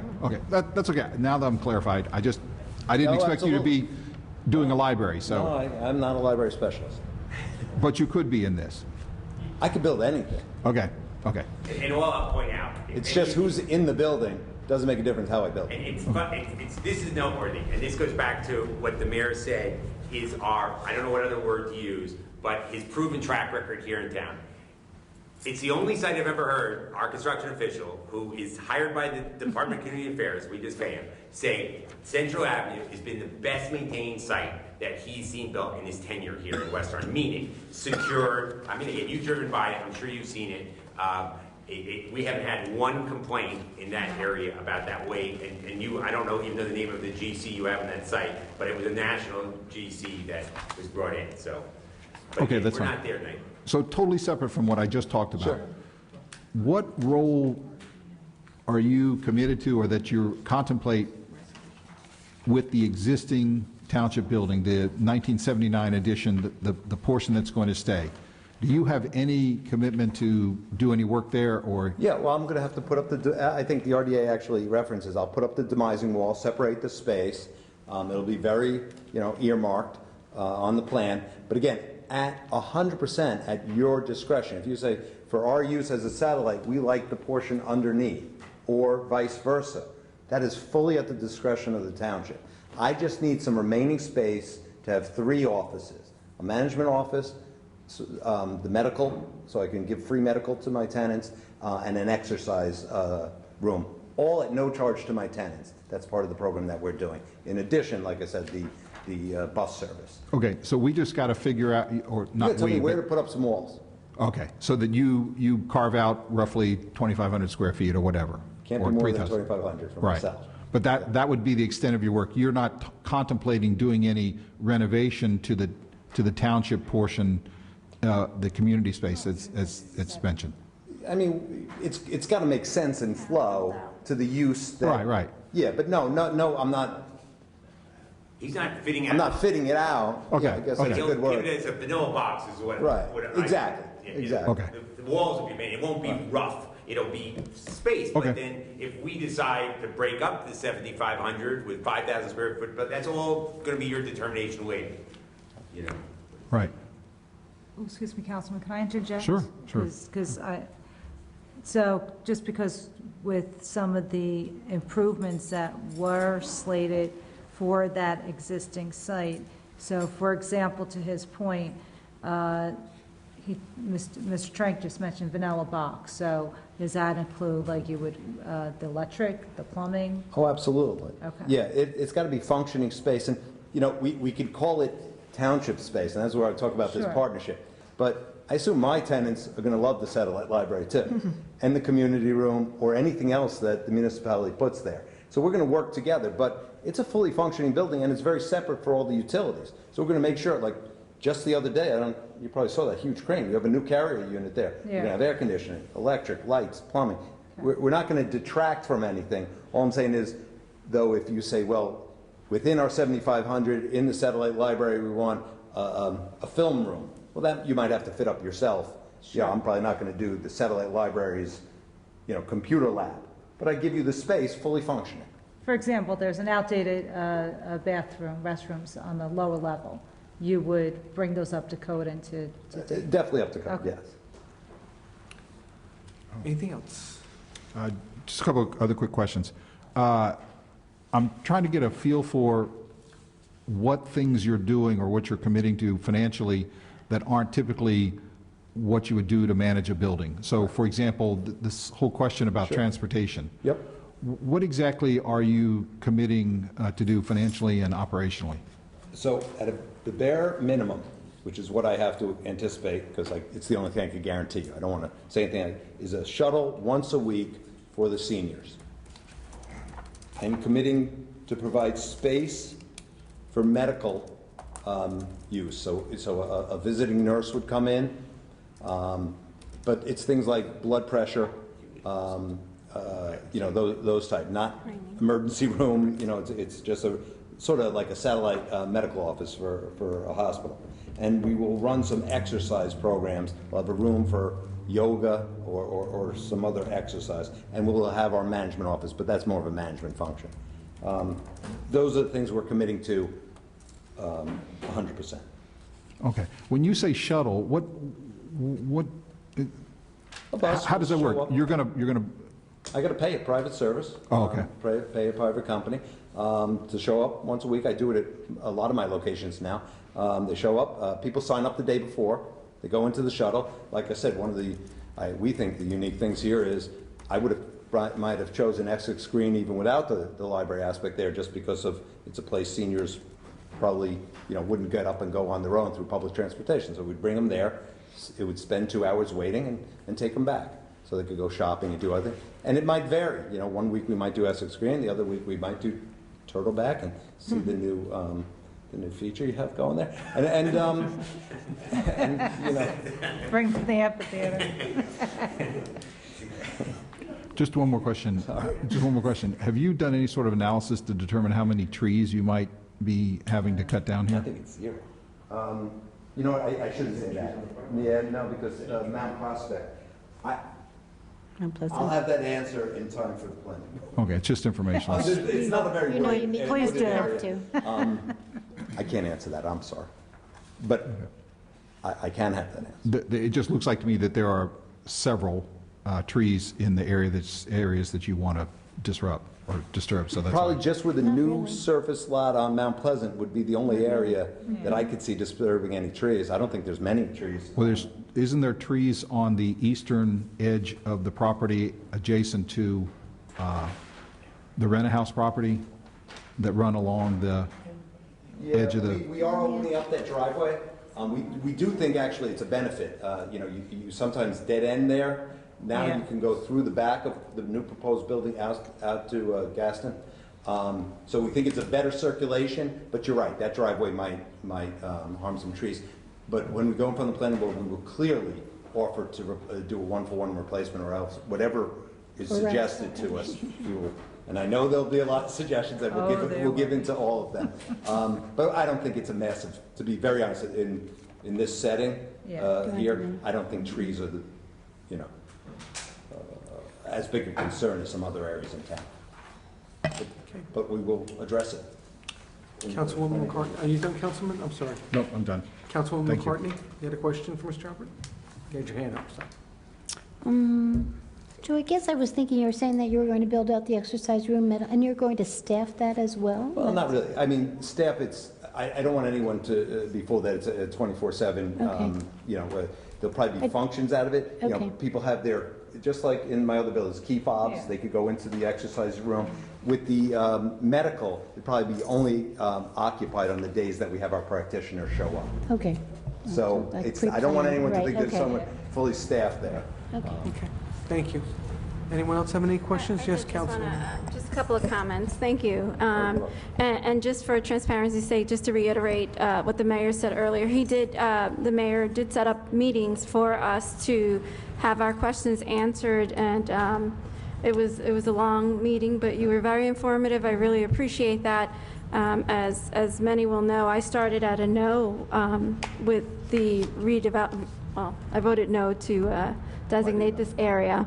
in need of redevelopment. After our meeting and understanding what the potential development would be and the benefit to the community, it's hard for me not to support this project. But just to be clear, because I know that there is going to be later a little bit of confusion with respect to what the plan recommended, what we adopted, and what you will be implementing. Right. For clarity's purposes, your development is going to be 100% affordable. 100% affordable. 100% affordable. 100% senior, and every senior we've actually selected there's two classifications. We're doing the more restrict one, 62 and above, not 55 and above.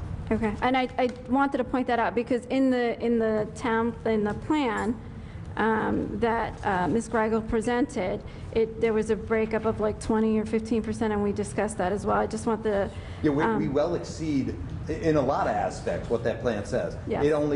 This could have been, I think, 80% market. Yes. We went to 100% affordable senior. We stayed at the 4 stories or 4.5 stories when we could have went to 6. So there's a lot of areas where we actually been more conservative.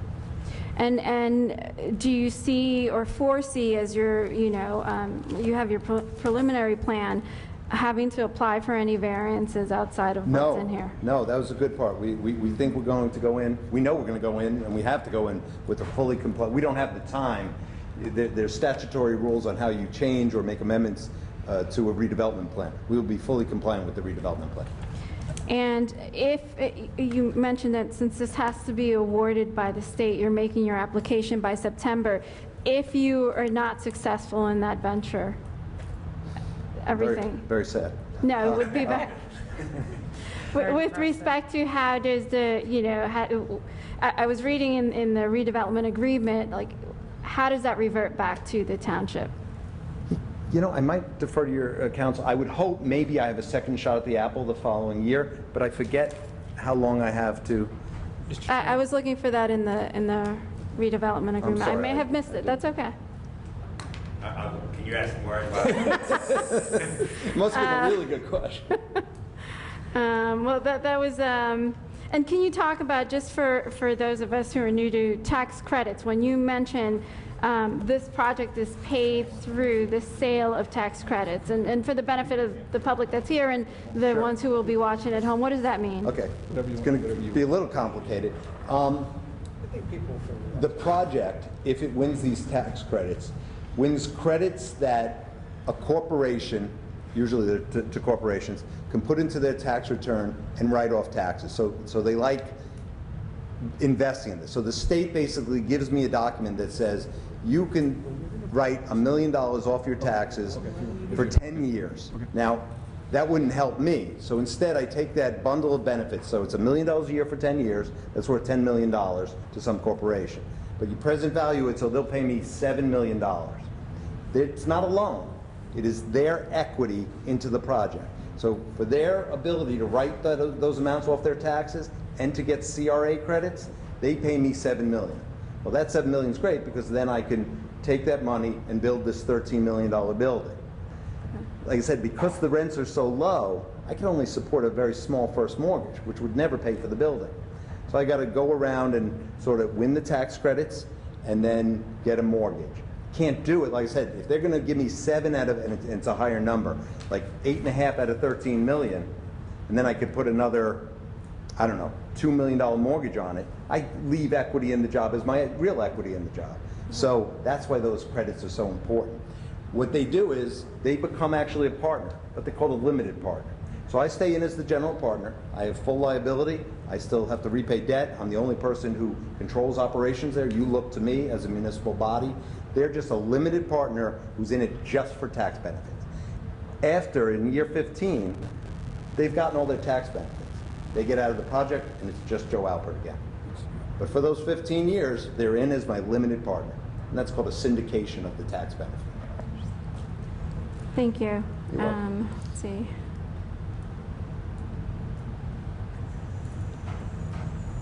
That was it. So I can.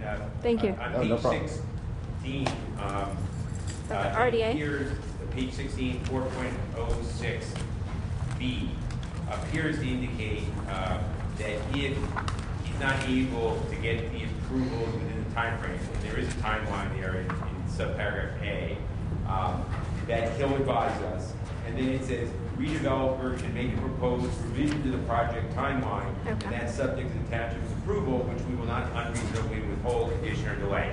So the bottom line is it'll come back to you, and Mr. Albert, I'll have to explain, what happened, and you'll consider it in good faith.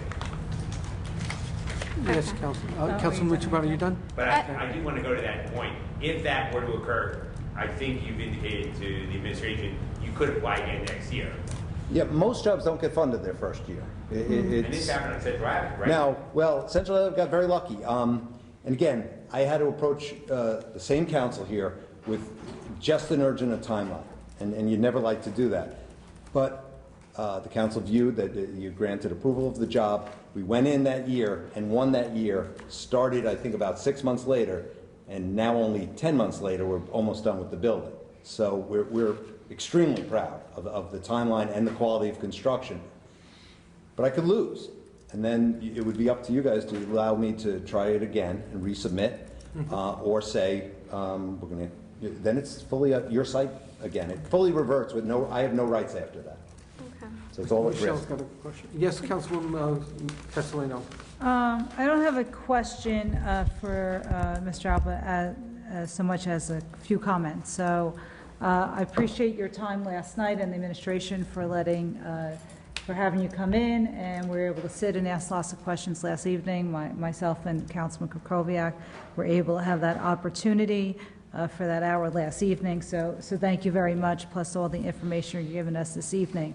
And as we spoke last night, I really left very excited. We started out with the senior citizen survey that came back with housing and transportation needs for our residents, and here we are tonight. We did a grant for Partners for Health, and were awarded that for the study. And with that, we have the application, which we spoke last night that you could probably pick from, and for this grant application. So a lot of partnerships we have in the township which all collaborate together and are little points for these kind of applications. So I'm very hopeful that you will, get granted on the first round.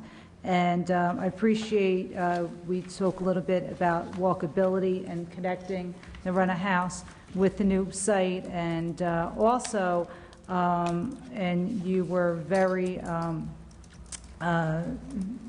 sorry, it's getting late, it's 11:15 in the evening, but you were very generous in giving us time and understanding concerns with getting residents around this area and the St. Mark's area, and even just crossing the parking lot itself and getting around a little easier in this whole municipal area, because as we know, sometimes when we get out of our cars, it can get a little busy in the parking lot.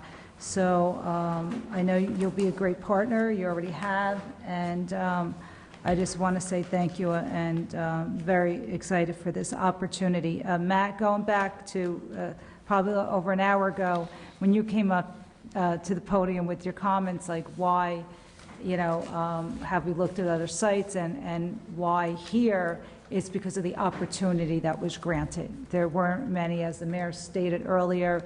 There were other times in our history of the township where we try to move the site elsewhere, and now this is opportunity. So hopefully the stars will line up and everything will come together, and we'll be able to have a great site. You can't look at the site in Rooney Circle as an office building. It's vision. I'm glad to hear Marge be so excited, because we had a conversation not too long ago where you weren't as excited. You were worried about that office building concept, and with that great architect that you have, you just envision, an outdoor space and a new site, and just, a little excitement.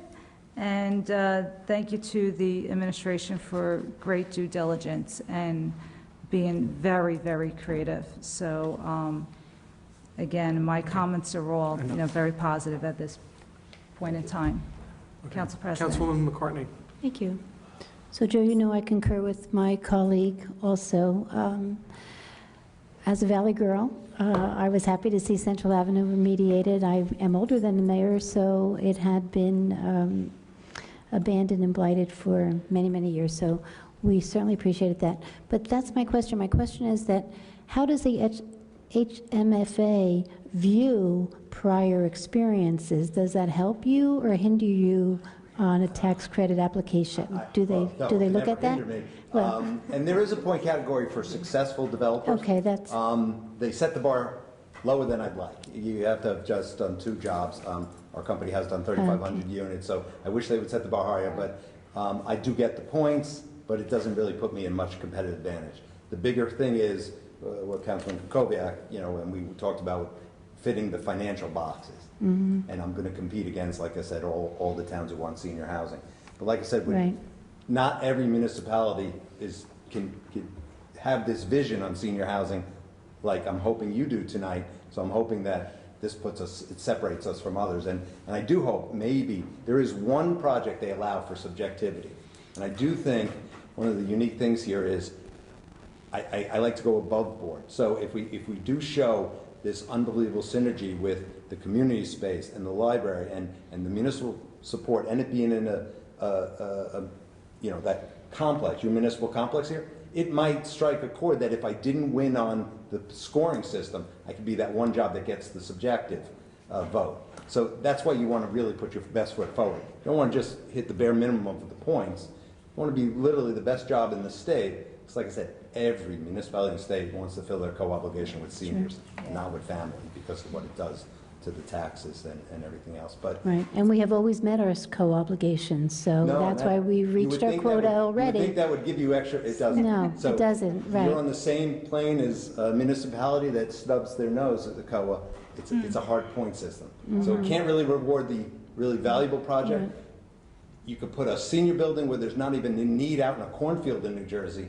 If it scores the same, they might not even fill up. I'm going to have thousands of applications here for people, especially people who want to downsize within West Orange and all that. But I'm rambling, but it doesn't help me. I wish it did. Thank you. And I did not attend the meeting last night because I felt there was a conflict, because I'm anxiously waiting to see this before the planning board. Me too. Mr. Rob? I'm sorry. There were just 2 points I want to add. One of the points that I thought Mr. Albert made clear last night was that 75% of the people who will probably end up applying for this generally are from the community, although it's open to everyone. Yeah. So again, that's important. The second thing is, Mr. Albert, and critical to this administration, this will not take away from the importance that the administration has with you coming in on Selective Flash and developing the 3rd building on Central Avenue and parking for Luna and the surrounding area that... We are just as anxious. Right. We've been working with, I've been on the Brownfield Committee in the Valley, and Councilman McCartney, 2006, I think. Right. And we've cleared multiple sites in the Valley, what's called the BDA, the Brownfield Development Area. And I know I'm going off topic a little. And we're working on both, not only Selective Flash, but the Selective Flash and Biddleman site. Going from an area that was so industrial and had major environmental impact to place these buildings in service up to residential standards. Again, the municipality should be very proud, but it's a joint municipality because some of it's in Orange and some of it's West Orange. But we've cleared a huge environmental. We've also opened up what used to be your municipal border, which is a stream down there, and are working with the town to open up your transit. So we are hoping that very exciting. This is the library site. That's right. No downtime there either, right? So no downtime on library, no downtime on Central Avenue. Avenue. Because Mr. Trent called me tomorrow and said, when are you going to start Selective? I will do it as quickly. And yes, I think it's a great question. My company has the capacity to do both as quickly as I could get them approved. One has no drawback to the other. Like I said, Thank you. Mr. Albert, I don't have to go on and on and on and on and on about the praise of Albert. I don't. You've proven it. It's shown. People can go through the whole community and see what you've done in your dedication to the Township of West Orange. And that's all I'm going to say. I don't have to go on and on and on. Madam Clerk, let's call the roll, please. Is there a motion to adopt 180-19, resolution of need for senior housing for Department of Community Affairs, consideration of proposed library project? So moved. Second. Councilwoman Castellino? Yes. Councilman Krokoviac? Okay, I'm allowing Councilman Kukoviac to make a statement before his vote. Just very quickly, I'm opposing this, and it's nothing against Mr. Alpert and his company. I think that I'm very confident that he and his people are going to do a great job. They've done it in the past, and they're going to do a great job here. I'm just opposing it because I think we need to keep the library where it is. I think it's a better location, and to make the improvements that are needed, and the alternate is to actually do a study, I think, as somebody suggested. And I think we should solicit competitive proposals at both redevelopment areas so that we know what's possible. And that's the only way to know. I just want to clarify, the resolution that's being voted on is 180-19? 180-19. This is not the designation of Mr. Albert. This is HMFA. determining that we have a need for senior housing in this community. I understand. Could I just finish? That's right. Thank you. I appreciate it. And I don't think that the proposed pilots are in the best interest of the town. I think in Executive Drive, it appears we're going to sacrifice millions of dollars in future tax revenues. I'd like the library to do, the library site to do more to generate revenue. And if the council doesn't agree with me, as it appears that it has already decided, I thought we should solicit a bigger project for the senior housing. There's tons of, if I could just finish, there are tons of projects that are mixed use where you have not just 100% affordable housing, but you have much bigger buildings with a mix of market and affordable. And Mr. Alpert has done some very successful projects there, but we won't know that until we actually go out. So again, nothing against Mr. Alpert. I'm confident he's going to do a great job. I feel like we should go in a different direction. So. Councilwoman Matute Brown? Yes. Councilwoman McCartney? Yes. Council President Garino. Yes. Okay.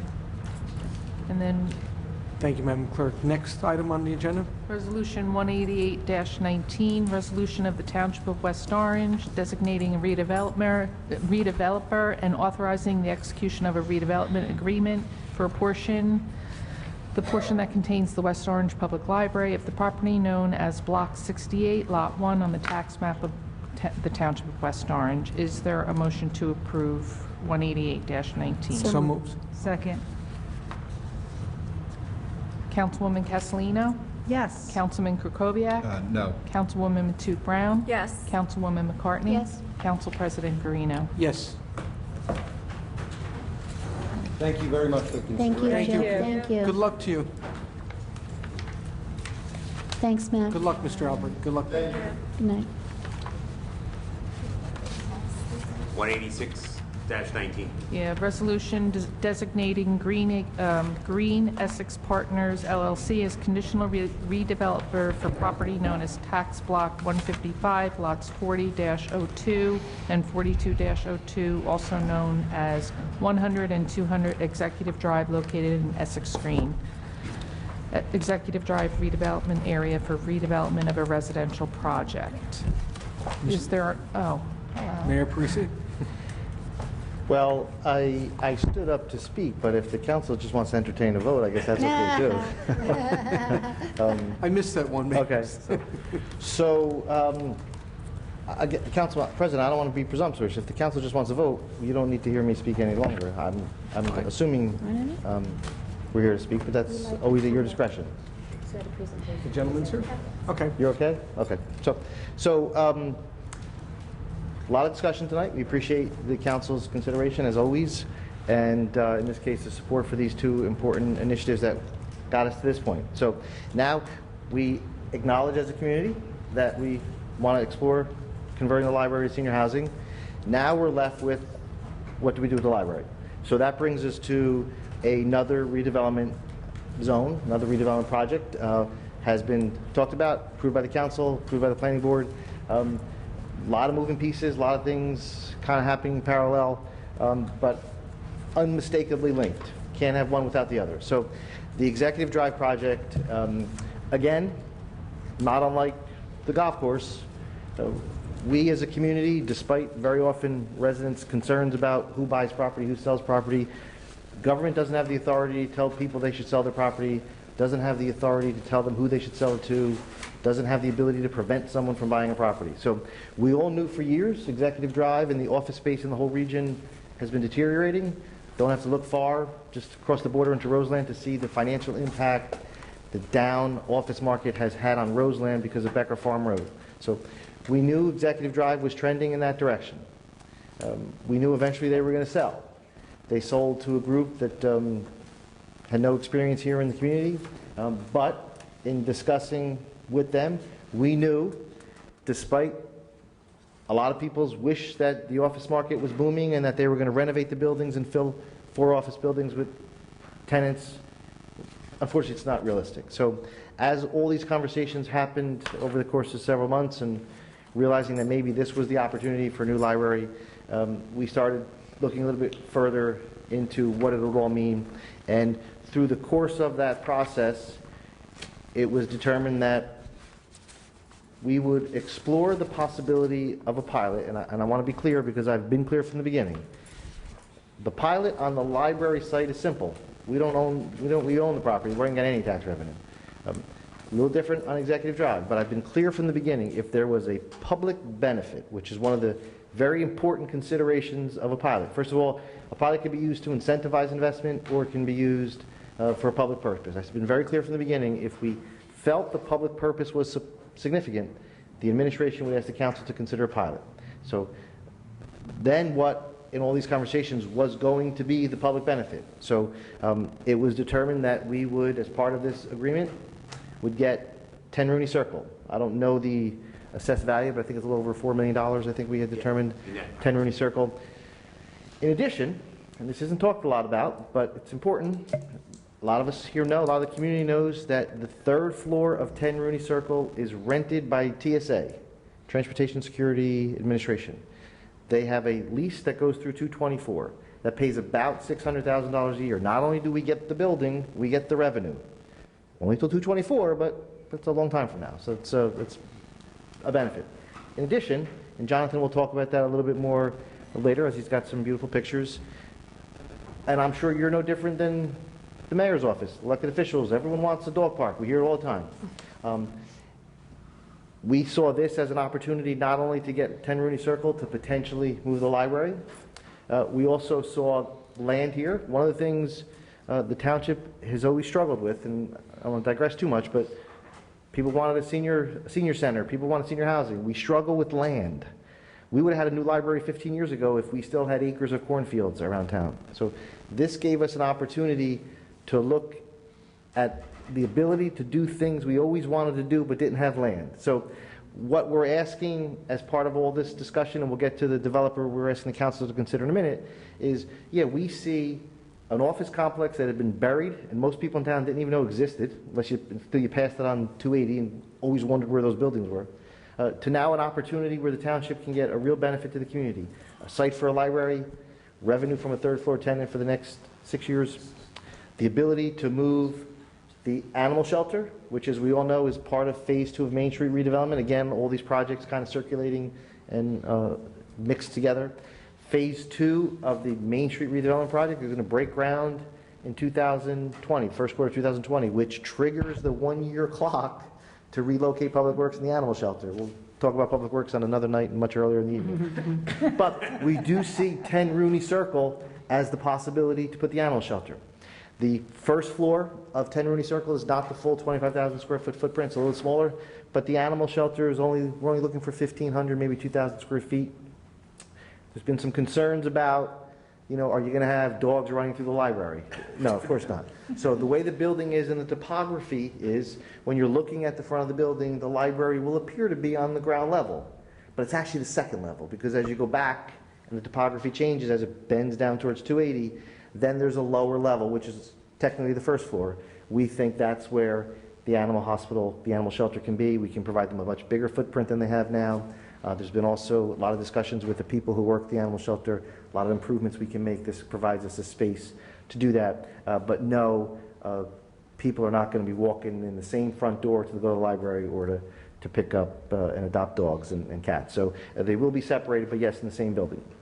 So we saw that as not only solving a problem of Phase 2 of Main Street redevelopment, but the ability, again, to improve the animal shelter that a lot of residents not only count on, but a lot of residents give a lot of their free time to make special for the animals. So dog park, animal shelter, library, a lot of cool things can happen in there, tied in with Essex Green. As we all know, again, I think I mentioned earlier, Essex Green, as part of the redevelopment area, was two property owners, Essex Green and Executive Drive. Essex Green's already approved before the planning board, and now this brings us to this second phase. And who is it that we're asking the council to consider to name as the designated redeveloper? As I mentioned earlier, we own the library, so we had an opportunity to pick the developer we felt would be most capable of fulfilling the vision we had. In this case, just like Main Street redevelopment, we don't own the property, so we're kind of at the mercy of who buys the property and the ownership group that they put together to develop a project. No different than Essex Green. As we all know, Essex Green has sold 4 times in the last 25 years. Clarion seems to be a great owner. They're willing to commit money. They've got approvals at the planning board. Even though Essex Green was a redevelopment zone, we were working with Clarion because they own the property. Same is true in this case. Now, as it turns out, part of the ownership group that's been put together to fulfill the vision we all have for Executive Drive, library, dog park, residential units, maintaining 300 Executive Drive as an office building, which this council has already approved. That was kind of bifurcated from the plan a little bit, or maybe just put out in front of the overall plan. So 300's already been approved to be maintained as an office space. So as it turns out, part of the ownership group is B&E Associates. I'm not sure what name they're actually working with in this particular configuration with the existing ownership group. As it turns out, the township has a history that goes back, I guess Crystal Woods was the first complex built back to the 80s, I suppose. So a lengthy history with this company, the family-run business. Just for quick edification for the members of the council, members of the public, Crystal Woods was the first community they built. They built the Crown View, the quarry, the townhouses of Crown View.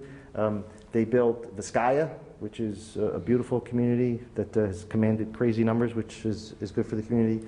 They built the Point, and in addition to building the Point, they built and donated OSPAC to this community, the wonderful amphitheater that was part of a project built by B&E. And let's not forget, too, in the construction of Vizcaya, kind of roll back the memory a little bit, that's how the township got Ridgeway Park. That land was donated to the town as part of the Vizcaya approval. So not only has B&E had a history in town of building great projects, first-class projects that have sold very well and been well received by the people who've lived there and have become important parts of our community, but they've always recognized the importance of working with the community, whether it was donating the land to construct Ridgeway Park or constructing at their own expense and donating OSPAC Amphitheater. So as it turns out, the ownership group who bought Rexon and bought Executive Drive put the group together that includes B&E. We're thrilled because the township, again, has a almost 30-year history, I guess a 30-year history now, of projects they've done, the professionalism in which they've carried out these projects and conducted themselves. And we're asking the council to consider them as designated as the redeveloper of this site. It is, Mr. Tranquil can correct me if I'm using the wrong legal term, it is provisional for a certain amount of time. They have to meet certain things over these next couple months. It was mentioned earlier, too, the plan of the library, that's being worked on. The library director and the board, they've been working diligently, so we're not quite there yet, but that'll be all flushed out in these coming months to get us to a point where this project can start, and we could have ultimately a location to actually move the library to, the dog park, and some of the other things. And Jonathan could talk a little bit about if he wants, but again, I don't want to gloss over it, but it also includes 425 apartments in what is the site of currently 100 and 200 Executive Drive. So just, again, for clarification for the public, there are 4 office buildings on the location. There's 100, 200, and 300 Executive Drive, and 10 Rooney Circle. The township would be deeded 10 Rooney Circle. 300 Executive Drive, as already approved by the council, will be renovated and remain as office space. and the property that 100 and 200 on will be leveled, and 425 apartments will be constructed there. I think we did the math, 65 of them will be affordable, so they will go towards the ARCOA obligation. And again, we can talk more about the detail of those units. So we understand a lot going on tonight, but these projects are unmistakably intermingled, and but I think, again, it goes back to what I said earlier. This is exciting possibilities, some of which kind of get dumped on us, but I think we have come up with an idea that takes advantage of these opportunities, that sets the community up, into the future. So I'd like to introduce Jonathan Schwartz of B&E. We're asking the council to consider designating them on a provisional basis as the redeveloper of this property, fulfilling this plan, building us and deeding us a dog park, deeding us 10 Rooney Circle, and completing the rest of the project approved plan of the Executive Drive redevelopment project.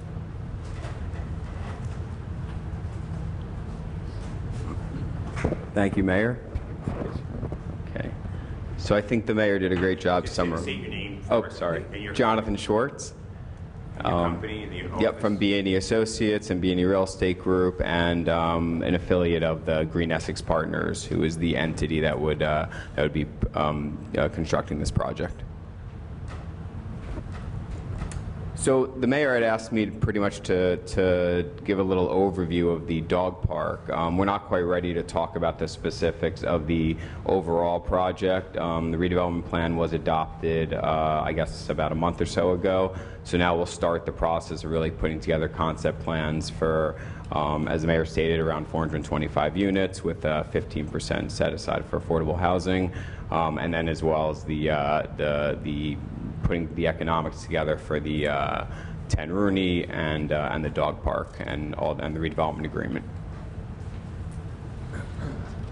So what I basically did here is put together a dog park inspiration images, which basically just show what this dog park could look like. You know, there's going to be roughly 2 acres of land that'll be donated for the dog park. These dog parks come in a lot of different shapes and sizes. You know, they usually have a small dog component, a large dog component.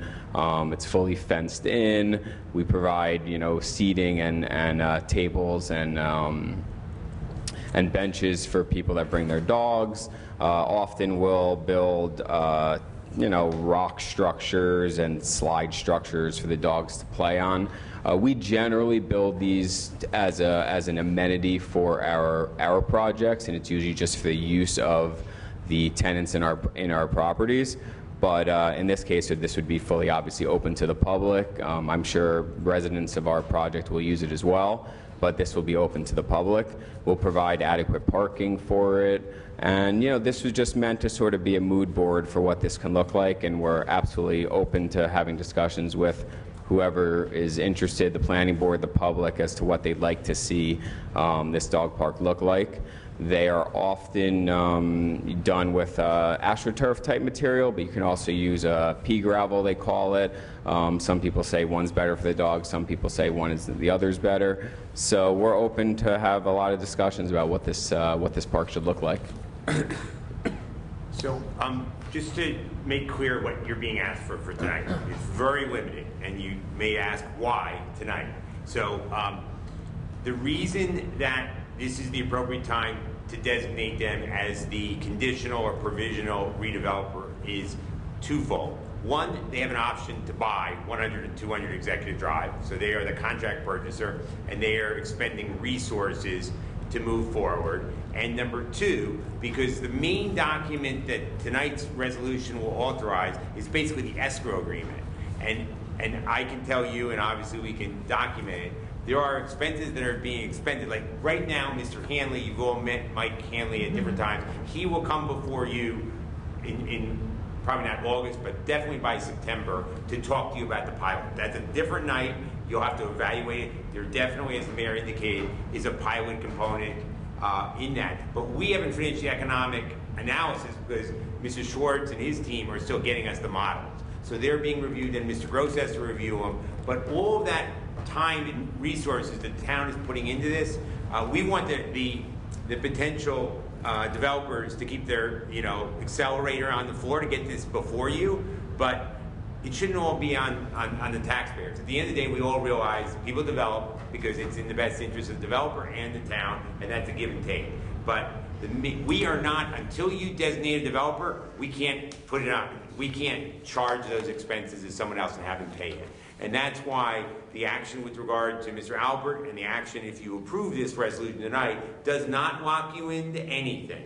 As you can see, all it does is approve the escrow agreement, and it basically gives them an exclusive right between now and December 31st of this year to present a plan, a redevelopment plan, which will look like, it'll look similar but much more detailed than the, what I'll call the Alford plan that you already approved. That will come before you for your consideration. And we'll have the same kind of meetings that the mayor had over the last few weeks, including last night, with you individually, so you can pick that apart.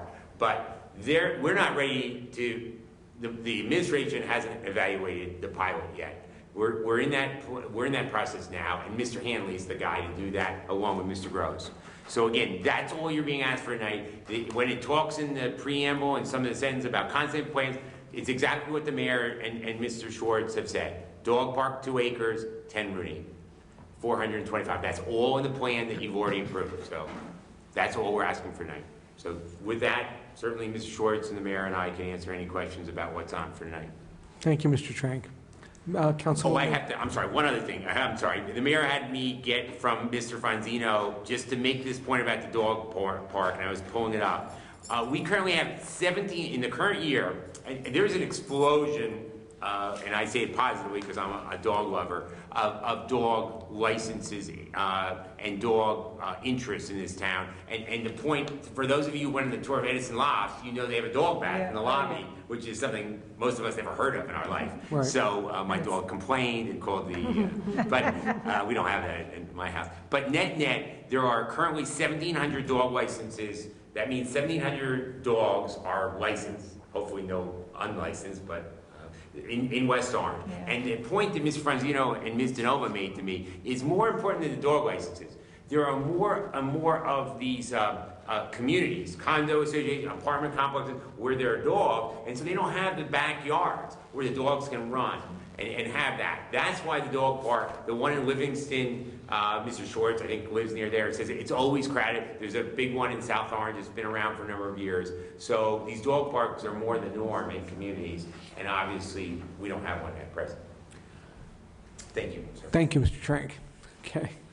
Any questions from my colleagues? Yes, Councilwoman. Yes. So, Jonathan, thank you. I guess my question is that, we heard that you're a contract purchaser for 100 and 200 Executive Drive to develop that.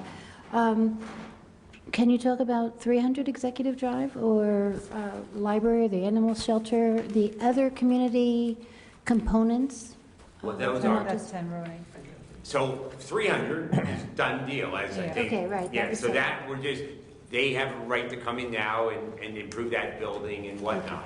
So as to 10 Rooney, that's part of the economic analysis, because so we don't know the yet. current owner who bought all 4 buildings has basically said to the contract purchaser, we'll sell you 100 and 200 based on, again, we don't know the economics of that, but basically the township only presented you with the plan and you only approved the plan, condition, and one of that is 10 Rooney being deeded to the town for $1.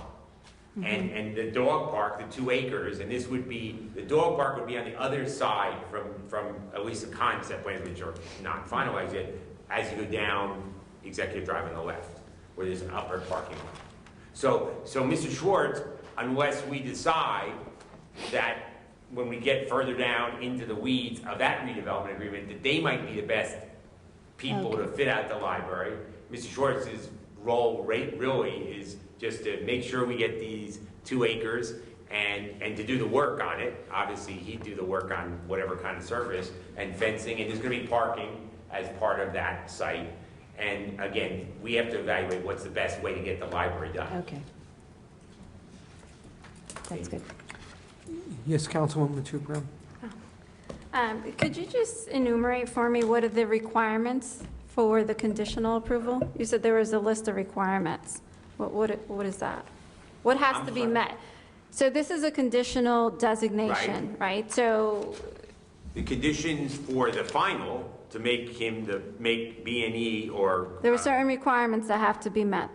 So what are those requirements? Sure. Thank you. So, I mean, you generally have to have site control very often, and also you have to be a qualified developer that could actually fulfill the goals of the redevelopment plan. So I'm happy to speak about some of the projects we've done that would be similar if you want. So those are the only requirements that have to happen for you to... Administration's perspective, though, as Mr. Trenk alluded, a lot of the economics, so the projects are happening parallel, but admittedly, maybe the library redevelopment project is a little bit kind of tighter in terms of completion of analysis. We're really not there yet on this property, so we have to understand the economics and talk about the pilot, and can we move the library? The library board and director, they're still working with their professionals to make sure that this fits everyone's objectives. So there's a lot of things happening, so I don't know that we can necessarily name them all, but if we were to reach a point where we don't think this is going to work, I think those are one of the conditions that would have to be met. So we have to understand the pilot and make sure that we're comfortable with the economics and comfortable ultimately to present it to the council for consideration because we believe the economics make sense. We have to pin down the library plan, pin down the animal shelter plan, pin down some of these, exactly where the dog park's going to go, get a better handle on when 300 Executive Drive will be renovated in accordance with their approval. So there's just a bunch of stuff that has to happen. And if one of those things kind of fall off as not working, chances are we're going to come back to the council and say, you know, it didn't work. We're going to go in a different direction. So I don't know that it's a firm list. It's probably a lot of stuff.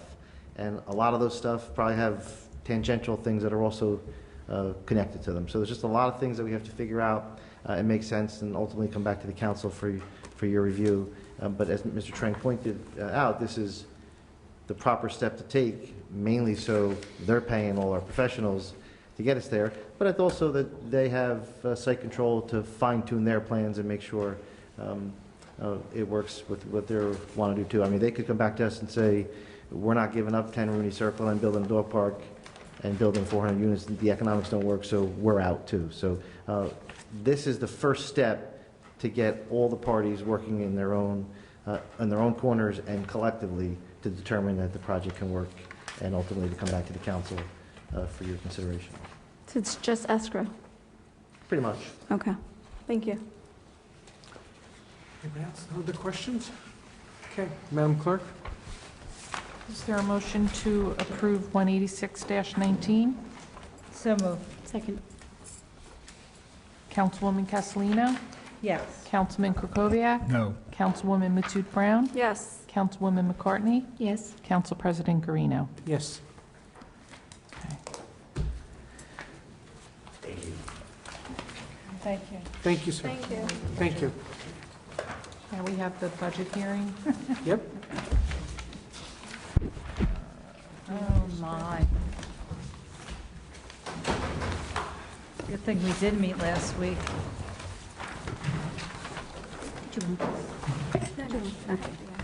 Madam Clerk? Okay. I'm going to do a roll call for the budget hearing. Councilwoman Castellino? Yes. Councilman Krokoviac?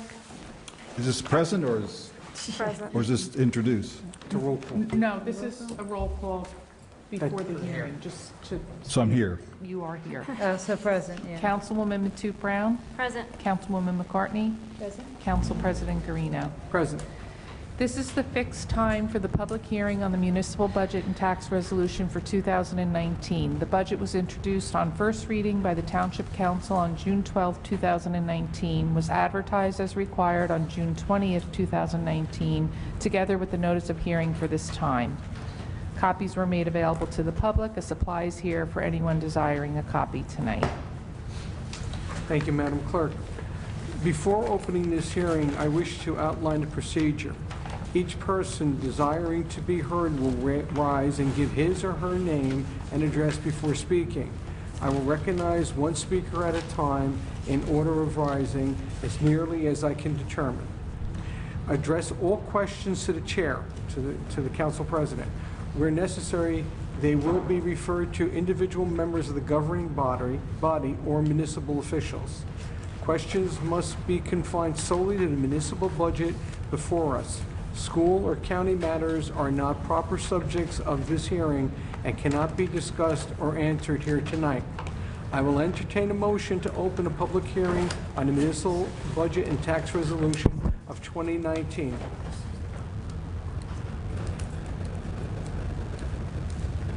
Madam Clerk? Yes, I'm sorry.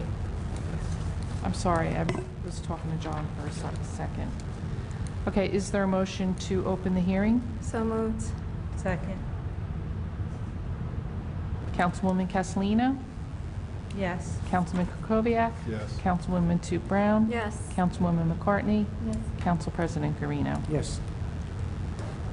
Okay. Is there anyone here in attendance tonight wishing to be heard on the 2019 municipal budget and tax resolution? Please raise your hands. Yes, Mrs. Silvestri.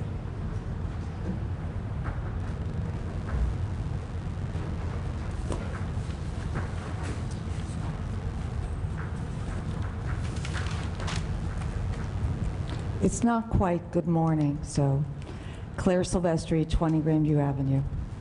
Before you take a vote on this enormous tax increase, I want to remind you of what I told the mayor at his public budget presentation a few weeks ago. Many residents are struggling with the taxes in West Orange. Seniors on fixed incomes and others for whom the tax increase will cause a significant burden. There are ways to make a dent in the 8.5% increase, including not filling all of the current openings in the fire department and shaving down the capital budget to a reasonable size for starters. At the last meeting, I asked Mr. Gross to direct us to the state law, which he said at the June budget hearing required municipalities to employ the practice of overfunding line items in order to build their surplus. I don't believe I ever got a complete answer to that question. Now, it's been stated repeatedly by Mr. Gross and some council members that we have to artificially inflate this year's budget to be able to use what's in our cap bank before we lose it next year. I wasn't aware the state allows municipalities to do that, to tax property owners in one year for expenditures it plans to make in the next. So I'd ask Mr. Gross again to direct us to the state law that permits that kind of budgeting. And finally, if the administration is in fact executing a 2-year budget plan, could those of us who will be financing this budget please be made privy to the big ticket items that are coming along next year? I've been wondering for some time what is really driving all this. Is it the police contract? Payments for the Rock Spring purchase, relocation of the library, or something else? In closing, I urge you to take compassion on the most vulnerable in our community. Allow seniors who want to stay in their homes to be able to do that, and to vote no on this budget. Thank you. Thank you. Is there anyone else wishing to be heard on the municipal budget? Yes, Mrs. McAbey. Good evening, ma'am. State your name and address, please. My name is Susan McAbee. I'm at 2 Mountain Way. I just wanted to say, you know, my husband's been to a lot of these budget meetings. You have spent all this time going through all these things down to very small amounts, talking about $300 here or there. I feel like you guys have looked as much as you can. The Citizens Advisory Board or whatever came back and couldn't even suggest cuts. It sucks. I don't like taxes going up. Nobody does. But at some point, we just have to bite the bullet and do it. And it's almost midnight. Could we not make this a whole hour-long discussion on if $200 here and $300 there will make a difference? That's all I'm asking. Thank you. Thank you, Mrs. McAbee. Is there anyone else wishing to be heard? Mr. McAbee. You promise? Yes. Lawrence Maccabee, 2 Mountain Way. The process worked. No one could come up with money to cut out of the budget. It's not a matter of compassion, it's a matter of dollars and cents. Put it to bed. Thank you, Mr. McAdoo.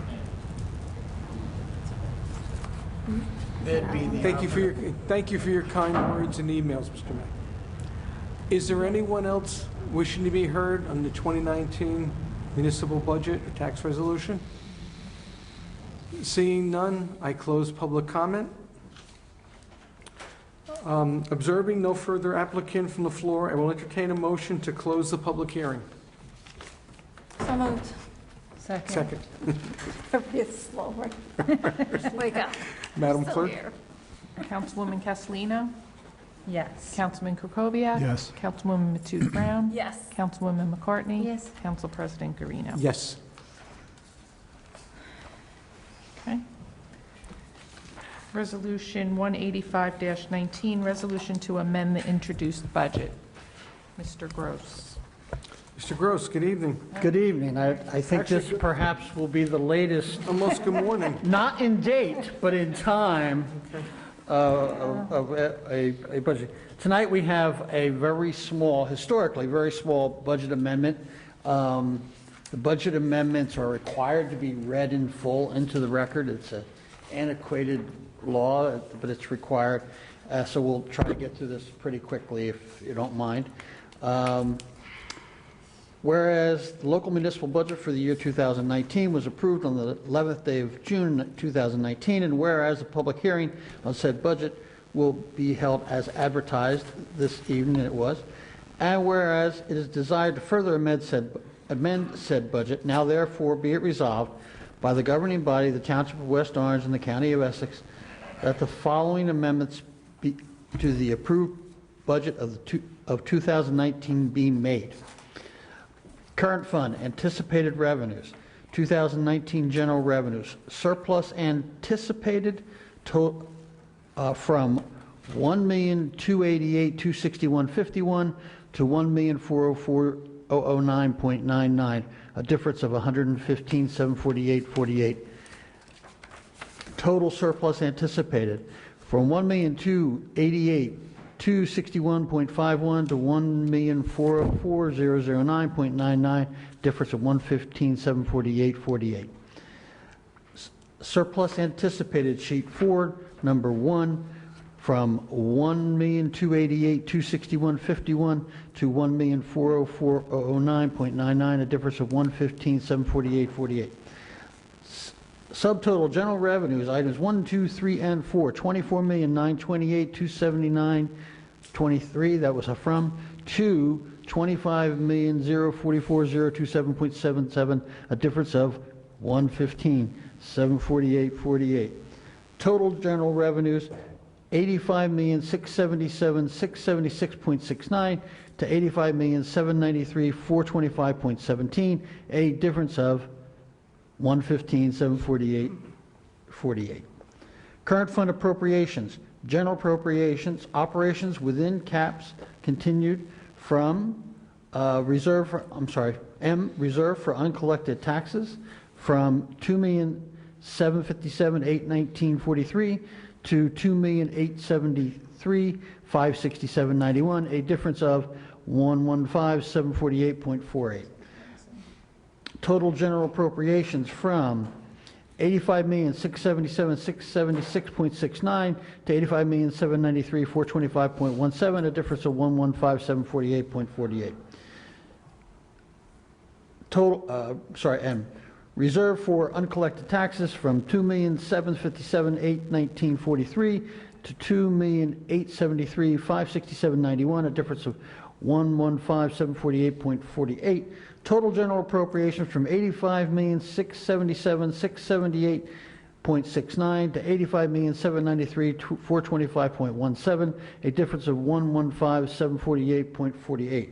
Be it further resolved that 3 certified copies of this resolution be filed forthwith with the Office of the Director of Local Government Services for his certification of, or her certification of the local municipal budget so amended. Thank you, Mr. Gross. Madam Clerk? Oh, Councilman Krokoviac. Yeah, I just want to ask a question. We've been talking, as some of the commenters pointed out, we've been talking about this for months. We still have not taken actual votes on 3 areas that represent hundreds of thousands of dollars of improvement in the budget. So I just want to either get the votes or understand that the rest of the council doesn't want to vote on these things. The 3 things are the jitney. I think we should start charging $3 a day, the equivalent of $3 a day. Oh, we're not doing that now. I think we should reduce the investment account that's pegged at $733,000 plus. And I think we should change the insurance brokerage consultant hiring so that we go to competitive bidding. So those are the 3 things that have been talked about, but we haven't voted on. So if it's appropriate, I'd like to have votes on that, or at least make my motions and have nobody second them. Go make your motions. Well, let me just ask, would any of that impact this year's budget? No. 2 out of 3 of those would not be able to be implemented and have any savings. If you reduce the capital improvement fund, that would have an impact. That would also reduce your part of your ability next year to come in at 2%. Which we talked about. Well, I mean, that has been the basis by which we've had a lot of money discussion. That doesn't mean you can't change your mind on that, but that was the basis of the discussions. Yes, Councilwoman.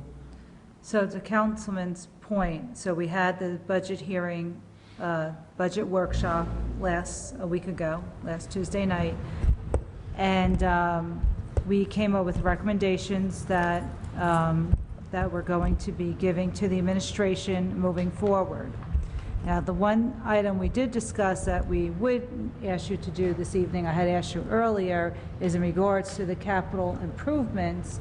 If you could just explain to the public your strategy of why you're going to the amount that you're going to. Well, as I just said, the strategy that we've started with this was basically looking at this over a 2-year period in order to be in a position next year to come in with a 2% increase next year, that there was a certain amount of revenues that we had to raise this year, raising the base revenues to a certain level. And that's where that came into it. Because if you recall, with the 2-year strategy, there were two 2-year strategies. One of them was a 2% this year, and then next year, I believe it was about 13%. If we could increase taxes, which we can't, which means if you just did the 2% this year, next year, you would be guaranteed you'd have to lay off about 55 full-time employees and a bunch of part-time employees. So we're reversing that strategy this year. Instead of going, and by the way, last year's that was 2%, and I think it was 12. I don't have it in front of me. 14 plus percentage. We reversed that strategy. This year we're up 8.29, and if we go up 2% next year, then that would be 10.29 as opposed to 14. So the total increase in taxes will be less with the strategy that we're using today. To the extent that you reduce the capital improvement fund, that impacts that. So your total increase for the 2-year period is going to be higher than what we're now looking at at a 10.29%. Okay. And in regards to the other items, and which one was the broker, which we did agree that we were going to make a recommendation to the administration, which before I word that letter to the administration and finalize it, which I've been working on, Mr. Kaiser needed to get some information back to me, which hopefully you'll have or will. Actually, I prepared a draft memorandum and I circulated it to some people. I haven't got a response yet, so I didn't want to hand it out, but I believe you can do it. So. But just to be clear, in terms of the broker of record for this year, that has already been set. Yes. The council voted on that in the beginning of the year with its professional services contracts, which were done on a competitive basis for professional services in terms of going out and getting requests for qualification. So that was all done previously. to the extent that you're looking to make changes in that opportunity will come in December or January of next year. Exactly, and so but we wanted to prepare administration if we were to move forward on our recommendations to you. So that's something that will be forthcoming. But as far as tonight's concern, thank you. We wanted, you to explain to the public what you just explained. So. And the same thing with if you decided to charge for jitney service, whatever period of time it took to implement that, whatever revenues would come in this year would not be allowed to be anticipated, and according to budget law, which is, by the way, 48:4, the budget law, that's a compilation of all of them, would not be allowed to be anticipated, because you can't anticipate a revenue until you actually have an experience. So even next year, it's questionable. For instance, if you implemented it this year and you had 1 quarter worth of it, we would probably, in order to anticipate a full year's worth of that, we'd have to get special permission from the division to do that. It's not something that would be automatic. And does this budget get approved by the county? Or the state, rather? Well, the state has to sign off on it. Yeah, the state has to sign off on it. Councilwoman Matute-Brown? Just a couple of things. With respect to everything that we discussed tonight, I just want to say that it's not that the council colleagues are not willing to take a vote on it, but we have discussed the capital improvement and what that impact would mean next year. We've also discussed changing brokers and have agreed to approach the administration and have further discussions as a council. And while I do support the conversation on the jitney charging, it is something that it would be reckless for us to do this evening without having all of the information that we need to make that decision.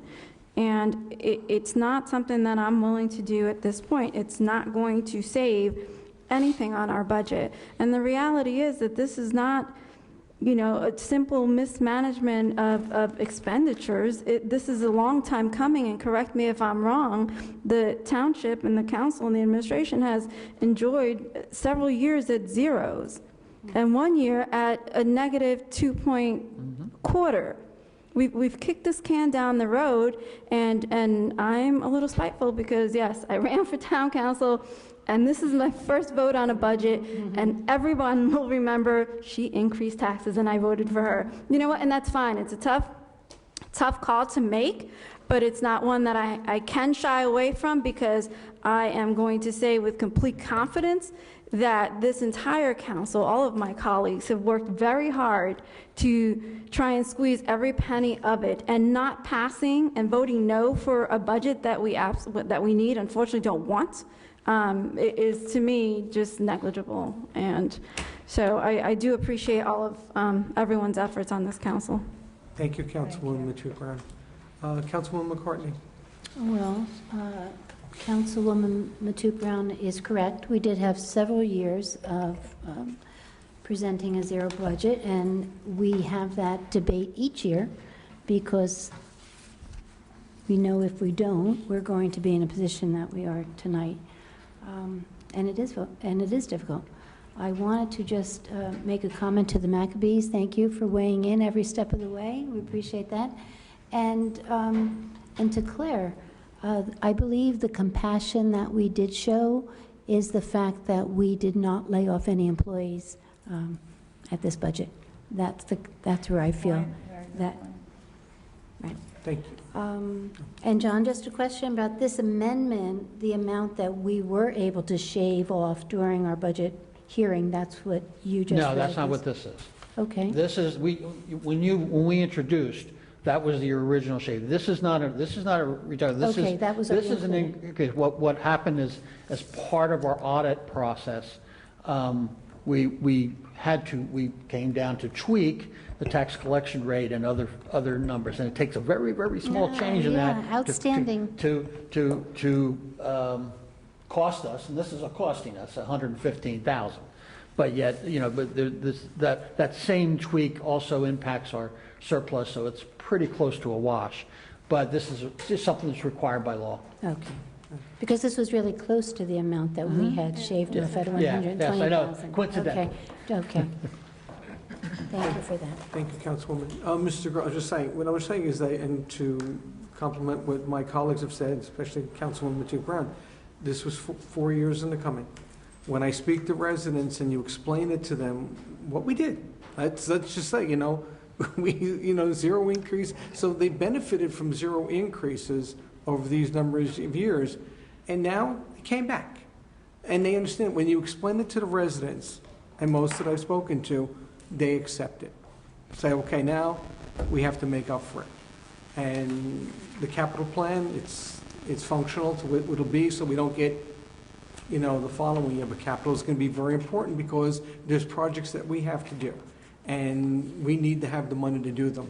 And next year may be even harder, depending what goes on. So, well, as I said, the budget. I compliment my colleagues, all of us, for all the work that we did, all the meetings we went through, all the research everyone has done. So I must compliment each and every one of you for hard work and dedication and being very productive and very honorable and very humble. Not humble, but I'm saying everybody was nice to one another. So that's what I'd like to say. Councilman Kukoviac. Thank you. First of all, I think something really, really, really needs to be clarified. Mr. Gross, how much did the council raise the tax levy, property tax levy, for the municipality and the library last year? Would you like me to give you the numbers? Well, I'm off the top of my head, I think it's 2%. Okay. How much did the council raise property taxes for municipal and the library in 2017? 2%. How much did the council vote to approve property tax increases for the municipal and library in 2016? Well, I think where you're getting at is when did we not raise it 2%, and that would be in 2010, 2011, 2012, and I think there was a year in between. There was a skip, 2%, and then we came back again. So the years that we did that have been since 2010. And quite frankly, that's what makes it worse, because that gets compounded over a 10-year period. Okay, that's why we were able to survive to this point, but that was a long time for that to come. So if it had just happened the past 4 years, we wouldn't be in this situation. This is something that takes a long time. So, Mr. Gross, I just want to be sure that everybody on the council understands. The council voted to raise our property taxes for municipal and library 2% in 2015, 2% in 2016, 2% in 2017, and 2% in 2018. And I want to say that because I keep hearing this zero talk. We have not zeroed out the tax increase in the last 4 years. We have raised property taxes for the municipality and the library 2% in each of the last 4 years. The library is mandated. I didn't hear anybody say that. And I didn't say in the last 4 years. It's been time coming. I did not say last 4 years. I certainly over a period. Can I just make a comment? Can we just take a vote? With all due respect, if you look at the numbers that we gave you during the budget hearing, and you look at what happened this year, over $3 million. We got over $3 million in increases of uncontrolled costs this year, which we have not had in the last 4 or 5 years. And if you look at, I can tell you exactly the county level, the county levy is going to go up by $600,000. The Board of Ed's going up. Employee hospitalization and prescription plan went up by almost $500,000 this year. Our reserve for contract negotiations, which we had to put in because we have to negotiate contracts every 4 years. This is the 4th year. We had to put up $180,000 for that. Our insurance costs, our auto insurance, fire, miscellaneous costs went up by almost $40,000. Garbage and trash removal went up by $750,000 this year. Okay, the library budget went up by $50,000. The joint meeting, which is another uncontrolled cost that we're in, went up by $129,000 this year. A public employees retirement system went up by $18,000 this year. Police and firemen's retirement system went up by $550,000 this year. These are all costs that we have no control over that went up this year. Every bit of them. And it's close to $3 million. I can go on and on and on and on. I'm not going to go through all this because we'll be here all night.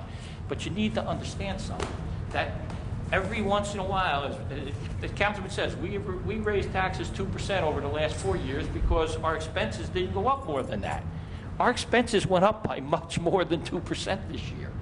And they're expenses that we have no control over. We have to pay these costs in order to run the township. And that's why we're at 8.23% right now. That's the reason. You can talk about the zeros and the twos, doesn't matter. This is why. Our costs went up by almost $3 million this year. That's a lot. That's more than we ever get. If we're lucky, what do we go up? Maybe $1 million a year, if that. Because at 2%, we can make up $1 million. That's why we're in the position we're in. This is no, and I'm not just saying that. I mean, we're the administration. I just want to say we're not sitting here taking money out of our pocket and going buying pizza pies every day. You know what I'm saying? This money that we have to come up with has to pay for the expenses in order to run the township. And they're costs that are totally outside of our control. Totally outside of our control. I have no control. When I got the call from the state and they said that the police and fire pension was going up $700,000, I said, what? Yeah, sorry, but this year it's going up $700,000. It's insane. But it happens. Unfortunately, every once in a while that happens. And that's why we're here tonight, have to approve this budget. Yes, Councilwoman McCartney.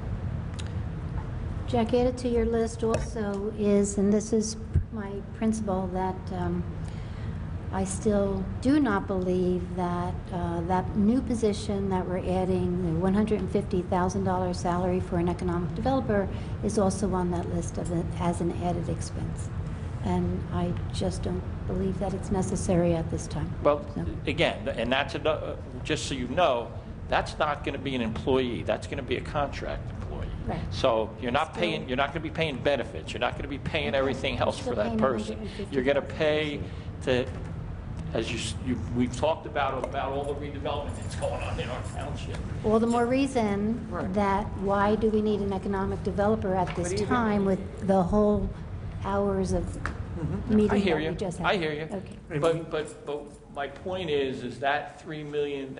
That $3 million are costs that are totally out of our control. This is controllable. That's it. Totally out of our control. And we could get hit again when the actuaries make another adjustment to the pension requirement and the pension funding. Absolutely. Absolutely. Yes, sir. Councilman Kukoviac. Thank you. I'd like to continue. I just want to point out a couple of facts, if Mr. Sayers is pointing them out. Our appropriations and revenues this year in this budget went up 3.1%. That's $2.545 million, all right? 3.1%. Our tax levy has gone up by more than double that. It's gone up 8.5%, almost $4.8 million. So I don't know why there's a disconnect between our appropriations, what our spending is, and what our tax levy is. But those are what the numbers say. I'd like to just... Councilman, we had, all day budget hearing, and at the very end of the day, you said to me, he says, I got it. I know exactly what's going on here. We're trying. You're raising the taxes this year because we can't raise them the year following in order to cover the expenses over a 2-year period. Now, it was clear as day to you then. I'm not sure why it's not clear to you now, but that's what you're doing. And that's the numbers that you just articulated reflect that. Okay, I do understand, finally. Good, but then... I don't agree with it. Oh, Then vote okay. no. I don't Then agree vote with no. it. Could you please just let me speak? If you want to talk, raise your Call hand. point of order. All Councilwoman, right. you can call point of order. I don't agree with that, but I finally understand that we are front-loading this year so that we don't have to next year. I don't agree with So you don't have it. to fire people next year. That, you understand this, these are what your options are. If you don't want to vote for this budget tonight, then you have to propose mass cuts in services. It's one or the other. Because if you don't adopt the budget, the council doesn't adopt the budget, the administration is going to be forced to start working on a layoff plan to implement by the end of the year and lay off 55 or more people because of it. And so this is, and we spent all day talking about that, and I respect the fact that you may feel that that's what we need to do. But the point is, we're in the same place now that we were 2 months ago when we started this process, and we went down that and with a strategy to try to work out over the next 2 years. And I'm glad that we're here now, and I think everybody understands what we're doing. At least, and I think we've tried to be very clear about that. If you don't, and I appreciate if you don't want to support it, certainly you have the right not to do that. And if a majority of the council doesn't want to support it, then the only next thing is to start deciding who's going to be fired. I understand that. All right. And it's not about who's going to be fired. It's about being able to maintain the services for the community, for the people who are paying their taxes. It's not about the 55 or 60 people we're going to lay off. What it's about is if we lay off those 55 or 60 people, that's right, we're not going to be able to provide the services that we're providing today. And then you turn around and you say, okay, I'm going to save you, actually, this increase right here, the average taxpayer is it's going to cost them $23 a month. So I'm going to take away your $23 a month, but you're not going to get these services because I got to lay off 55 people. The administration is not in favor of that, and I'm here to tell you that. We are in favor of doing what we need to do and to get this budget passed so that we can move ahead. And so what I've tried to do over the last several months is suggest any number of reductions in spending that don't have to do with layoffs. And for most of those suggestions, I've been told no. So I understand that. What I wanted to do was bring up the three biggest items that I can think of and make sure that we have a chance to either consider them, vote on them if you'd like, or say no, we're not going to consider any of these three things. We did this last week, and we all said no. No, I think what we did last week was you said you were going to send something to the wait, let me just finish, okay? Yeah, you're right, I am. You said you were going to send something to the administration so that when it came time for the council meeting, that we would have all the information we needed to make these decisions. Now, as far as I know, you have not sent that to the administration, but maybe you have. But the bottom line is, we do not have whatever information that you thought was necessary in addition to the information that we already have. We don't have it tonight. Okay. So I just want to, I'm trying to push these three. These are all multi-$100,000 reductions in spending or increases in revenue that do not require layoffs. That's all I'm saying. But we keep asking those questions, same questions, and we're being told that it's not going to impact this budget, and you keep repeating the same amounts. Okay. And they're not going to impact. So why are we going to impact it next year? Can I call a point of order, please? Councilwoman Matute Brown? Can I make a motion that we take a vote on this, please? Yes. We've done this. We've done it. this countless times, and I don't think it's fair to go off and pretend or make it seem, not pretend, but make it seem like we do not want to do what's necessary. We do, but there's just no room in this budget to do what you're asking. Otherwise, we would vote for it. So I'm going to ask, can we please, there's a motion, can we please take a vote on this? There is a motion, Okay, this is Madam for Clerk? a resolution to amend the introduced budget. Yes. Yes, this is on the amendment itself. Correct. Yes. And then there'll be a final vote on the budget. Right. Councilwoman Matute Brown made the motion. So there's 2 votes to go. You have it? I have it. Okay. Now I'm going to call the roll. I second. Councilwoman Castellino for the vote. I do not have the luxury of voting no for this, so I will vote yes. This is, okay. You understand this is for the amendment to the... Oh, the amendment. Well, Right. that's just a regular yes. Right. Councilman Kukoviac. I have to say, I don't understand what was going on. I've still been trying to talk and make a motion. A point of order was called. Councilman, there's a vote in progress, so... But what's the vote on? The vote is the amended button, to the amendment. Okay. The amendment I just read. Okay, this whole conversation started after you read, Mr. Gross. I said, when is the appropriate time for me to suggest further amendments? So You just did, and no, and we said and no. no one accepted. Okay, is that, when did that happen? I tried to make a motion, and I don't recall anybody asking for a second. Matt, can you play it back? Is that what we're doing here? Because let me just respond to you, Councilwoman. Go ahead. I don't want to make these changes either.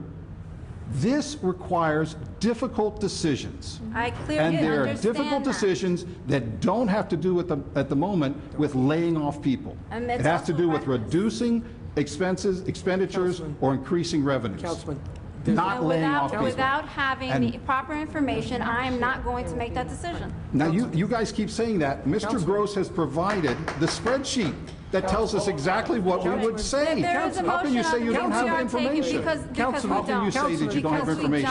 don't. Here's what he says. If we charge $3 a day, we raise $245,700. Councilwoman Matute Brown? Yes. Councilwoman McCartney? Yes. Council President Garino. Yes. Next item, Madam Clerk.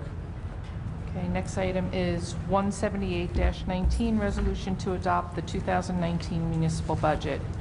Is there a motion to approve? So moved. Second. Councilwoman Castellino? Yes. Councilman Kukoviac? No. Councilwoman Matute Brown? Yes. Councilwoman McCartney? I'm voting no, only because I do not believe that economic development needs to be amended. Council President Garino. Yes. Madam Clerk? Okay. Next item is... We have the ordinance and we have Thank the you, Mr. ABC. Gross. Ordinances on second and final reading. Yeah, we're not done, folks. 2577-19, an ordinance amending Chapter 2, Section 47.6 of the revised general ordinances of West Orange, studies and recommendations. Is there a Oh, yes, motion to approve? So moved. Okay. Second. Councilwoman Castellino? Yes. Councilman Kukoviac? Yes. Councilwoman Matute Brown? Yes. Councilwoman McCartney? Yes. Council President Garino. Yes. Public hearing? Public hearing. Yes. Okay, so this was the amendment? No, public No. hearing. Oh, I'm sorry. This is 2577-19, right? Yes. Okay. Is there anyone from the general public wishing to be heard on ordinance for second and final reading on ordinance 2577-19? Seeing none, I close public comment. I open it to my council colleagues. Any of my colleagues have any comments? No, just a quick note saying that we're adding the zoning board to the environmental commission to review the applications that come before planning and zoning. Okay. Madam Clerk? Is there a motion to adopt moved. 2577? Second. Second. Councilwoman Castellino? Yes. Councilman Kukoviac? Yes. Councilwoman Matute Brown? Yes. Councilwoman McCartney? Yes. Council President Garino. Yes. Ordinance 2578-19, calendar year 2019 ordinance to exceed the municipal budget appropriation limits and to establish a cap bank. Is there a motion to approve on second and final reading? So moved. Second. Councilwoman Castellino? Yes. Councilman Kukoviac? Yes. Councilwoman Matute Brown? Yes. Councilwoman McCartney? Yes. Council President Garino. Yes. Is there anyone from the general public wishing to be heard on ordinance 2578-19? Seeing none, I close public comment. Any one of my council colleagues wishing to make comment on this ordinance? Seeing none, Madam Clerk? Is there a motion to adopt 2578-19? So moved. Second. Councilwoman Castellino? Yes. Councilman Krokoviac? Yes. Councilwoman Matute Brown? Yes. Councilwoman McCartney? Yes. Council President Garino. Yes. 2579-19, an ordinance authorizing the offer by private sale of the property at Block 175.08, Lot 11, on the Township of West Orange tax map to the adjacent property owners pursuant to local lands and building law. Is there a motion to approve on second and final readings? So moved. Second. Councilwoman Castellino? Yes. Councilman Krokoviac? Yes. Councilwoman Matute Brown? Yes. Councilwoman McCartney? Yes. Council President Garino. Yes. Is there anyone from the general public wishing to be heard on ordinance 2579-19? Seeing none, I close public comment. I open it to my council colleagues. Council colleagues, any comments? Seeing none, Madam Clerk? Is there a motion to adopt 2579-19? Second. Councilwoman Castellino? Yes. Councilman Krokoviac? Yes. Councilwoman Matute Brown? Yes. Councilwoman McCartney? Yes. Council President Garino. Yes.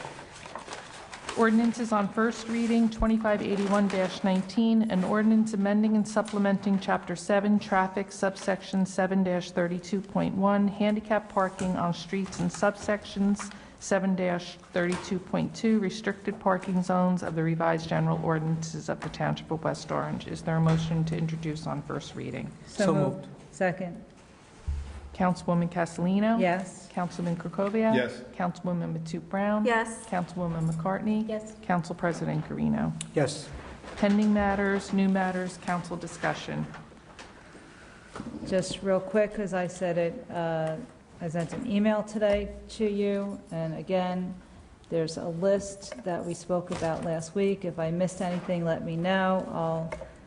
I'll speak to Mr. Kaiser, and we'll move forward on our recommendations to the administration for event. And I stated in my email today, I know I did send it late, that we'll maybe we'll have another workshop. So Definitely should do that more often. Yes. I found it very valuable, but and I don't want to beat a dead horse and get into any arguments because it's late and we're all getting punchy here. But we left that meeting with those recommendations. We're moving forward because we did our due diligence last week and spent a lot of time. So that's all I have for you. So anyone else? Okay. You'll be getting a letter from Okay. I email need from a us. motion to adjourn as council and go into ABC. So moved. Second. Second. All in favor? Aye. We Any have opposed? three resolutions. Good night, left. West Orange. Thank you very much. Have a safe and wonderful summer, and we'll see you in August. Thank you.